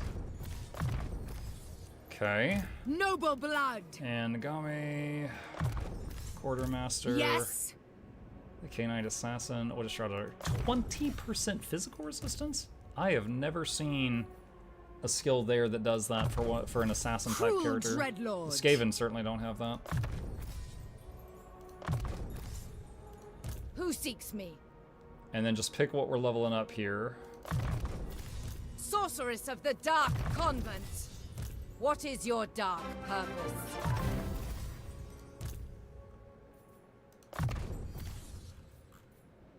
What's up? Let's see. Paranoia Life. Thank you for the Prime sub. Welcome. Appreciate that.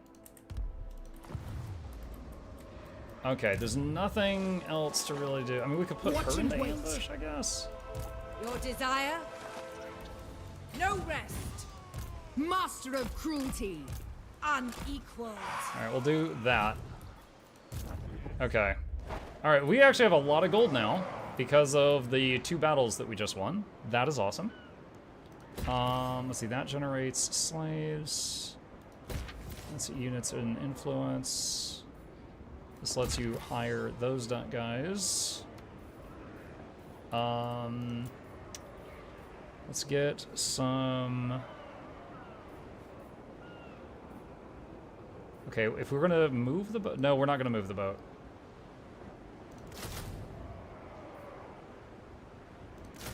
Alright, a few more things so the boat is stronger. Okay, and then we got the assassin guy. Have him try to kill her. 37%, but he's low level. Hey, he got it. She gone. Alright. Specialist, he's going to be a map roamer. And we got 36k gold because of what we got earlier. Get the road thing. So that's growth. Don't know if I'm going to keep this city. I might give it to Zinch, but we'll hang on to it for now. Plus control.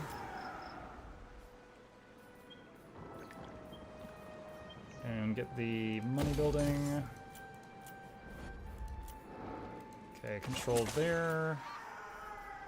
Gold. Gold. And gold. Okay. Limitless power. Alright, I think, let's see, outpost upgrade available. Yeah, we can upgrade the Zinch outpost. Alright, you're making me want to do a Dark Elf campaign so much, to be honest. I'm finishing off Sisters of Twilight campaign at the moment, and they're one of my favorites. Nice! I do really like the Wood Elves, but I prefer the tree people, like Draika and Durthu. This is my first time playing the Dark Elves. I would say the Dark Elves probably not going to become like a new favorite of mine, but they're pretty solid for sure. Hi, MuklukYoutube. Hello, back to. Happy to see you playing Warhammer Total War, the honest favorite strategy game. Just frustrated, keeps crashing my computer. Oh no. Jen says, my favorite race is the Lizardmen. I have enjoyed the Lizardmen faction as well. The Wild Hunt begins. That's the Wood Elves doing something. Okay. Alright, so we got that city there. Me, master of all. So bring Rakarth over. Fool. Honestly, he can just take this on his There own. shall be He doesn't even need the others there. 19k to sack it? Alright, yo, we're gonna sack the city. We can capture it next turn. Actually, wait. Does he have enough movement left? He can sack it and then occupy it in the same turn. mine. Okay. All Yeah, mine. I will take $19,000, thank you. And we just got a Stegodon. He stole a Triceratops All shall behold my from the lizards. LOL. Let's see. Sadistic, Beast Tamer. I guess Sadistic. Okay, Wertha.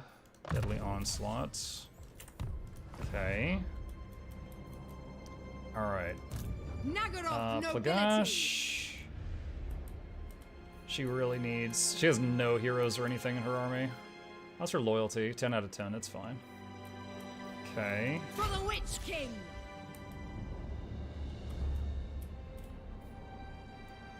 Torment awaits. Have her start going to her... Whoa. What is that? Destruction.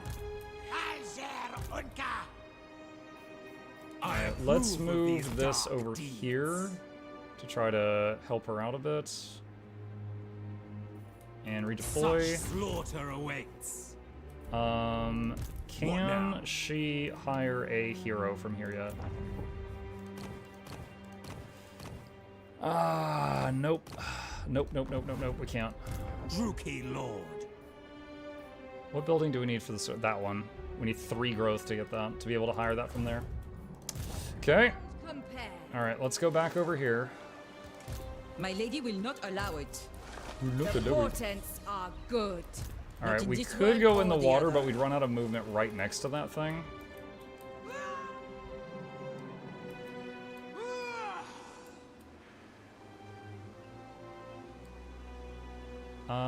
Let me see. Let's Moving barely on. go into their territory and see if we can go into raiding stance.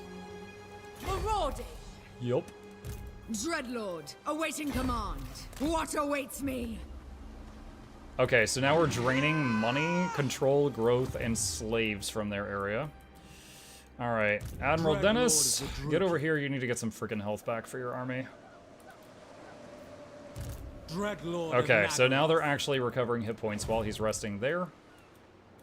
Alright. And we need... Let's see, what does this do? Sisters of Slaughter. Are these like the Witch Elves? They're in a different section. Alright, we'll get the big crossbow things. what else we got? All right, the other boat. Upgrade that. Upgrade that. See, that allows... That. That's not really needed over here. All right, let's look at the cities. Oh, wait, that one. That's money. This is the city that we just beat into the ground and then scooped it up. Grazing pastures. That's unique. And where's the control building? Get that. That'll give us another sorceress. Where's Dead Head Monolith? That one right there. Okay. Alright, what are these? Dispatch hunters to try to get more monsters. Get another Black Ark. I don't need another Black Ark right now. Let's do Convocation of Hunters. And where's the one that had Hydras? That's my favorite so far. Here we go, War Hydra. Try to get a War Hydra. Got Harpies and a Manticore. No luck on the Hydra, but alright. An attempt was made.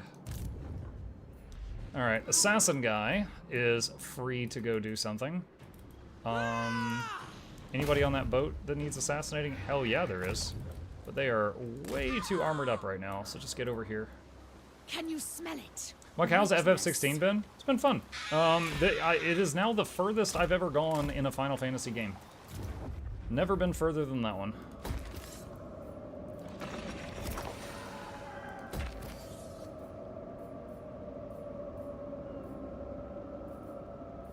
Huh, the Sorceress Building can only be in a capital city. That's interesting.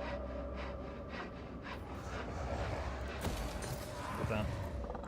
So Vampire counts on Vampire Coast. Also, Doomstack doesn't make a Vampire Coast good either. Wait, just before Dark Elves Smoke played a Vampires campaign, and he got his first Doomstack with Nautilus and 15 zombie ship Transformers. Let me tell you, they don't really need updates. Oh, yeah, well, that one army was like God mode on turn 25, which was, it felt really stupid. Because I never even got to... I mean, I could have, but I never needed to see it in a manual battle because it autoed everything with, like, no damage taken. It felt like I was punched in a cheat code. But all the other armies still, you know, played normally.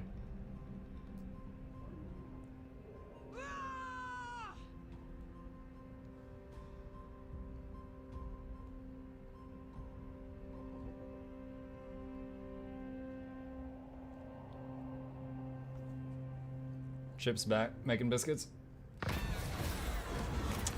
Traders. Nugami. +2 control everywhere, or plus some gold and plus experience and minus loyalty. I don't remember if Nugami has the person that gives them loyalty. Let's just get control everywhere. Mission successful. Upgrade a settlement to level 5. I'm amazing. You get some items. Thank you. Saber Tusk Pack. What? Did I just get some freaking cats? I got some cats. Alright. Chosen of Hecate. Alright, where is... Can I get more Black Arcs right now? Or do I need to do that ritual? No, I need to do that ritual to get another Black Arc. Feared by all. Alright, he needs one more turn here to be full health in the dock. Alright. True power. If I do that, I can almost reach there. Not quite, though. Wait. Why is there attrition there? Sorceress. Hold on, what is that attrition? Swap We are attrition. amongst them now. Okay. Do you take attrition while raiding? Immune to most Brave attrition, it says. Helash. Setting forth.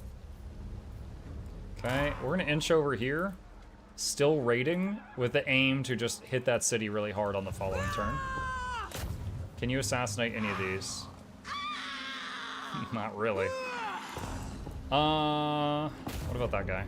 41%. That's good enough to try, I think. Be prepared for slaughter. Hey!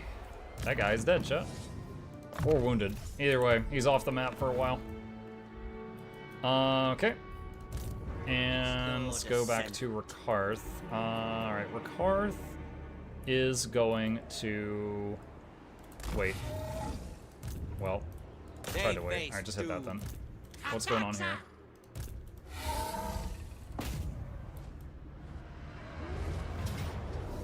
For Nagara, for victory. Okay, easy. them in And we killed the dinos. Dark Lord. Glittering scales. Seasoned campaigner's really nice. 2 harpies. I think we're maxed out on harpies. Okay. At Mukluk, after playing so many factions, you decide if you prefer passive faction, range heavy, or rush factions, melee heavy. Depends on the faction. Like, if it's melee heavy but it doesn't have sustain, like Khorne, I really did not like that. I think Khorne might be my least favorite one.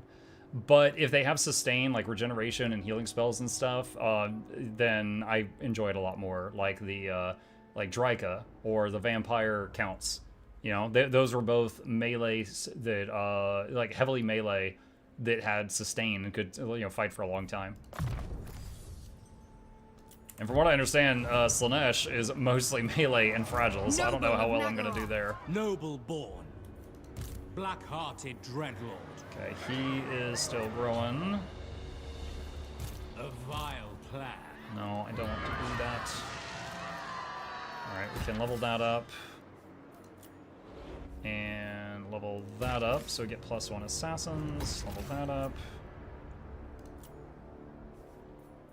Let's see, that is the control building. Are we able to make the... Okay, we can hire additional sorceresses now. The problem is I can't hire them over here. That is the issue. Uh-oh. I think that guy might take one of my cities in a second. Corruption of the vilest. I really don't want to give these up.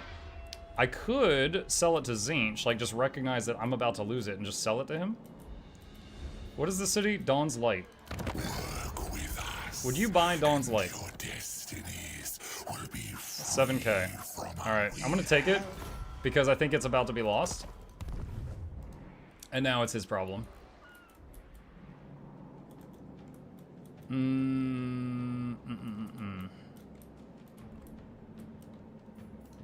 Lord of the Black Court. And if it's lost next turn, no refunds. Okay, can I afford an additional army? No, my income is just not great. Oh, this is gonna help a little bit. What is this? Oh, this unlocks the Medusas. Or wait, different Medusas. Blood Rack Medusa changes to Blood Rack Shrine. Magic Chariot. Okay. That was, wait, that's 10,000 gold? Okay, I might rethink that. I don't know if I'm ready to spend 10,000 gold right now. That's a lot of gold. That is a lot of gold. Hateful bidding. Okay, let's look at the diplomacy screen. No one is ready to do anything. Tic-tac-toe will pay for peace, but I'm like on his doorstep. Alright, end turn. I think the faction I've played the most, if it's not Vampire Coast, sorry, Vampire Counts or the Wood Elves, it's the Skaven. I have really been enjoying playing the Skaven. I've gotten to almost turn 200 as Clan Pestilence. That's the farthest I've ever gone. However, the only times I've won was on Immortal Empires, this map. The only time I've won a game so far was Changeling. And the Ultimate Crisis happened, and freaking someone else handled it, and then it said I won. So it was like turn 100, and then I accidentally beat the Ultimate Crisis. Ability, Lamentation of Despairs, Magic Missiles, 90-second cooldown. That is actually really good. Alright. Action Destroy, Lamentation Despair. Okay, so we need to look at the gear for a second. So Demona has the dude. No, it's not the dude. Who is it? There's this one person that gives them loyalty. Peerless. I cannot remember who it was. Here, that's it. It's the assassins. Having an assassin in each army, I guess it's like scaring them. Having an assassin in each army keeps them in check. And I've got one. Okay, Nugami does have an assassin, so she should balance out. Play rats, I woo. I woo.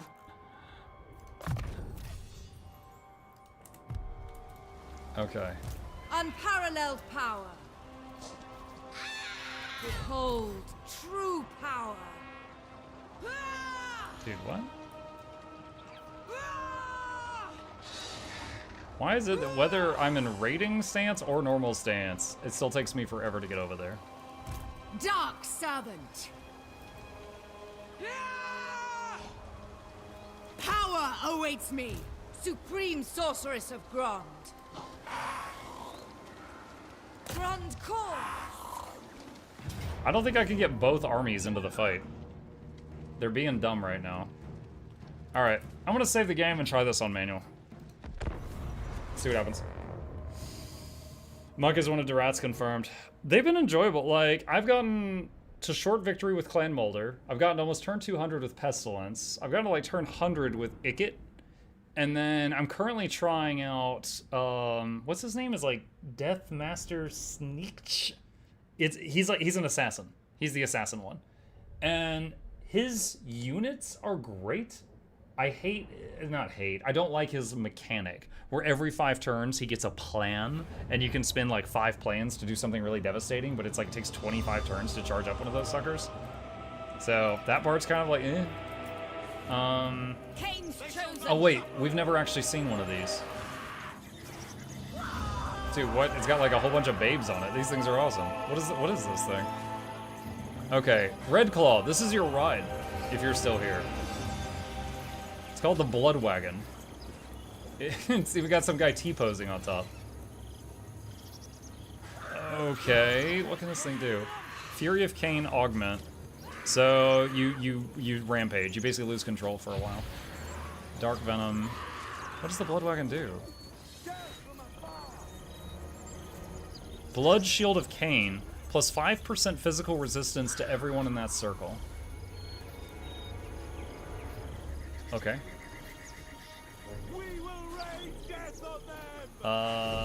That is a big fat target. I hope it does okay.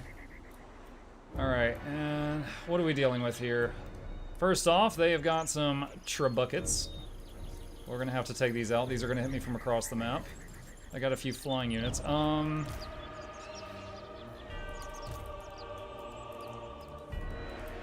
on, can you... Okay, he can start here. Alright, I was going to see if I could start an assassin behind there to come in and hit the trebuchets, but he can't start much closer than that line. I could throw manticores at it. We do have those. Wait a minute, hold on a sec. Did that render more things for a second? Oh, they have more stuff there. It was hidden from sight. Okay. Alright, let's hotkey these. Is this the arm? This is the army with the beast magic wielder. Okay. And no fear. Okay, that. Adept. Dread spears. And the simplest formation. There we go. Dealers in death. Am I in range of the trebuchets? Yes, I am. And to leave that range, I have to back up considerably. I could back up, but then, well, it might help a little. There we go. Make them come over here a little bit. All right. Supreme sorceress, setting forth. And what is this spell? Black Horror. Okay, it's like damage in a line. Advancing, seeking entertainment. How much magic do we have? 80. Okay, we're gonna have plenty. Plenty of magic.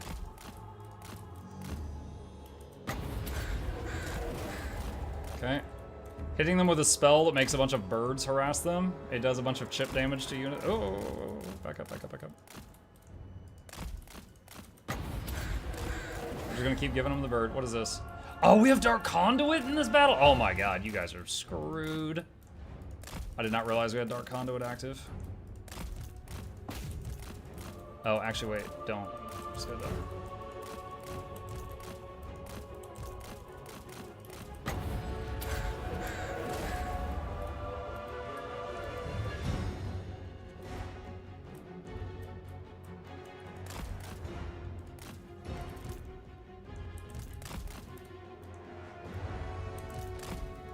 Alright, I'm sending the manticores toward their trebuchets.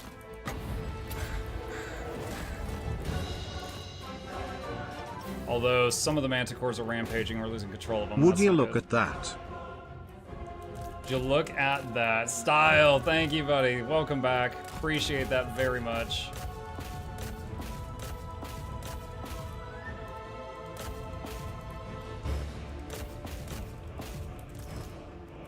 Thank you, thank you, thank you.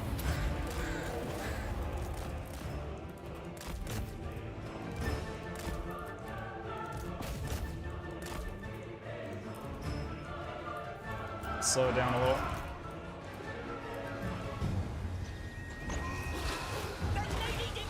Okay, so some of their heroes on Pegasi chased the manticores over. And manticore's enraged, so I'm losing control of them, which is not great. Summoning destruction. Find my spear! Wait, this thing has a ranged attack? Before she was on this mount, she did not have a ranged attack, so I don't know what that ranged attack is now. Ready! Into position! Foul sorceries.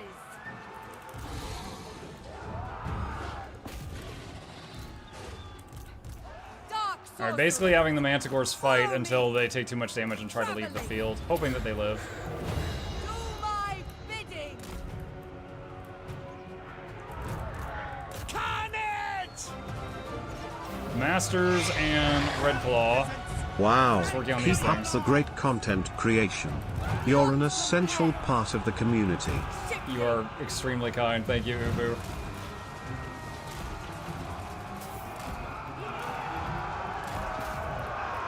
I forgot about the assassin. He's been doing nothing. Let's send him out. Let's try this scroll and see what happens. I summon thee. Looks like she has to be pretty close to use this thing. Master Druki! End it! Forward, Druki. Alright.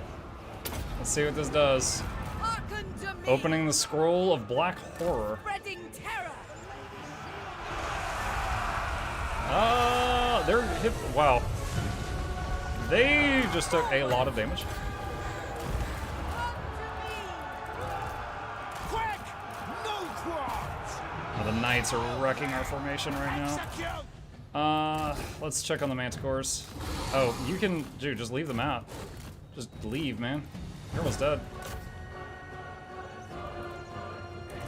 Yeah. Manticores need to just retreat. They're about to die. Winds rise. Do my bidding. Obeying! Slay them! Where's the assassin? Right here. I haven't really... Oh, the purple. So the Dark Elves, when they see enough kills in battle, they all go into like a bloodlust, and that just happened. Swiftly now!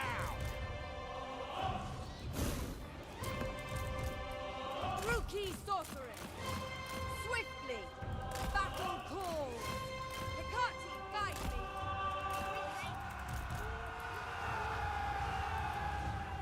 No mercy!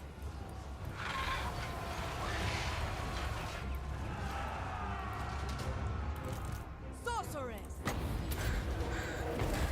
Summoning destruction. Turn these guys to the side to deal with Ever those. onward. On to battle. Master Druki! Dude, does she have regen or something? Like, I don't see how she's taking like no damage this whole fight. I don't see that. Consider me just surprised then, I guess. Spell sorcery. Hearken to me.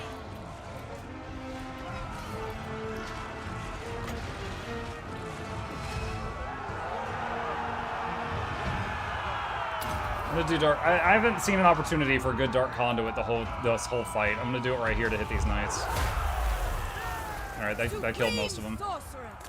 Finding sacrifices. Come to me. What now? Get going!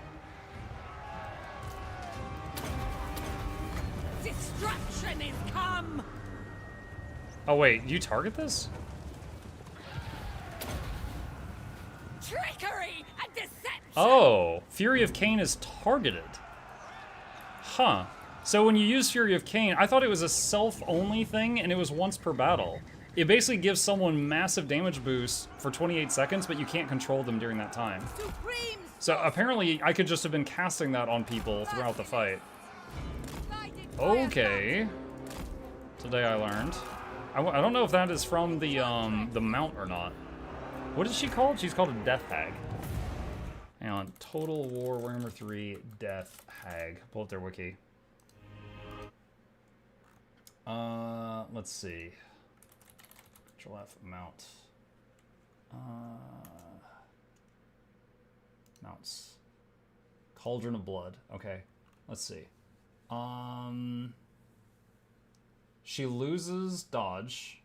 Oh, wait, she loses dodge and the damage dealer trait. It adds armored, adds causes terror, adds the passive ability Blood Shield of Cain, adds 25% missile resistance, adds spell resistance, and adds the Fury of Cain ability. And you cause fear and terror to others. So it's a huge chariot with buff and debuff auras similar to a Mortis engine. It does good damage against infantry, but remember that being a large chariot means they have a larger hitbox. Make it easier to be hit. I mean, no, I mean, that's very different from a Mortis engine, but still pretty cool. Okay. Alright. Well, we won that fight, although the assassin and all the manticores are incredibly low health. Fresh Take that. slaves.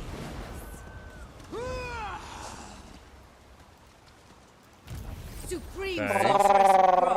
sorceress Let's see. Sword of Anti-Heroes. Alright. They know I am. She got some... Oh, I wish I had looked at the stats after the battle. I didn't see what it was. Quartermaster... And Vandal, we get Foe Seeker. Sorceress. What's up, Diavalar? Fervor, Seeress. Counter Striker. Dreadlord, awaiting command. Black Arts. Alright, she's not getting any healing this turn, which I don't really love. Alright. Black-hearted Is this guy healed? Dreadlord. Yes. Alright. A vile plan.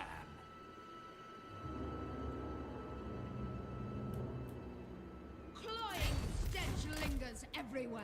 Alright, I'm gonna try to bring the boat back over, which allows them to heal in enemy territory. Lord of Nagaroth. Noble Okay, of Nagaroth. she was heading over here. Kill! Yes, I admire your dark. She's gonna be out of range of him soon, so I feel like we should bring it down the coast with Rakarth. Assassin We are guy, amongst looking them for some targets. Don't see any here.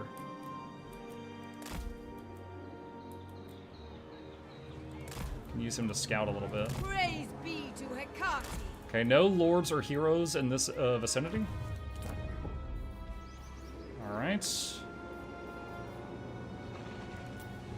The arc over here, can it build the building that can pump out sorceresses yet? Dreadlord. Let's see, builds. I think it needs 3 growth. Yeah, it doesn't have enough yet. Okay, end turn. Bow before Rakar. Oh, I forgot about that. Auto that. Fail me. and Luckily, face so that was an order I had issued on the previous turn. Alright, just loot and Mine. occupy. all mine. If you, it won't ping you that you haven't given an army an order if you gave it an order the last do not turn that make a they habit weren't able to of finish. meeting And less so that's why it didn't tell me that he still had not gone yet. Still wants me to join war against the dinos. I'm not ready yet, friend. I'm sorry. I believe in you, though. You're strong. You're a strong, independent rat. You don't need no dinos. You don't need no dark elves to help you. You got this.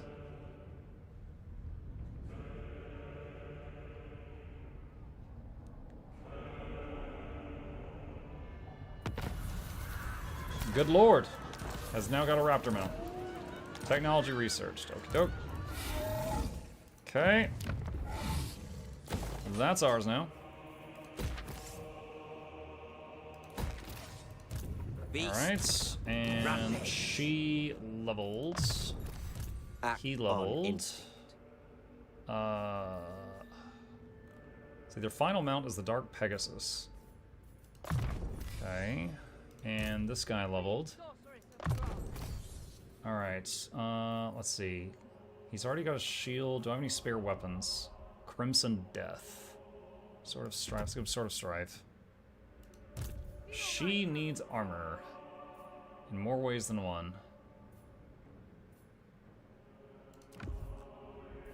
Shield of Grand? What is that? Minus 12% base weapon damage to enemies in range if you're in melee. She is not often in melee. Tremble before Rakar. Okay, he would be in melee frequently. Dominating. She would be. Give her something. Did you use any mods, or which ones did you use? In the past, I've used a couple. I'm currently not using any. There's one that allows you to auto battle. Dreadlord. One sec. There's one that allows you to hit the auto battle button when you're doing quest battles. I've used that one before, but I currently don't have none installed.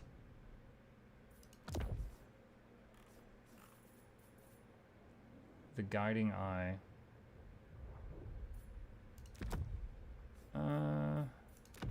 Take the Rod of Briars. Give him that. Okay. Alright. And see, that leveled up. Do I care about anything here? Speed for some beasts. Recruit ranks for some beasts. Income from slaves increased. Or do I want to rush over here for anything?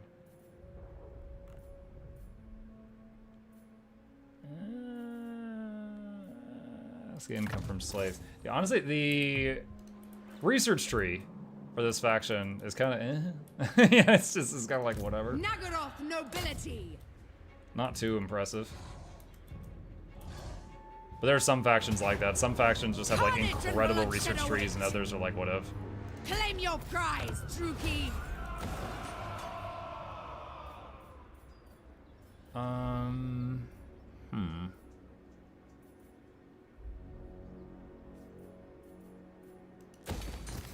Let's get the income building. What? Black-hearted Dreadlord. And that. Set the sails. Sail, damn you! Auto quest battles sound so good. I actually really like most of the quest battles. But yeah, to each their own. There's also one that removes climate that I've used in a multiplayer game we played, where I was in an area where the climate didn't work for my race. Climate, for those who don't know, you see how it says like suitable climate? If you're in an area that's bad climate for you, it will be like, yo, like that right there. Look at that. Minus growth, minus control, plus 50% cost for all buildings, minus 50% income. Like, it just sucks if you're in an area with bad climate for you. And there's a mod that takes that off if you hate it.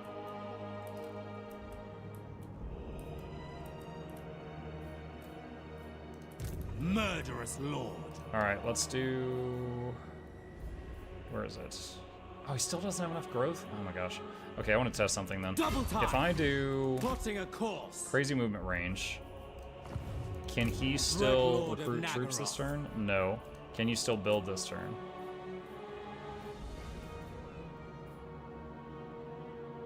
No. Okay.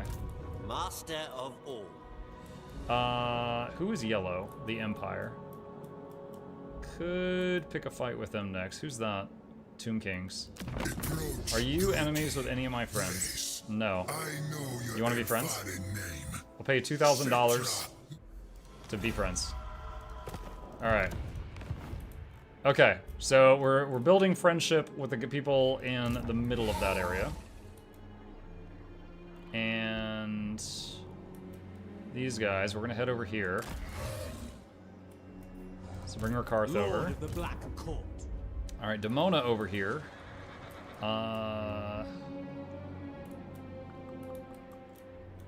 Let's see. With noble purpose. Shaishon. Whoa! Hold on a second. Okay. My lady will not allow it. The With her health this low, I don't... If I immediately take the Assassin and the Manticores and have them leave the battle, we might be okay. It might still be worth Mother doing. of the Dark Convent. Attack. Let's you have her fools. attack. And I will siege. destroy them. Dark servant. And Enacting my dark desires. move over here. Grand call.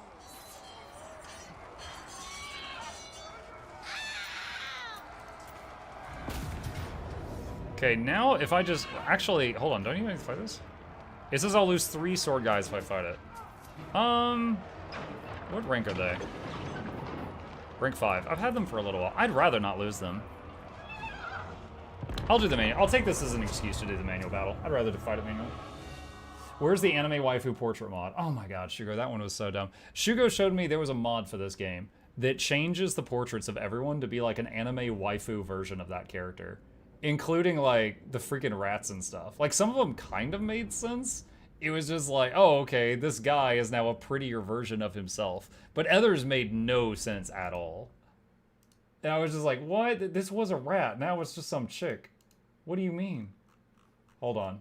I'm scrolling up through Shugo conversations to see if I can find it.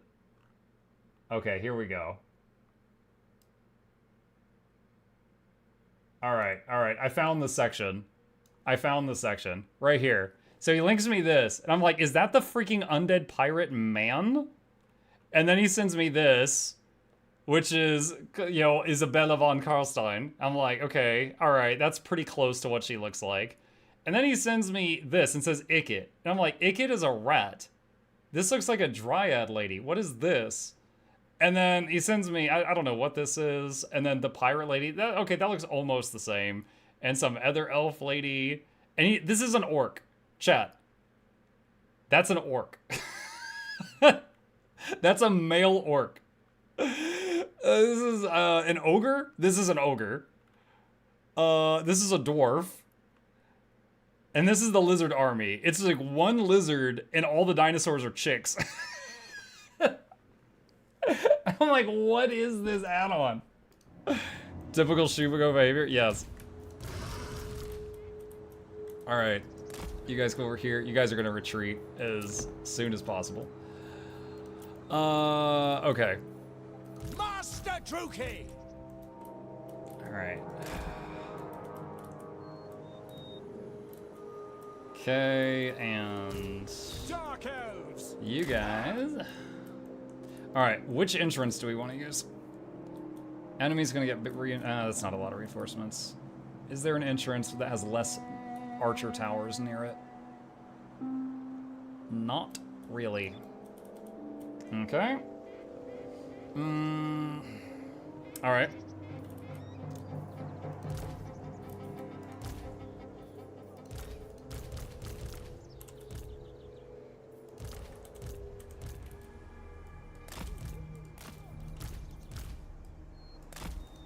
Wait, where's... Oh, hold on a sec. My backup's coming from over there.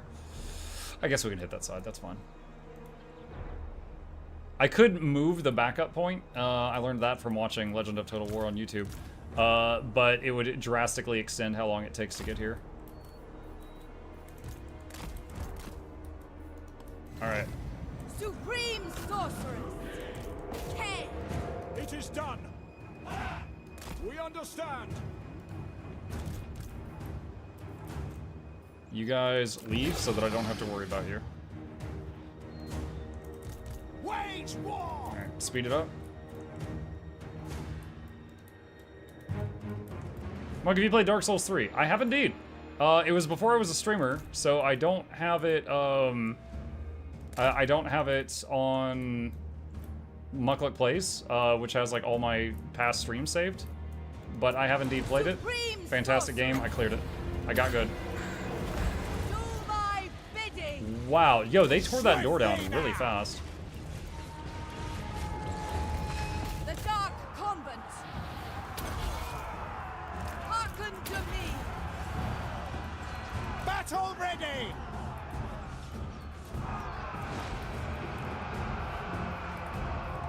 Eager for battle! Dark shards! It is done! Okay, the second army has arrived. Let's bring y'all over here.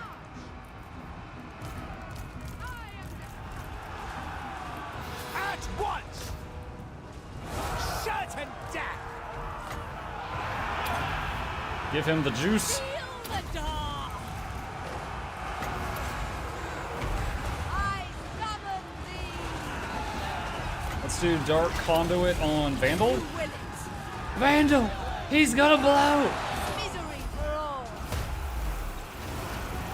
Well, that group and that group got wrecked. Two of the others, I guess, were a little too far away. Master Druki! Come to me. All for Hecate. As you say. The Blood Chariot is getting hit really hard right now. The cane. Cirrus. Summoning destruction. You know what? We're gonna do this. I really hope this doesn't hit friendly. I'm trying to aim this carefully. I'm opening the scroll.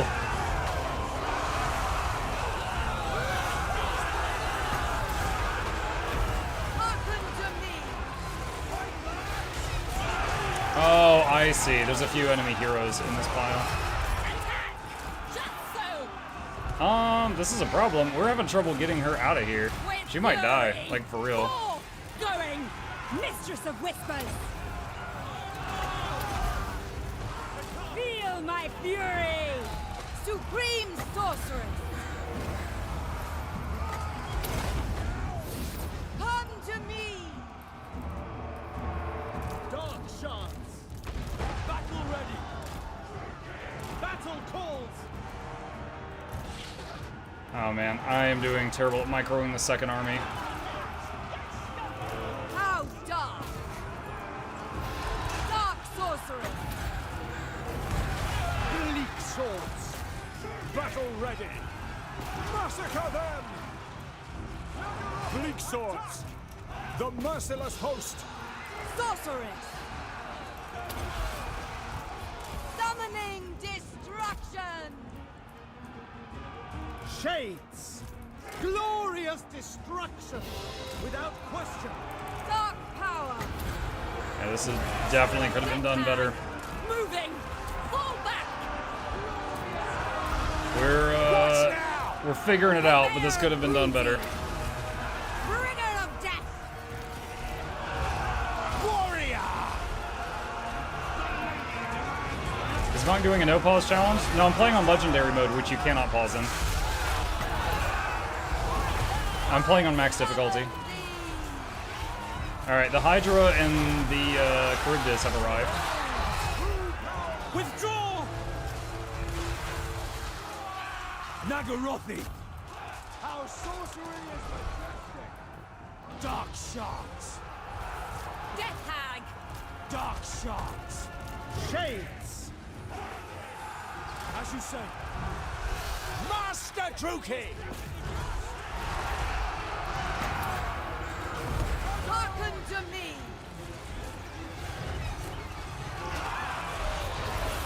Where to? Trying to get my archers up on the walls to shoot down at them. It is working slowly. Death hag. Give her the juice.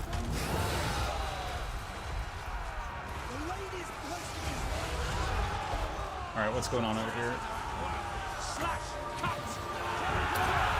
Dude, Dark Conduit right here. I'm hoping it will clear this enemy stack. It did. To destruction! Carnage awaits! Moving forward! Master Druki! Carnage!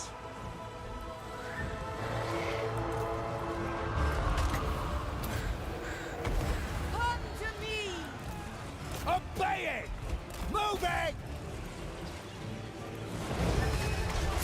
Okay, they've got the skull. They are going to run until they can run no more. On it! Execute! Ready! Let's go over here. Drakira honors me! I hate when they do that. The gate's open. They could have gone through the gate and then gone over here, but instead they're going to climb over the wall and go over there, which is going to take way longer. Bleed But we do have our dark shards and shades on the walls now, so now I have the high ground. Well, some of the high ground.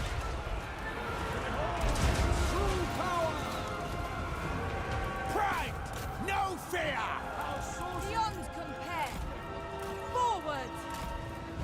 Advancing. There's more birds up there. Forward. Druki. You guys, let's form back up. You guys are all sloppy right now. Fell sorcery. There's a bug that the community has complained about since Warhammer 3 and not been fixed.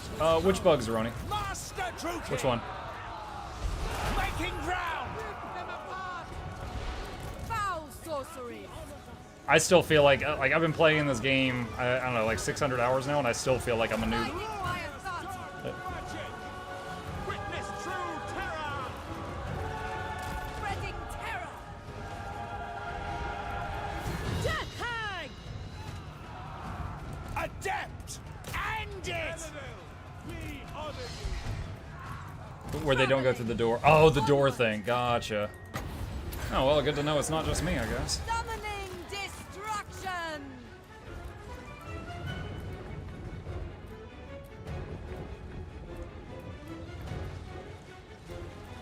Druki! Let's have these guys Carnage down here. awaits. Oh, wait, no, not you guys. You guys stay on the walls. Following orders! Master Druki! Ever onward. Ruthless! Enemy hero there. Let's have all the heavy hitters turn and try to hit her. Pain! Suffering! Death! Destruction is come. We got it. Wage war! Okay. Feels good when you're able to get ranged units on top of the enemy walls and shoot down into their base. Did they kill it? Yeah, I think the Hydra got it. Alright, cool. It's more of a pathing issue than a bug. I mean, semantics at that point, but yeah. The point is that, like, the door's open. They should not try to climb up the wall one by one. Like, it might take them 30 seconds to get the whole troop to the door. It might take them 5 minutes to climb over the walls. And so it's like, they should absolutely prioritize the door unless you specifically click the ladder button on the wall, I think.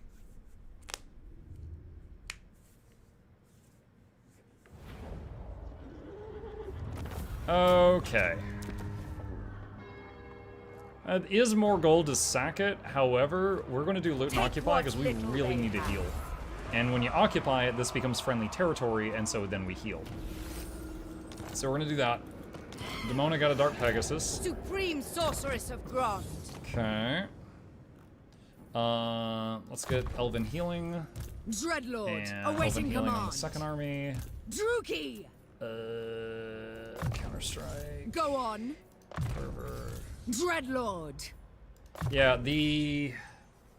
What is that thing called again? Hang on a sec. noble blood. The Cauldron of Blood. Very interesting. There's definitely pros and cons to that sucker. Dreadlord, But it awaiting gets command. stuck easy. I'm lucky I was able to keep that one lady alive. She got really low. Dark sorcery. What do you see? Kind of reminds me of like when I used the, when I played Clan Pestilence, these rats right here. They've got Plague Priest as one of their heroes, and they get a mount that's, it's something bell. It's like a wagon with a bell on it. And they get a ton of health and armor, but then they would die in every battle because all the enemies, like the AI, would just lock every ranged unit on that big bell. It was like a bell tower on wheels. And the rats are very short, so it was this really tall thing, and they would all shoot it, and he would just get wrecked every time. So I ended up purposefully dismounting all of them off of it, because it was just like, this is a problem. Dreadlord. Power awaits me.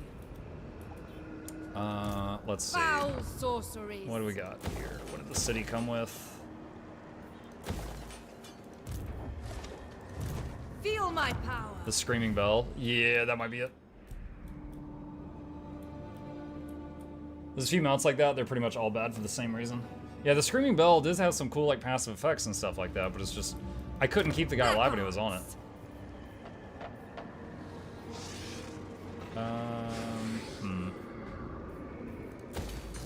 Let's do that.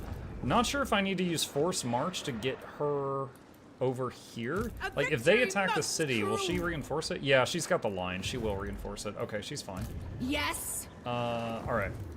So, assassin guy. Have you seen anything worth hitting yet? Doesn't look like it. Surprise. You are without sense. Okay.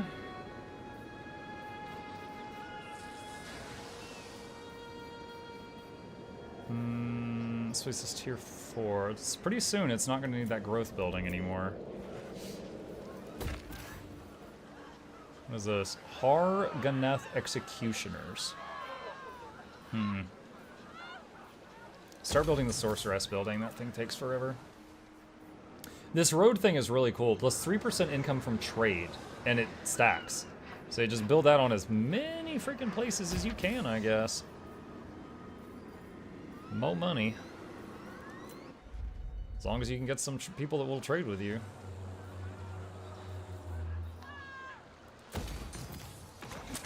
Sometimes better to keep the growth building for some factions, as some don't have great global healing effects. Yeah, I could see that. I could see that. Depending on the faction, of course. I think it's just gonna depend on what's happening. Let's see. Admire your darkness. So I really want to go... Does this still say the water is contested here? It does. I'm guessing because of this city. In time.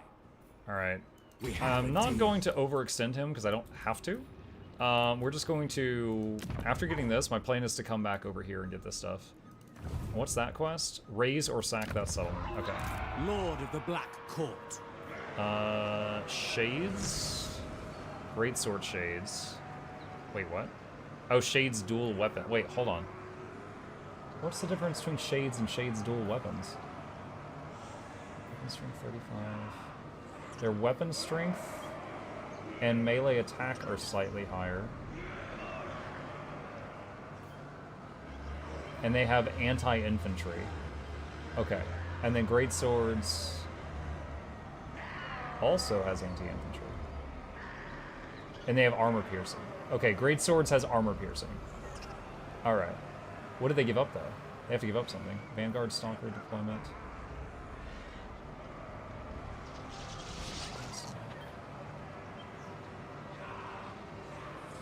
They really don't.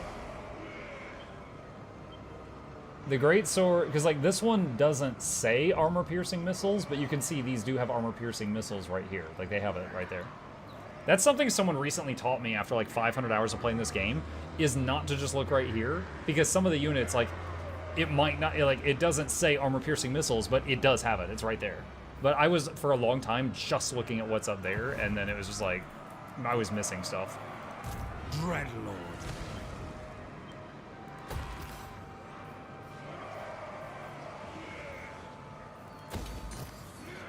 Okay. The dude over here in the boat, can he upgrade that one thingy yet? Lord of the Druki. Nope, not yet. Alright. A commandment is available. Let's do plus control in that area. And then in the turn.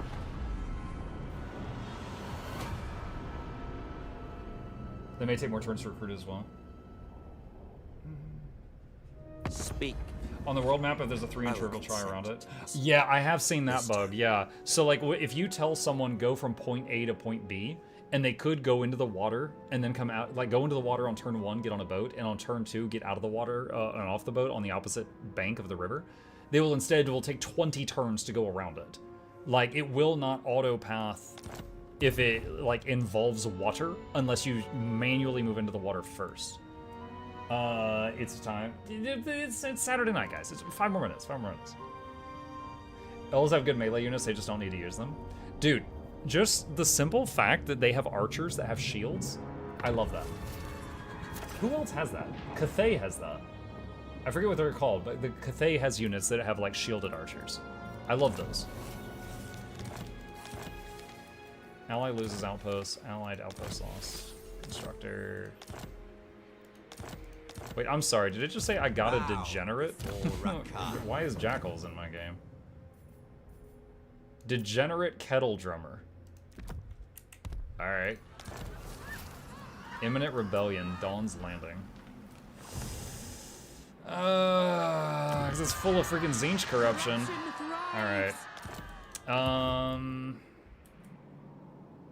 Oh, can I even give him Dawn's Landing? Oh, that sucks. Okay, so I was going to give him Dawn's Landing, but I can't because he lost the neighboring spot. You can only gift him something next to something they own.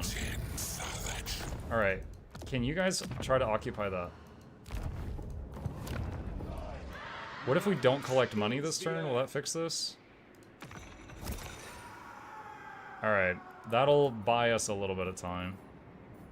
Stupid.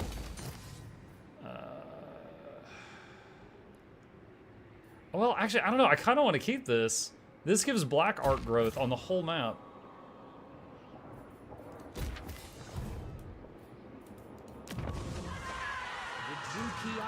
I didn't realize it had a unique building, so maybe I'll try to hang on to it. Terrorize these fools.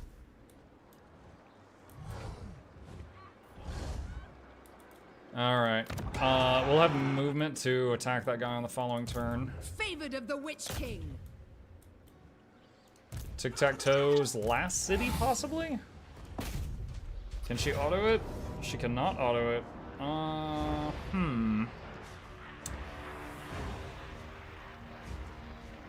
Do I want to manual this? So her army, she does not have any casters in her army. It's literally just her. So do I want to siege this? Or fight it in the city? I'm trying to decide if the walls would help me more than him. How much ranged units does he have? Well, Sauruses are pretty nasty in melee. I'd be fighting Sauruses on the walls. Look at the map.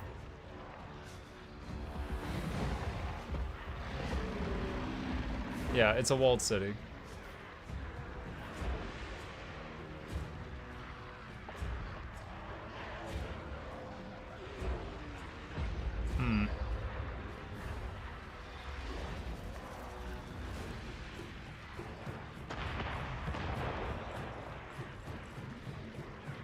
The question is siege it and try to get them to run out, or just charge into the walls and fight them there. Carnage and bloodshed await. She does have a dragon. Alright. Control S. Death to Wait, all can I enemies. do... We could get... So she has one free slot in her army. We could throw something else in there. Let them know death's touch. There's a Regiment of Renown Hydra. Wait. Why can I... Why is it going to... Wait, why does it let me recruit a Regiment of Renown right now? I'm in an enemy territory. I don't even know why that works that way.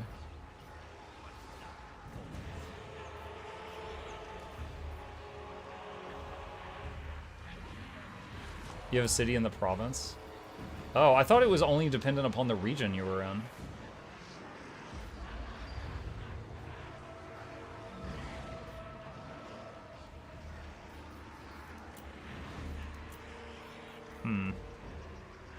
For Nagaroth, for victory!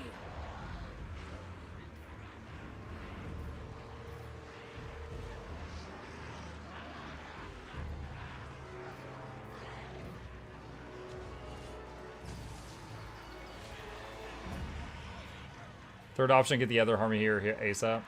Other army's pretty far away.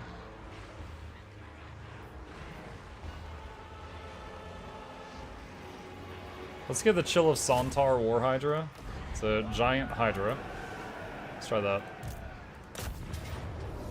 Now it says I win. Now I don't even have to fight. I'll lose 2 dudes. Do I want to lose those dudes? Rank 6.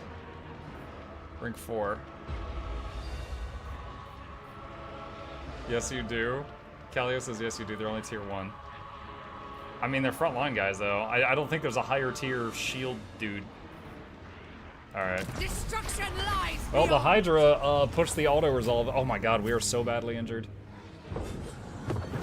Yeah, so it's saying... Dude, it says the Hydra only killed 19 things. But it says she killed 208 dudes.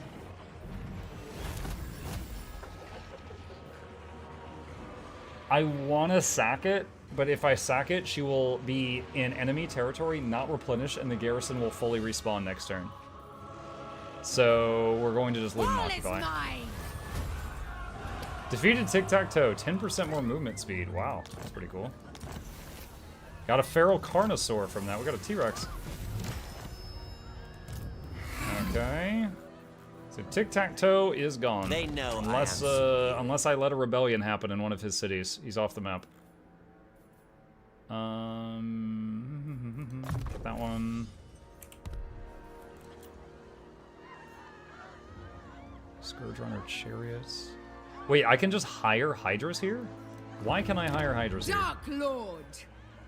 Oh my god, he got a tier 4 Beastmaster stables. Okie dokie. Merciless one. Kind of fun to just have a bunch of Hydras. Wait, does it have the, hold on. The other Hydra had the, what is it, scaly thing? Wait, does this one not have it? Hold on, where's Ricard? Where's his Hydra? This one has scaly skin, which makes it resistant to missile attacks. My One face sec. sweats beneath this mask. Missile Howl, another takes its place. Missile resistance 35%. Now, does it have it and just not say it? Okay, yeah, again, okay, so this one has scaly skin and it just doesn't say it. Alright. Alright, so this is all friendly now. What is this faction? I forget. Those are dwarves, okay.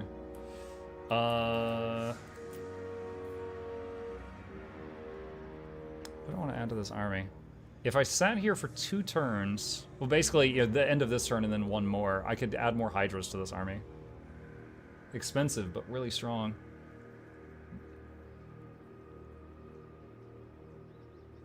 I'm gonna do it. I'm gonna do it! My blood boils.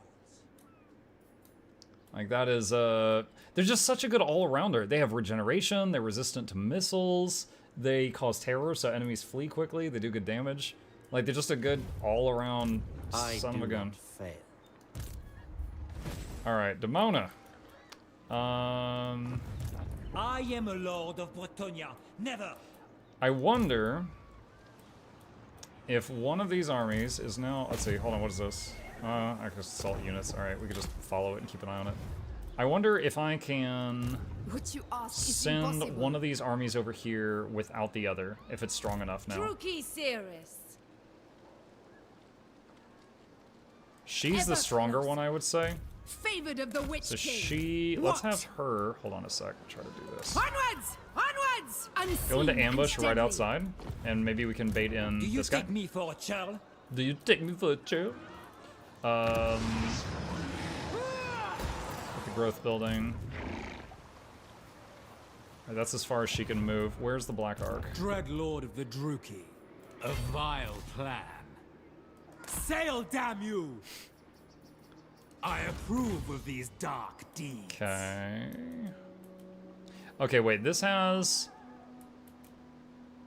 Where is it? Any armies in the Black Ark Circle of Influence may recruit units directly. Enables replenishment in foreign territory. Sorceress of the Dark Convent. True So I power could force unleashed. march forward a little bit more, and I'd be in foreign territory. I don't know if it's worth being winded. Actually, I think I will, Be because if I ready. force march now on the next turn, Seeking I can hit that. entertainment.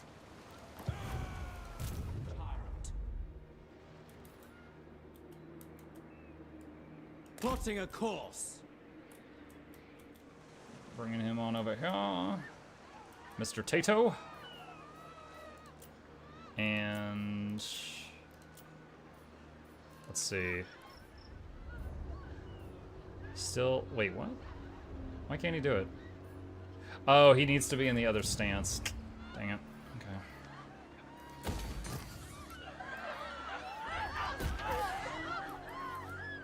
Wow, the control here is non-existent.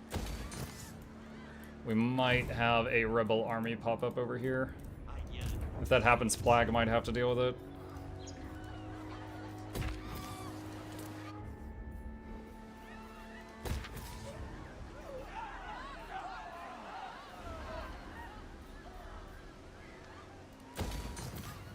What does that do? Army ability, Shadows of Anlek to the armies in region. A breath attack. Improved tower projectiles, bolt throwers. Imminent rebellion. Yeah, well, actually, if it happens right here next to Plague, that would be great, because then they could just instantly deal with it. Alright. Don't accept slaves to low control areas and have more in areas to control. Wait, what? To fix some of your control issues, you can start managing the slave population more. It also helps optimize income. It sounds like, okay, hold on. It sounds like the context of what you're saying is if you have a higher amount of slaves, you lose control. I knew you could spend them on control. I didn't know having more had a negative effect, if that's what you're saying.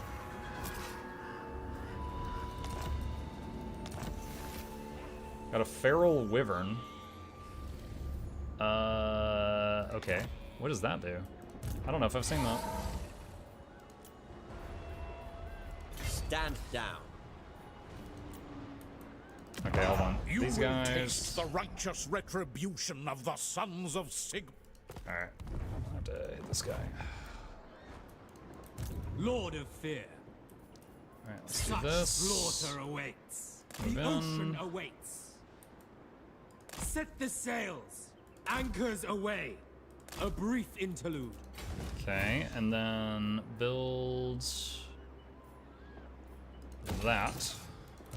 For Karen Khan, Declare war on these guys. wrath of the Beast Lord. Decisive There shall victory, be stomp it. Torment. And let's do Mine. Occupy All mine. and plus control. Wait, what? It snuck up on me again, you guys.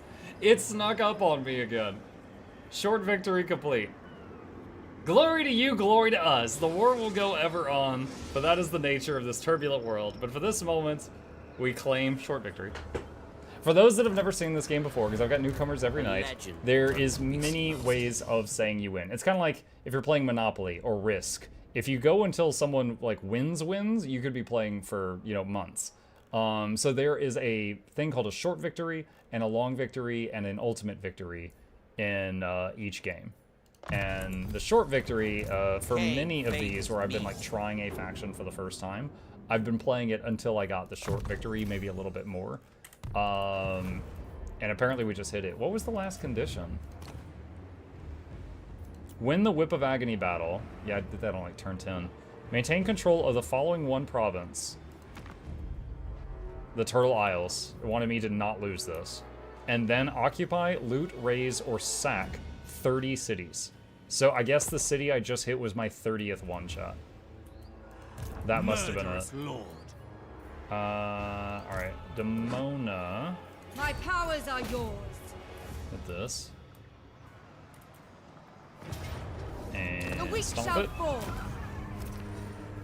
Take their meager possession. Bound spell, rubric of... Oh yeah, that thing's really cool. That's like 2 Pit of Shades per battle for free. Limitless. Is that an arcane item or an enchanted item?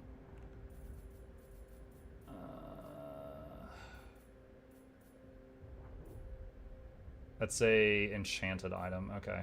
What is the Cloak of Twilight? Holy crap, that is a lot of cool stuff. Alright, and then she... That's... Okay. These guys ran away, I guess. Wait. Why can't I see the rats anymore? I offer you depravity. What? Clan Pestilence. Yo, I thought we were homies. What happened? Eyes fool you. I can see your soul, and it is awake. Okay, that's just rude.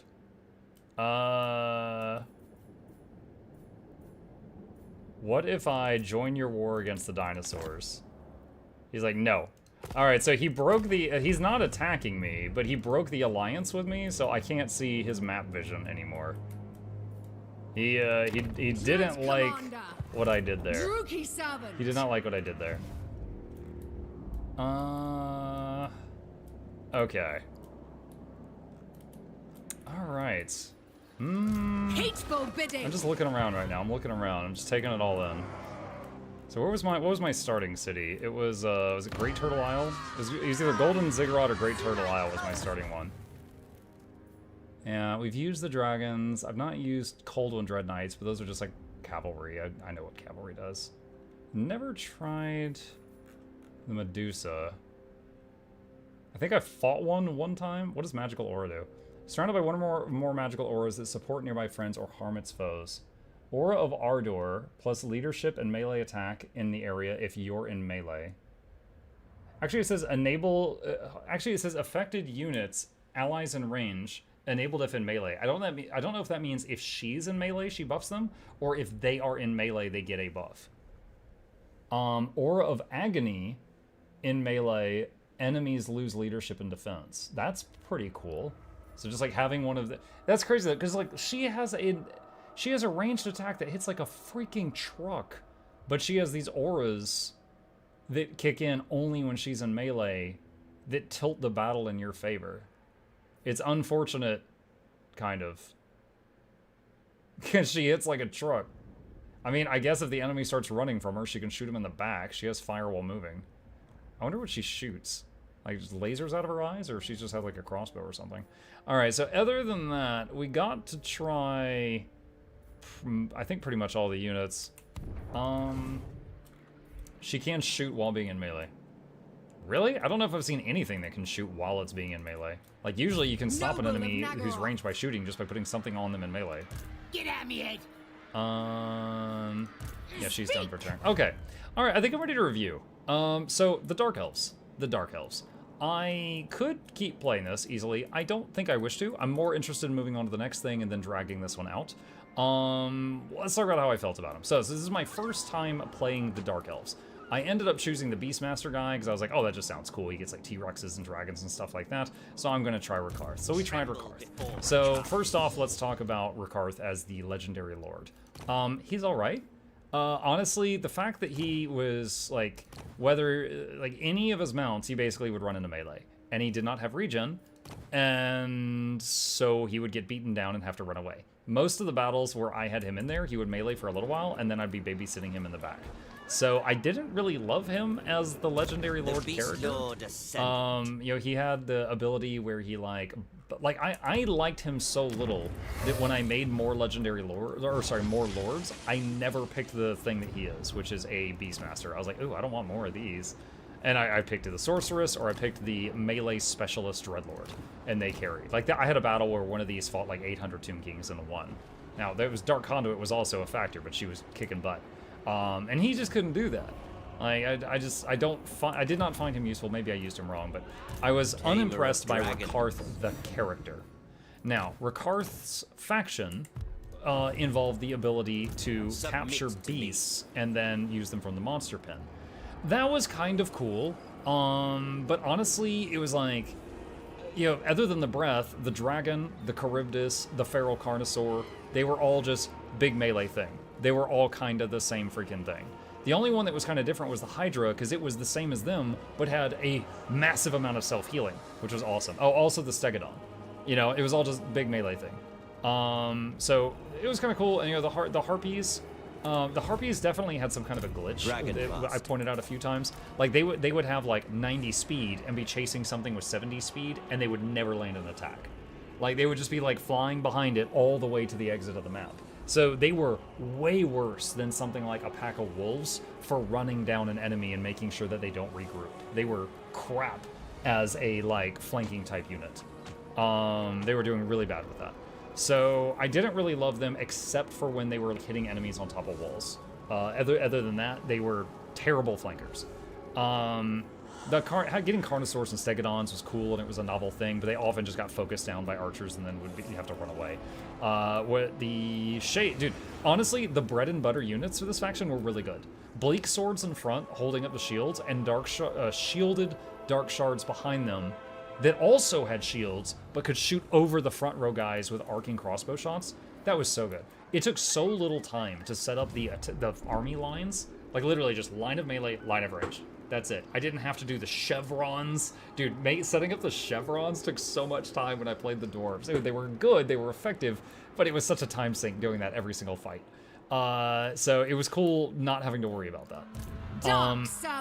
The other lords. The other lords were awesome. The melee specialist lord was kicking ass. The caster lord, I'm fond of beast magic because it has no friendly fire when you use the bird spell, and it carried me in many fights just spamming birds on the enemy over and over and over. You can get a little bit more damage. You can get more damage if you have something that has no cap on attacking, but the bird spell was great. So I liked the lords. I liked the heroes. They were all fine. The units, the bread and butter units were pretty good. I felt like I really didn't have much to look forward to. Like the higher level units were all just basically versions of the same thing I already had. So that was kind of whatever. The black arcs are a very interesting idea. Noble boy. The black arcs are moving fortresses, moving cities, and you get bonuses for being in range of them. So like there's this dotted line, and if you're in range of the arc, you get bonuses in your battle. Kind of like you're calling in like fire support from an offshore ship. However, I certainly didn't love playing it, because like, if I want to go inland, I can't bring the arc.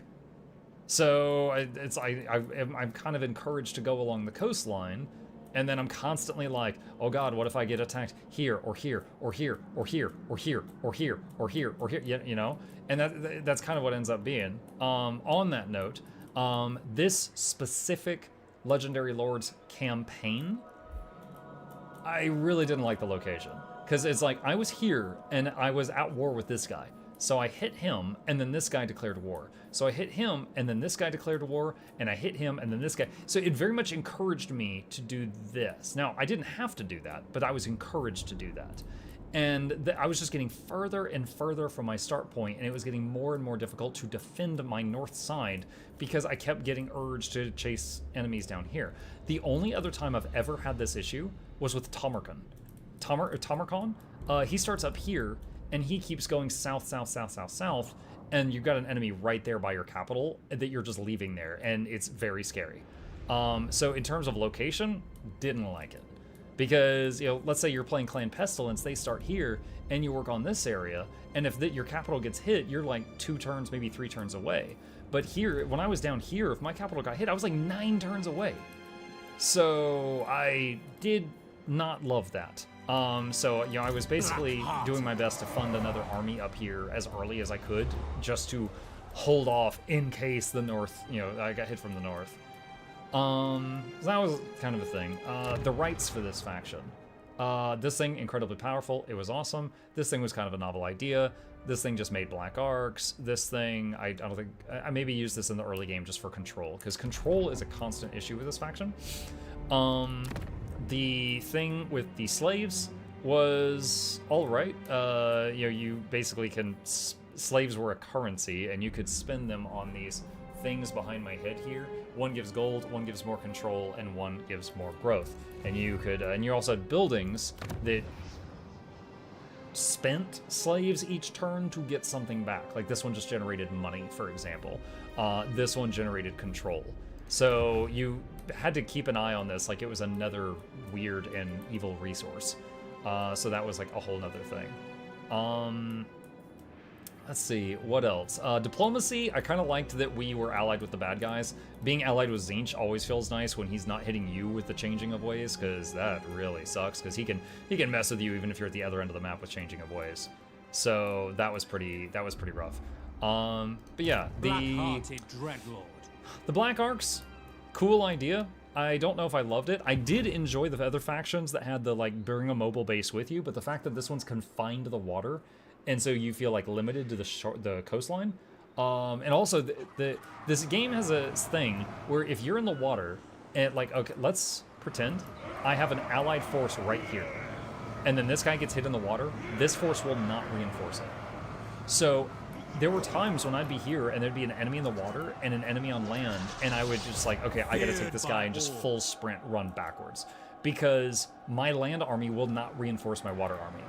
And because of that, it was sometimes scary, because it's like, okay, well, I can I can go into the water, but you spend a turn going into the water, so it'd be like a turn there, a turn in the water, a turn to get around. And so sometimes defending the boat with, until I got a full army that I'm constantly paying for to stay on the boat, defending it was like a pain. And we lost the boat. I think one or at least one time, maybe twice, we lost the boat. Trying to think. Imagine, it makes sense, imagine being on the boat and seeing your allies attacking on land. No time to disembark and help. Well, the thing is, though, when you attack on land, the boat helps. Like, not the troops, but it fires its guns and stuff. So, I mean, if you've got artillery on land, I say you should be able to help the boat. But, that's, really arguing the semantics there. In any case, the end result was, it was alright. I didn't love it. I didn't love it enough that I would want to, like, keep doing it. But the Black Arcs do have, I think, half upkeep for the units in them. So, like, yeah, the upkeep for her army is 3,800 gold per turn, and for his it's 1,700. Now, granted, it's not the same troops, but I think the troops on the Arc take half upkeep. However, it was difficult to get him in fights to get him XP. Because, see, he has an XP bar. It was very difficult to get him experience to be able to utilize this. But yeah, I think that's it. Like, I liked the bread and butter units. The Beastmaster, Lord, and also the Beast were kind of eh. The slave system, I didn't really love the slave system. But yeah, the bread and butter units were good. The Lords were good. The heroes were good. The campaign for this specific Lord I did not like, just because I kept having to, like, if anything, I would prefer, like, where you kind of spiral outward, so you've got, like, your inner areas are pretty safe, but this was just, like, a long, thin line of feeling vulnerable. I felt really scared, like, that whole time. But it was pretty neat. Yeah, I didn't hate it. But I would say it was very, like, middle ground for me. Like, because there were some things I really liked about it. The Lords, the Heroes, the bread and butter units I really liked. And there were some things I didn't like so much. So I would say, like, among all the factions I've played, this one, if like, on a scale of 0 to 10, if 10 is loved it and 0 is, like, hated it, and 5 is just kind of like, I don't care, like, 5 is indifference, I would say this was maybe a 6. Maybe a 6.5. And again, that's like on my scale of 1 to 10, like, or 0 to 10, 5 is like, I don't care, like, I have no opinion. So this is just like, I liked it a little. That's it. Knowing will make campaigns easier. Oh, absolutely. Absolutely. Like, there was, like, now I know how the arcs work. I didn't know that their ballistas had 2 firing modes until someone in chat told me. That was really neat. The thing is, there's other Dark Elves too. Like, I know the Dark Elf lady that's over here somewhere, she spreads Slanesh corruption. I don't fully understand why, but I know she does. So I know she spreads corruption because I fought her before. And I know the guy over by Cathay has the regeneration, and he's like a melee powerhouse, the guy that with, like, the squid mask. The others, I don't think I know much about any of the other ones. I mean, how to avoid dragged in one directions.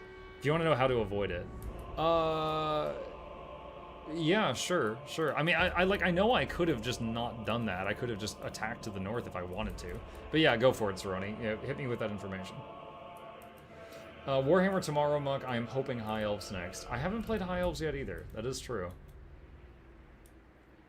Let's see. I'm just waiting a minute to see what Zeroni says. Oh, what is this thing? There's so much, like, lore and stuff on the map here. A lava waterfall. Crazy. Basically, conquer one city. You don't want, build a recruit building, and then trade it for peace. Oh, yeah, okay, yeah. I gotcha. But so you're saying, like, take a, like, this was Tomb Kings. You're saying, like, take a city, trade it to him for peace, and then double back, which takes, like, that would still take, like, okay, let's say I wanted to fight Cathay. I come down here, hit the city, sell it to him, and then it's still like 1, 2, 3, 4 turns to get back up here to fight Cathay. So there's still a loss of time, right? And that might be unavoidable, but it's still something that makes me just like, ugh, you know? Just don't love it. Get some Tyrion up in here tomorrow. Tomb King mommy. Wait, I thought everyone hates her. Everyone told me that that she's, like, really bad. Yeah, I need to learn those. Black Arcs do not increase supply lines. I kind of figured they did not, but it's good to hear it. Thing is though that they can only help in the water. So far, if you had to choose one faction to take over the whole map, who would you choose? Probs. A vile plan. Hold on, can he hit that city? I'm actually curious. Probs Skaven? Pirate victory listed. That's We will make them bleed. Their meager wealth is mine. Cruel and deadly. yeah, so I guess once you can get a black arc up, you can have it going around to. Oh, look at that. So yeah, you can have the arcs handle the water areas. But I would say, okay, the only ones I finished the game with was I beat one with Tzeentch. It was the Changeling. And I beat one with the Warriors of Chaos, but I was playing Village, which is the Warrior of Chaos that uses Tzeentch magic. So really like Tzeentch mechanics. The Skaven are a lot of fun. I've really enjoyed both types of vampires, probably the Counts more than the Coast. I've enjoyed the Wood Elves, specifically the Dryads, Dryka's faction, which is, they are constantly hurting for money, but it's a fun faction to play.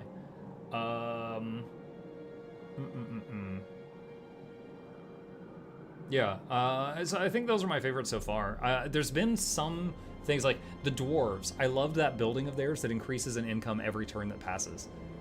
That's crazy. I love that. Dwarves as a whole, didn't love the Dwarves as a whole.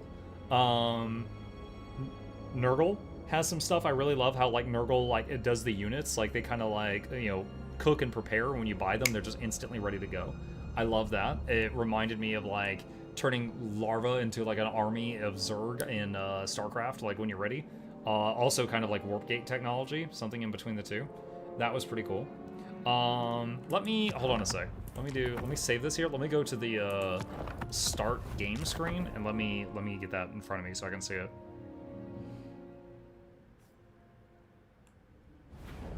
All right, so if I did new, all right. I am Prince and Emperor.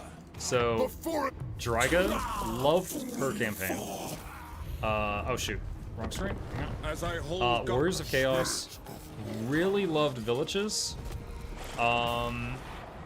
I haven't really played the others, but I really loved Villages, which was like Tzeentch.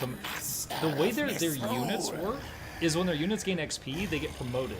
So a Marauder becomes a Marauder of Tzeentch, and then a Marauder of Tzeentch can become a Chaos Warrior, and then a Chaos Warrior can become either a Forsaken or a Chosen. Chosens can become Doom Knights. It like makes sense more than any of the other ways that they train units in this game. The Warriors of Chaos makes sense because their stuff like levels up and gets stronger and upgrades over time. So that was really cool. Vampire Counts, Vampire Coast, I liked them both. Tzeentch, I mentioned already, I liked the Changeling. Haven't played Tomb Kings, really enjoyed the Skaven. Haven't played Slaanesh, don't own Ogres. Nurgle, I liked some things about that. Norska, I hate that whole section of the map. It's like 3 turns in between any 2 cities for Norska, not a fan.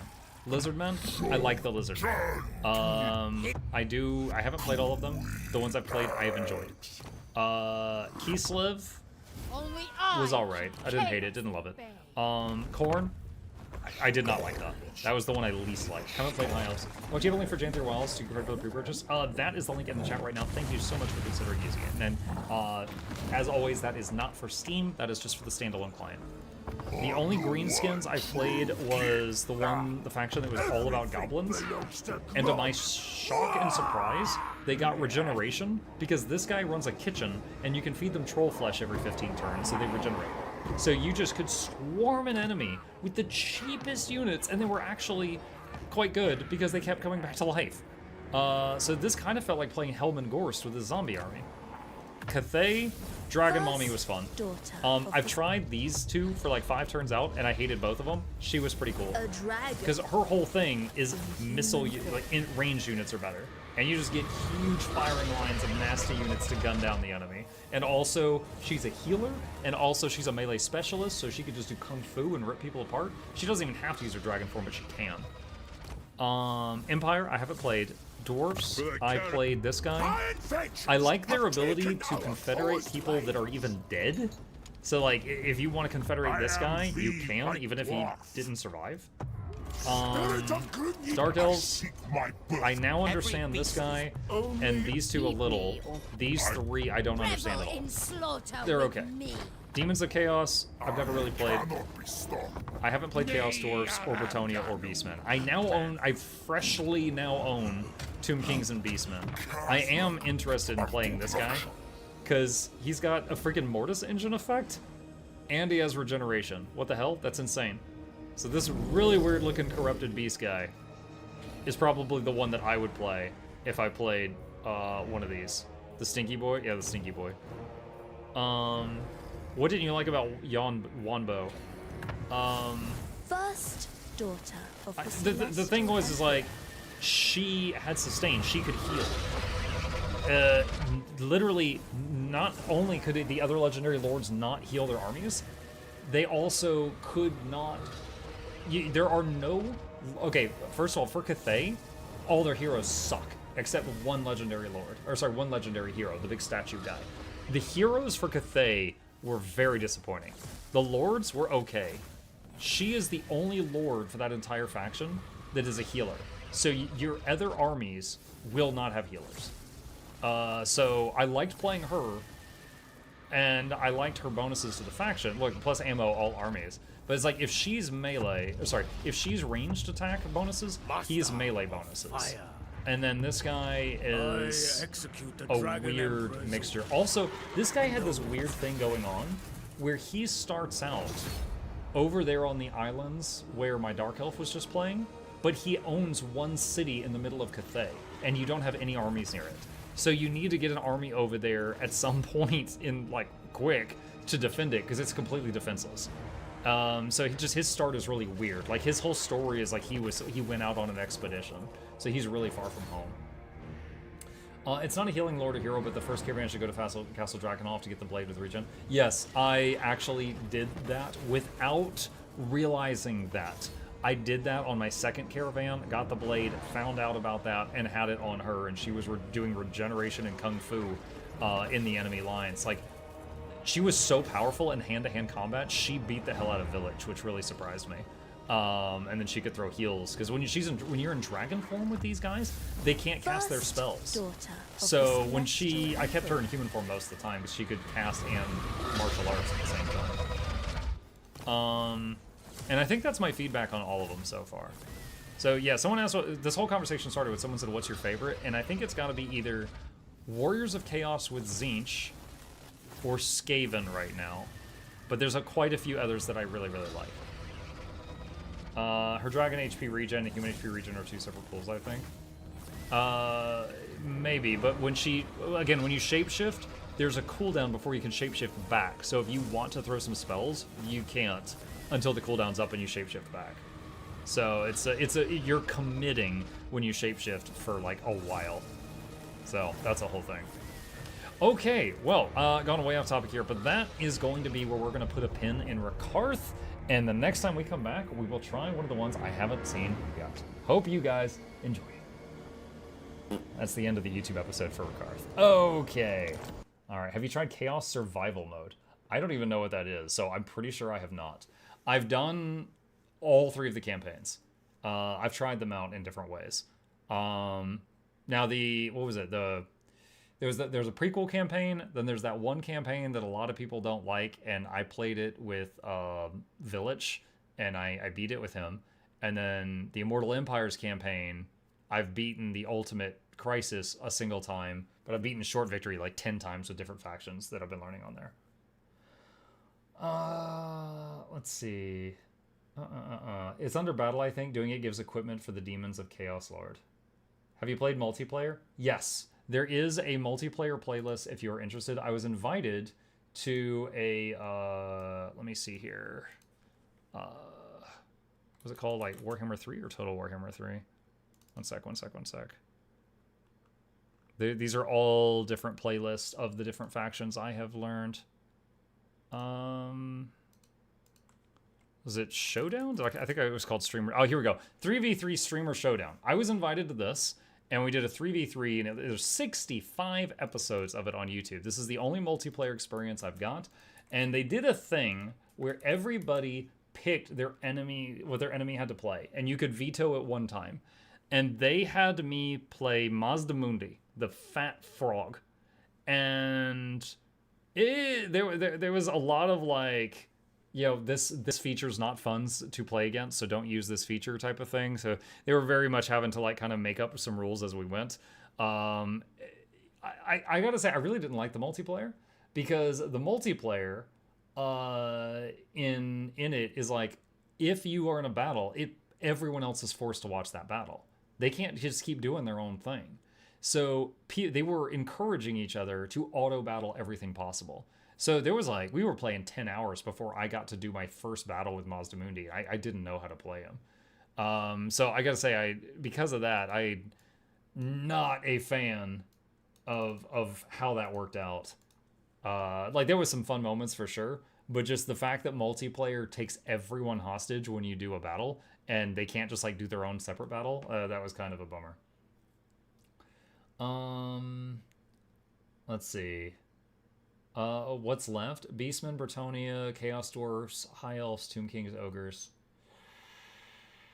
All of that is correct. I'm not sure if there's any other ones. I'd have to go to, yeah. Bretonia. Oh, Empire. I haven't played Empire. So both of the humans, Bretonia and Empire, the High Elves, Chaos Dwarves. I've never played Wood Elves on stream, so that's one I haven't played on stream. Chaos Demon, the single, yeah, Daniel. I haven't played Daniel yet. Have you played the game Animal Well? I have not. No, I have not. Alith, Anar, or Eltharion are the health you need to play. Alith, Anar, or Eltharion. I know. First of all, thank you for the sub, Eons. Appreciate that. I've had a lot of people tell me I should play the Dragon guy. I don't know which one that is, but I've heard that. And a lot of people tell me I should play Batman.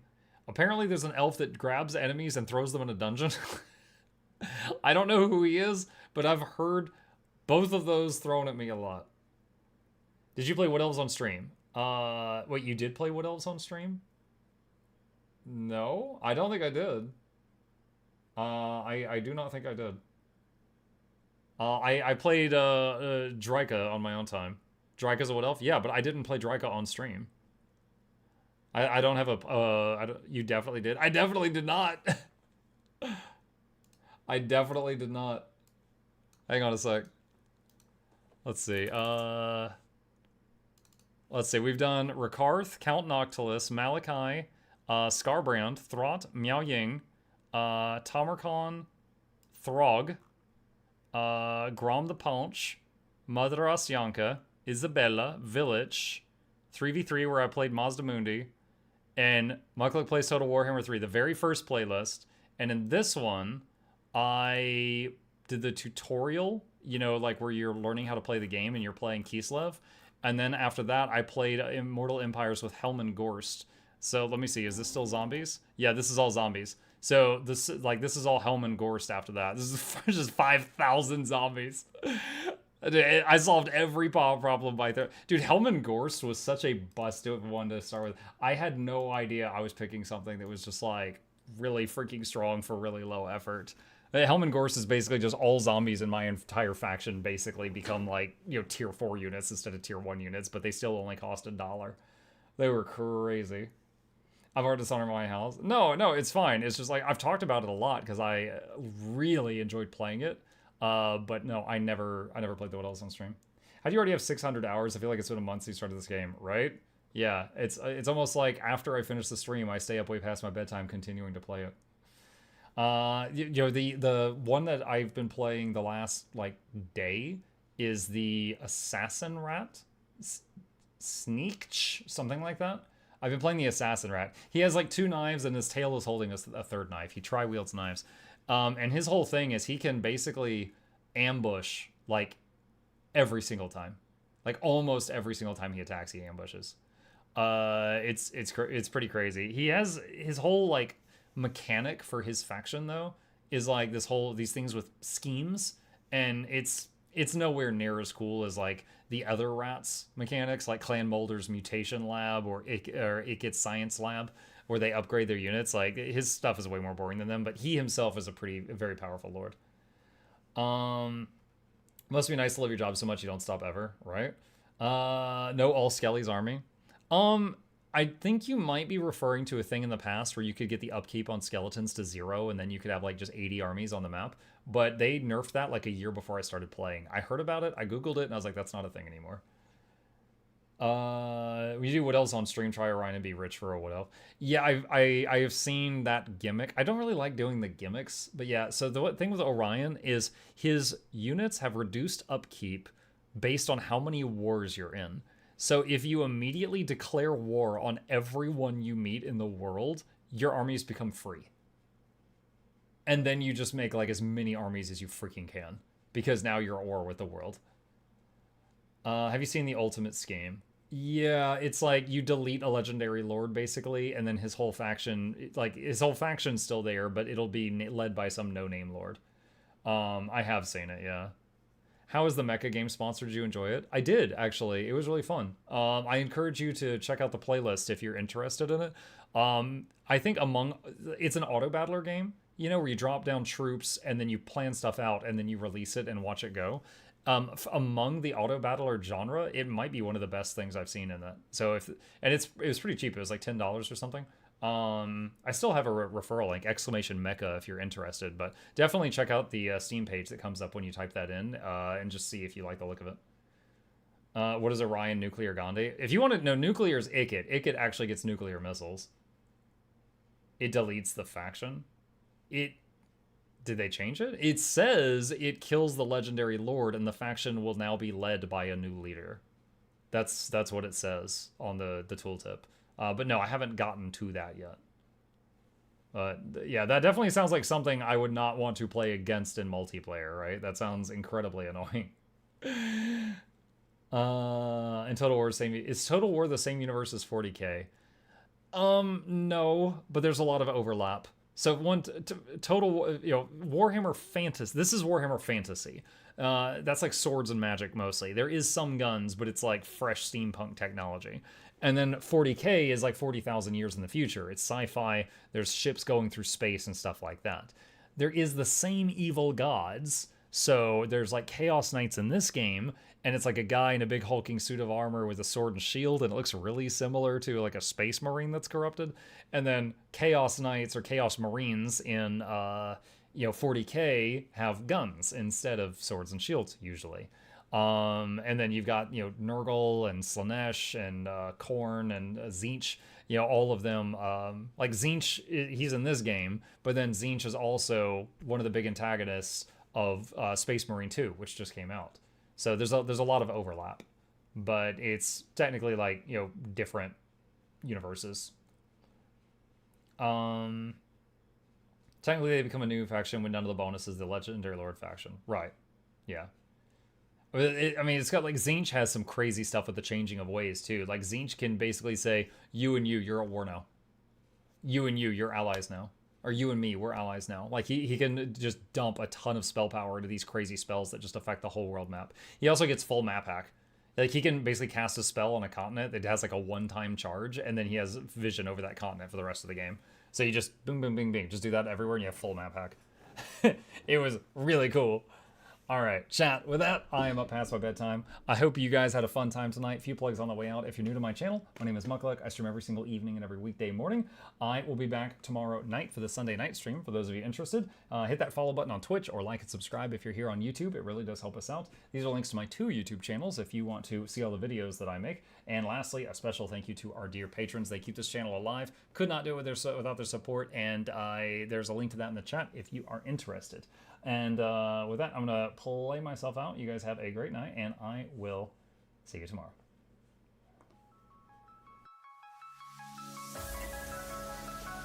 Say it backwards. Edge the need only you'll but see to take, please. Week every giveaways, beakers, the touch don't speakers, the up crank way, the on is entertainment, stay the enjoy. You hope we lab the 2 viewer, dear you welcomes, third the Snuffles, Van Chauncey, Sir, and fourth the Esquire, Reginald Bartholomew, Douglas Mukluk. The words pour from his mouth, nearly tripping over themselves in their haste. My name is Zunikai. I used to be a slave here, but then I worked hard and they made me an overseer. I kept a good eye on the slaves, and if anyone slacked off, I whipped them hard.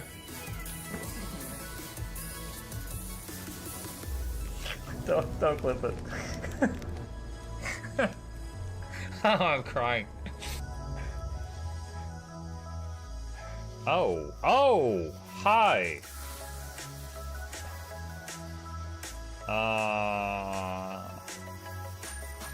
You stay there. I'm going that way. Deal. You broke the deal. Oh, Chauncey can swim. I didn't know that. Wait. How does he look so dapper while swimming?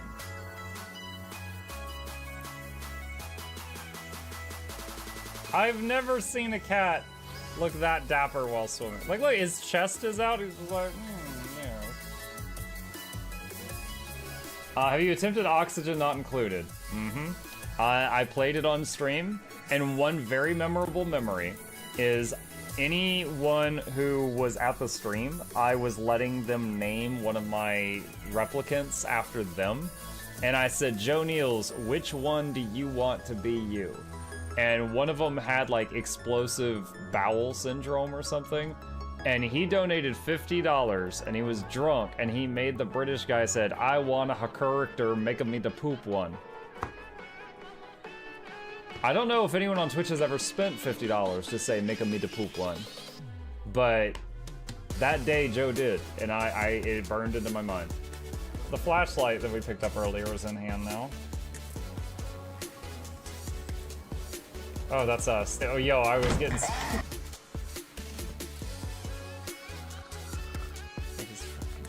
Cardboard, this is not going to go well. Run an update. I'm running software updates. This is true horror, chat, because I was a tech support. I can't get away from it. Updated. They just left bread on the table. That bread's gonna dry out. The bread is gonna dry out. There's so much bread. You don't like there's the baby's not eating bread. There's 2 of us. There's like 3 loaves of bread there and another 4 right here. What are you doing? Put some saran wrap on it. It's gonna dry out. New page. Oh my god, a freaking patron sound. Oh yeah, just like a new arrival, and then Ed Wolf was sure to follow. Oh, hello, welcome page. Sit down, you. Oh, Season, good to see you. I use numpad for my mounts. I use numpad for this and this and this and this and this and this and this and this and this and this and this and this and this and other things. I'm trying to sleep here. Am I too loud? Okay. I love you. I love you too.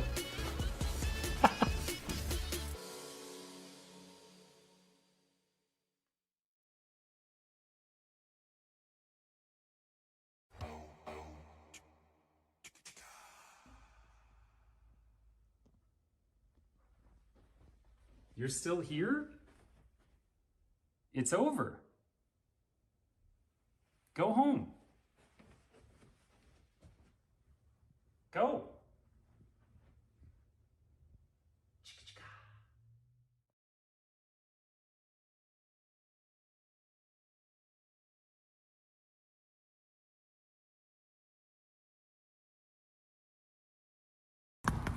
Here I come.